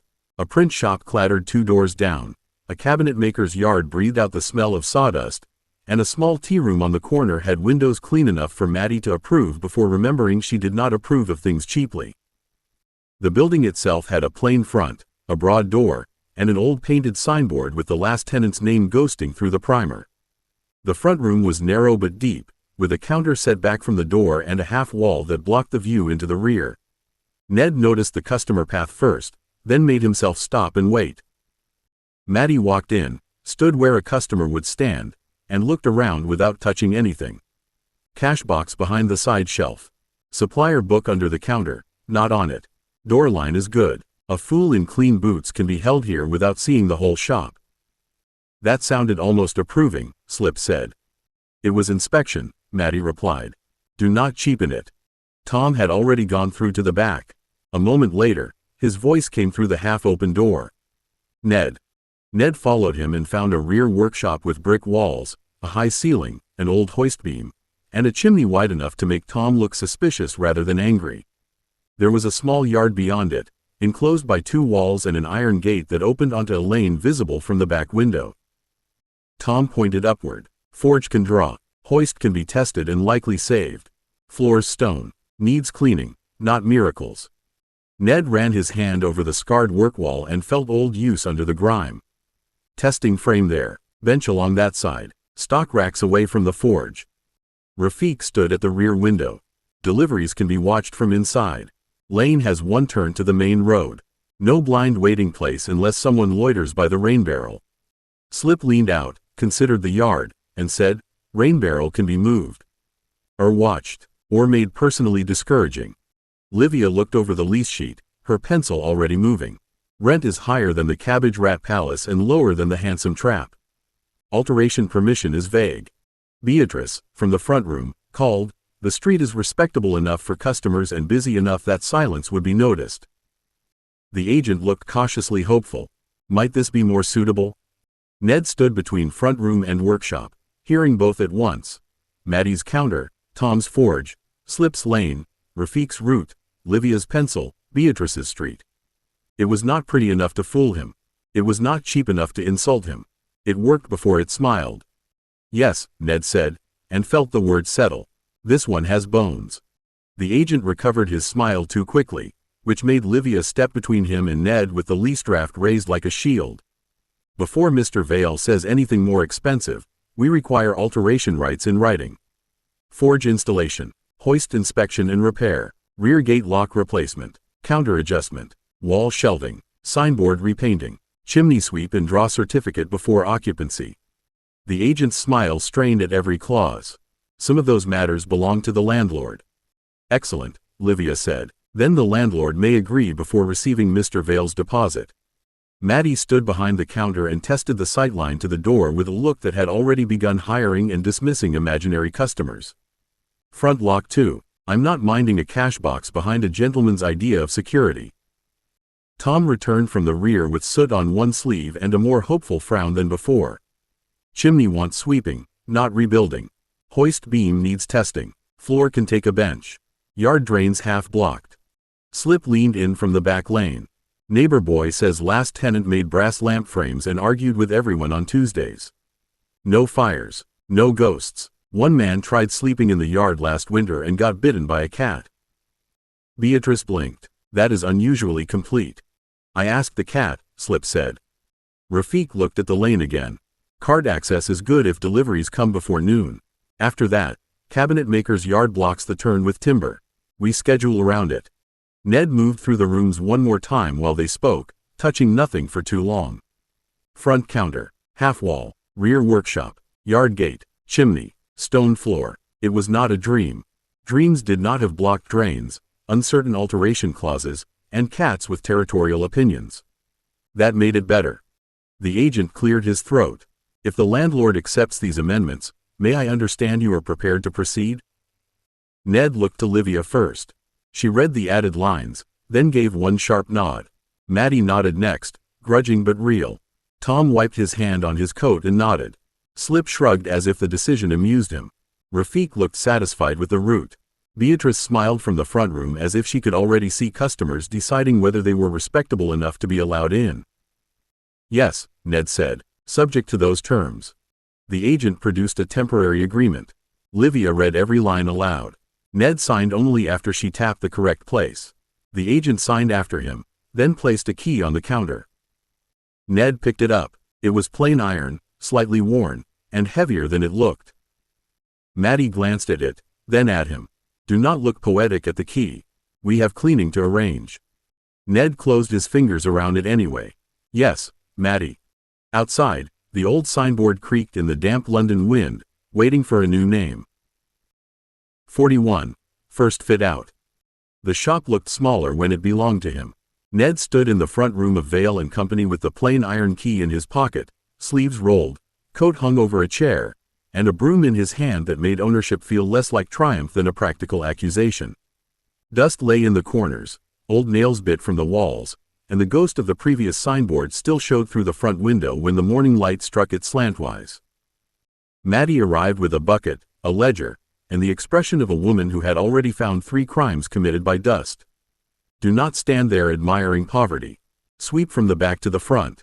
If you sweep the dirt into my counter area after I've cleaned it, I shall reconsider your suitability as founder." "Yes, Matty," Ned said, and began at once. Tom had the rear doors open before second bell. He tested the chimney draw with a twist of smoking rag, watched the smoke climb, and grunted in a way that sounded almost affectionate. "She'll do. Needs a sweep, a plate repair, and a sensible grate.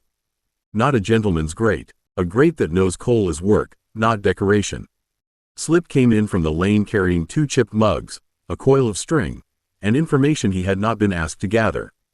"Cabinet maker says timber deliveries block the lane after noon. Print shop boy will run messages for a penny if Matty frightens him first, and the cat is called Admiral because it owns the barrel." Rafik, who had followed him in with a measuring line, looked toward the yard. "Then Admiral remains. A resident watcher with territorial habits has value." "Absolutely not," Matty called from the front. "No cats in the accounts." "Not in the accounts," Slip said. "Near the accounts. For morale."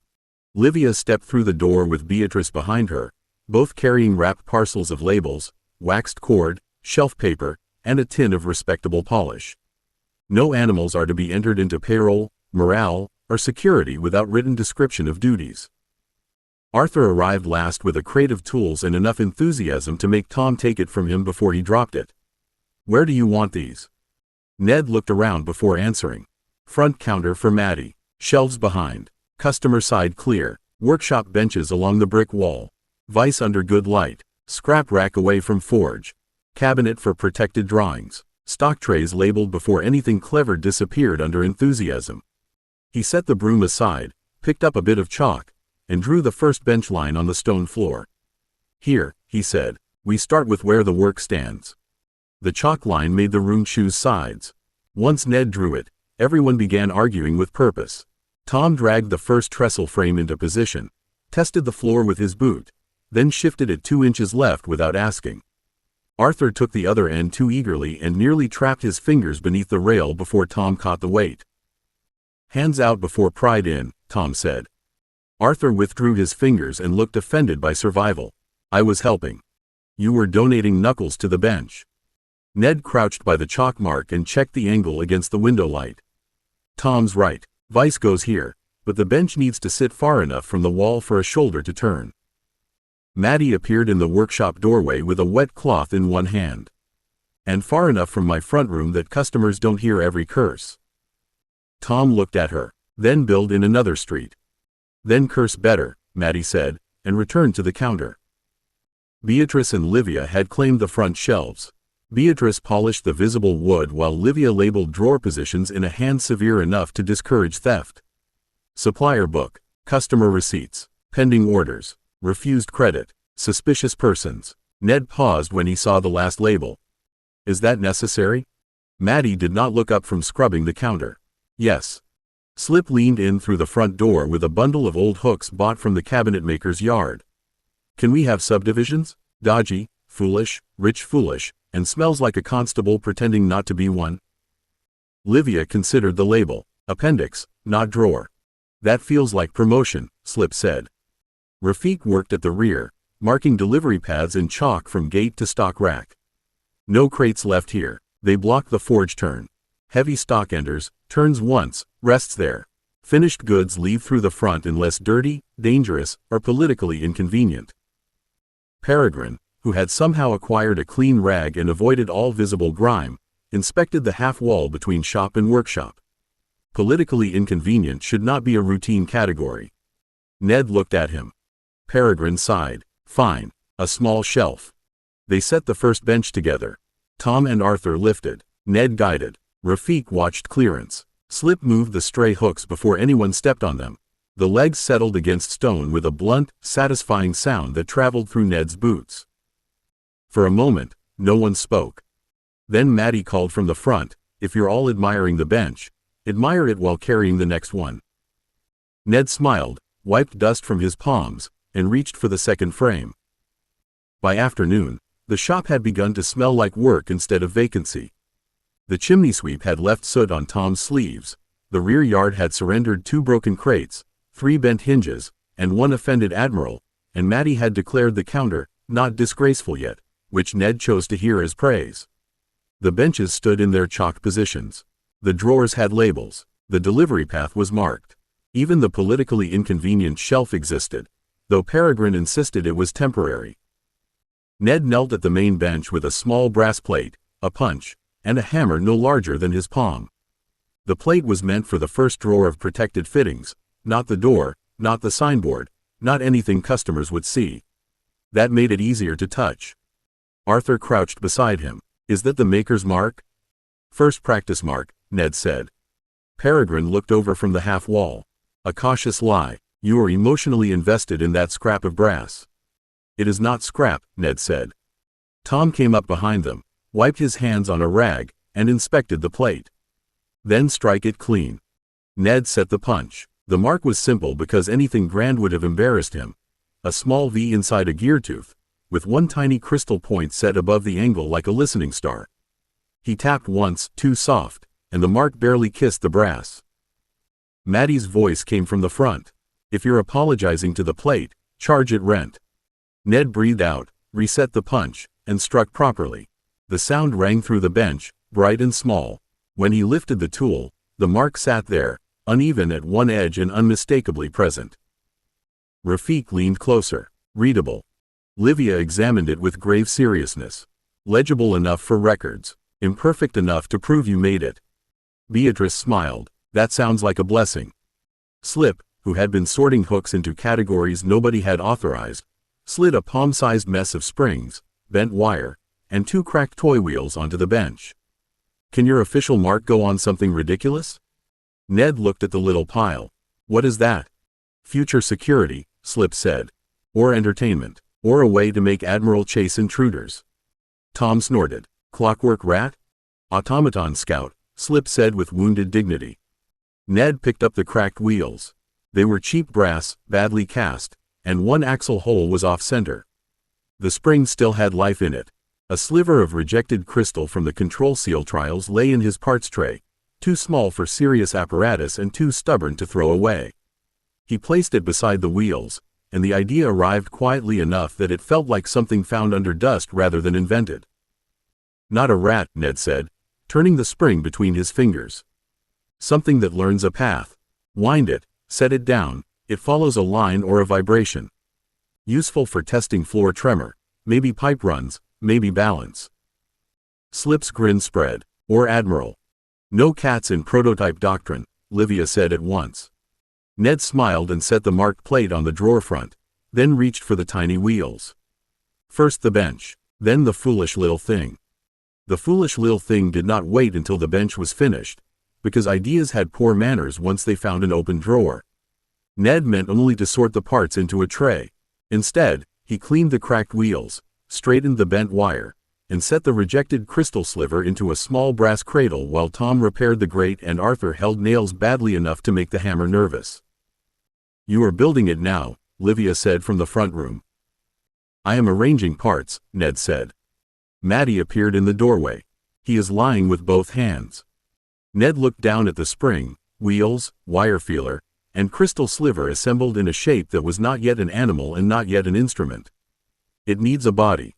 Slip placed half a broken lamp casing beside him. There, noble shell, previously homeless. Peregrine leaned over the bench with theatrical caution.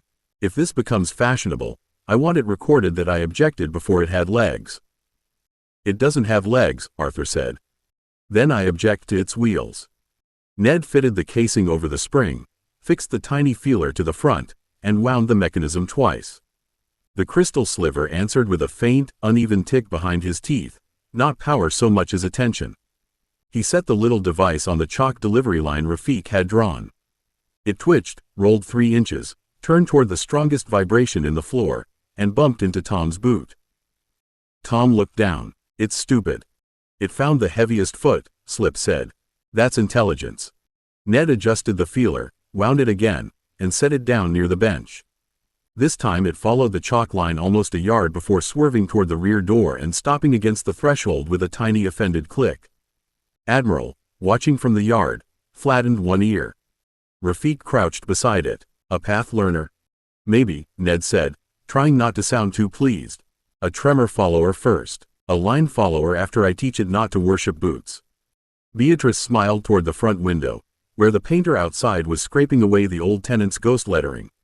Vale and Company has benches, labels, rules, a cat it refuses to employ, and a foolish little thing. And a sign, Matty said. They all went quiet as the painter laid the first dark stroke across the clean board. Vale came first, then the ampersand, then Company, each letter settling above the door while London moved around them. Ned stood with brass dust on his cuffs, soot on one sleeve, and the tiny automaton clicking weakly against his palm. The shop was not finished. The floor needed scrubbing again, the shelves needed stock, and the first proper customer had not yet crossed the threshold. But the name was over the door, and the work had begun. 42. The door opens. The morning Vale and Company opened. Ned arrived before the lamps had warmed and found Matty already inside. She had the front door propped open with a brick, the countercloth folded twice, and the customer ledger placed at an angle that somehow accused him of being late, though the church clock had not yet struck 7. Ned stopped on the threshold with the key still in his hand. The signboard above him had dried overnight. Vale and Company looked down at the street in clean black letters, plain enough to work and bold enough to frighten him. Inside, the floor had been scrubbed twice, the shelves held labeled trays, and the little automaton sat on the main bench under a teacup because Admiral had shown professional interest in dismantling it. Matty looked up from the ledger. Do not stand in the doorway like a customer. Come in or go out. You are letting the morning in without charging it. Ned stepped inside and closed the door gently behind him. I thought I was early. You are early for a founder. Late for dust. Tom came from the rear workshop with coal streaking one sleeve and a mug in his other hand. Forge is banked low, chimney draws. Hoist rope is ugly but honest. Admiral tried to inspect the scrap bin and has been removed from management. A muffled thump came from the yard, followed by Slip's voice. He removed himself under protest. Ned set his coat on the hook marked Founder, which Matty had permitted only after adding below Manager in smaller letters beneath it. His fingers lingered there, then moved away before anyone could notice too much. Livia arrived next, carrying the final lease copy and a ribboned packet of duplicate filings. Rafiq followed with a delivery schedule, Beatrice with flowers in a narrow jar, Arthur with a box of buns, and Peregrine with a brass doorbell he claimed had been obtained at a price too reasonable to discuss. Matty eyed the flowers. Those will not go near the accounts. No, Beatrice said, setting them in the window. They go where customers may think us respectable before Matty proves it. Arthur placed the buns on the counter. For morale. For staff, Matty corrected, moving them behind the counter. Customers may purchase morale elsewhere. Ned looked around the room while they argued. Friends, staff, investors, labels, tools, rules, flowers, soot, buns, and a hidden foolish little automaton clicking faintly under its cup. The shop did not feel ready. It felt alive, which was less tidy and much better. At 8, Matty lifted the brick, opened the door properly, and turned the small sign in the window to open. Ned stood behind the counter for one breath, then moved to the workshop side where his hands belonged. The doorbell rang before anyone had decided what to say. The first customer was not a lord, guild master, ministry clerk, or polished man with trouble in his boots. He was the print shop boy from 2 doors down, cap crushed in both hands, ink on his cuffs, and panic trying very hard to become manners. Matty looked at him over the counter. Business in words I understand. The boy swallowed. Press feed sticking, miss. Master says it's the spring governor again, but the last man charged us for a new one and it still kicks paper sideways. We heard there was a new mechanic. Maker, Tom said from the workshop. Founder, Arthur whispered unhelpfully. Quiet shareholder, Livia said. Ned came forward before the boy could decide he had entered a theater by mistake. Can it be moved? The boy shook his head. It's bolted in. Master says if it stops before noon, we lose the county notices and he'll have my ears, though not legally, probably. Matty opened the customer ledger. Name of business. Griggs & Son Printworks. Problem stated by customer. Press feed sticking, suspected spring governor fault, Matty said as she wrote. No promise of repair before inspection. No credit until terms are agreed. The boy blinked at her. I've only got 6 pence deposit. Matty looked at Ned. Ned looked toward the workshop, where the new benches waited as if they had been listening. Inspection first. If it's small, we'll price it small. If it's large, we'll say so before touching it. Tom grunted approval. Bring tools. Slip was already at the door. I know the way. You know 2 doors down? Peregrine asked. I know the way with useful corners, Slip said. Ned took his small kit from the shelf, then paused and reached for the foolish little automaton under the teacup. It clicked in his palm, eager or badly wound. He set it into a padded tin instead of his pocket. Livia's eyes narrowed. Is that necessary? No, Ned said. That's why I'm bringing it. Beatrice smiled from beside the flowers. First field trial? First errand, Ned said, and felt the words settle with ridiculous pleasure. Mattie tore a receipt slip, pressed it flat, and handed it to the boy. Take that back to your master. Tell him Vale & Company is inspecting, not promising miracles. The boy stared at the slip as if paper had become rescue. Yes, miss. Ned followed him out with Tom and Slip, the bell ringing again behind them as the door opened onto the street. 2 doors down, a press was failing, someone had asked for help, and the shop had answered. Griggs & Son Printworks was louder than Vale & Company by a factor of 10 and dirtier by a factor Mattie would have refused to calculate without gloves. The press occupied the rear room like an iron animal with a bad temper, all belts, rollers, spring feed, and shuddering rhythm. Every third sheet jerked sideways before entering the jaws, creased, and spat ink across the stack. Mr. Griggs stood beside it in shirt-sleeves, red-faced and furious enough to blame the nearest young person on principle. This had better not be apprentice guesswork, he said when Ned opened his kit. Ned set the padded tin on the work table and looked at the press before looking at the man. Then don't pay me until it stops being guesswork. Mr. Griggs blinked, robbed of a familiar argument. Tom made an approving sound and crouched near the feed rail. Slip was already beside the apprentice, asking, when does it kick worst? When the stack's half height, the boy said quickly. Not full, not near empty, half. Ned paused with a spanner in hand. That would have been useful before the governor was replaced. Mr. Griggs's face darkened. The last man said the spring was worn. The last man liked selling springs, Tom said, reaching under the side rail. This bracket's been shimmed with folded advertisement paper. Ned knelt, and there it was. Not a failed governor, but a feed rail lifted unevenly by a paper shim gone soft with oil. When the stack sat high or low, the fault hid. At half height, the pressure caught the bad angle and kicked the sheet sideways. He felt foolishly happy, not because the problem was simple, but because simple problems ruined work just as thoroughly as grand ones if no one looked properly. He opened the padded tin and set the tiny automaton on the press table. Mr. Griggs stared. What is that? A foolish little thing, Ned said. Please don't touch it. He wound it twice and set it along the feed rail. The tiny device ticked forward, followed the vibration, then swerved hard at the softened shim and clicked against the raised edge. Slip beamed. It found the lie. It found the uneven tremor, Ned said, though he could not keep the smile from his voice. Tom removed the paper shim with contempt, cut a proper brass packing strip from Ned's scrap, and held it while Ned fitted and tightened the rail. They ran the press by hand first. 1 sheet passed cleanly, then another. Then Mr. Griggs engaged the belt, and the press took 6 sheets in order without a kick. The apprentice exhaled as if his ears had been returned to him. Mr. Griggs looked at the clean stack, then at Ned. What do I owe? Ned wiped oil from his fingers and made himself answer like Mattie was standing behind the counter inside his skull. Inspection, small fitting, and adjustment. 6p deposit against 1 shilling and 8p total. Written receipt from the shop.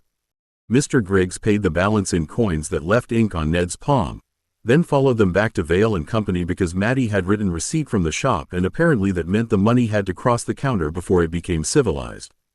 The bell rang as Ned entered with Tom, Slip, and the padded tin, and every person inside looked at him so quickly that he nearly turned around to check whether the crown had followed. Mattie held out her hand. Report first, money second. Triumph nowhere near the ledger. Ned placed the coins on the counter. Press feed rail was uneven. Bad paper shim under the side bracket.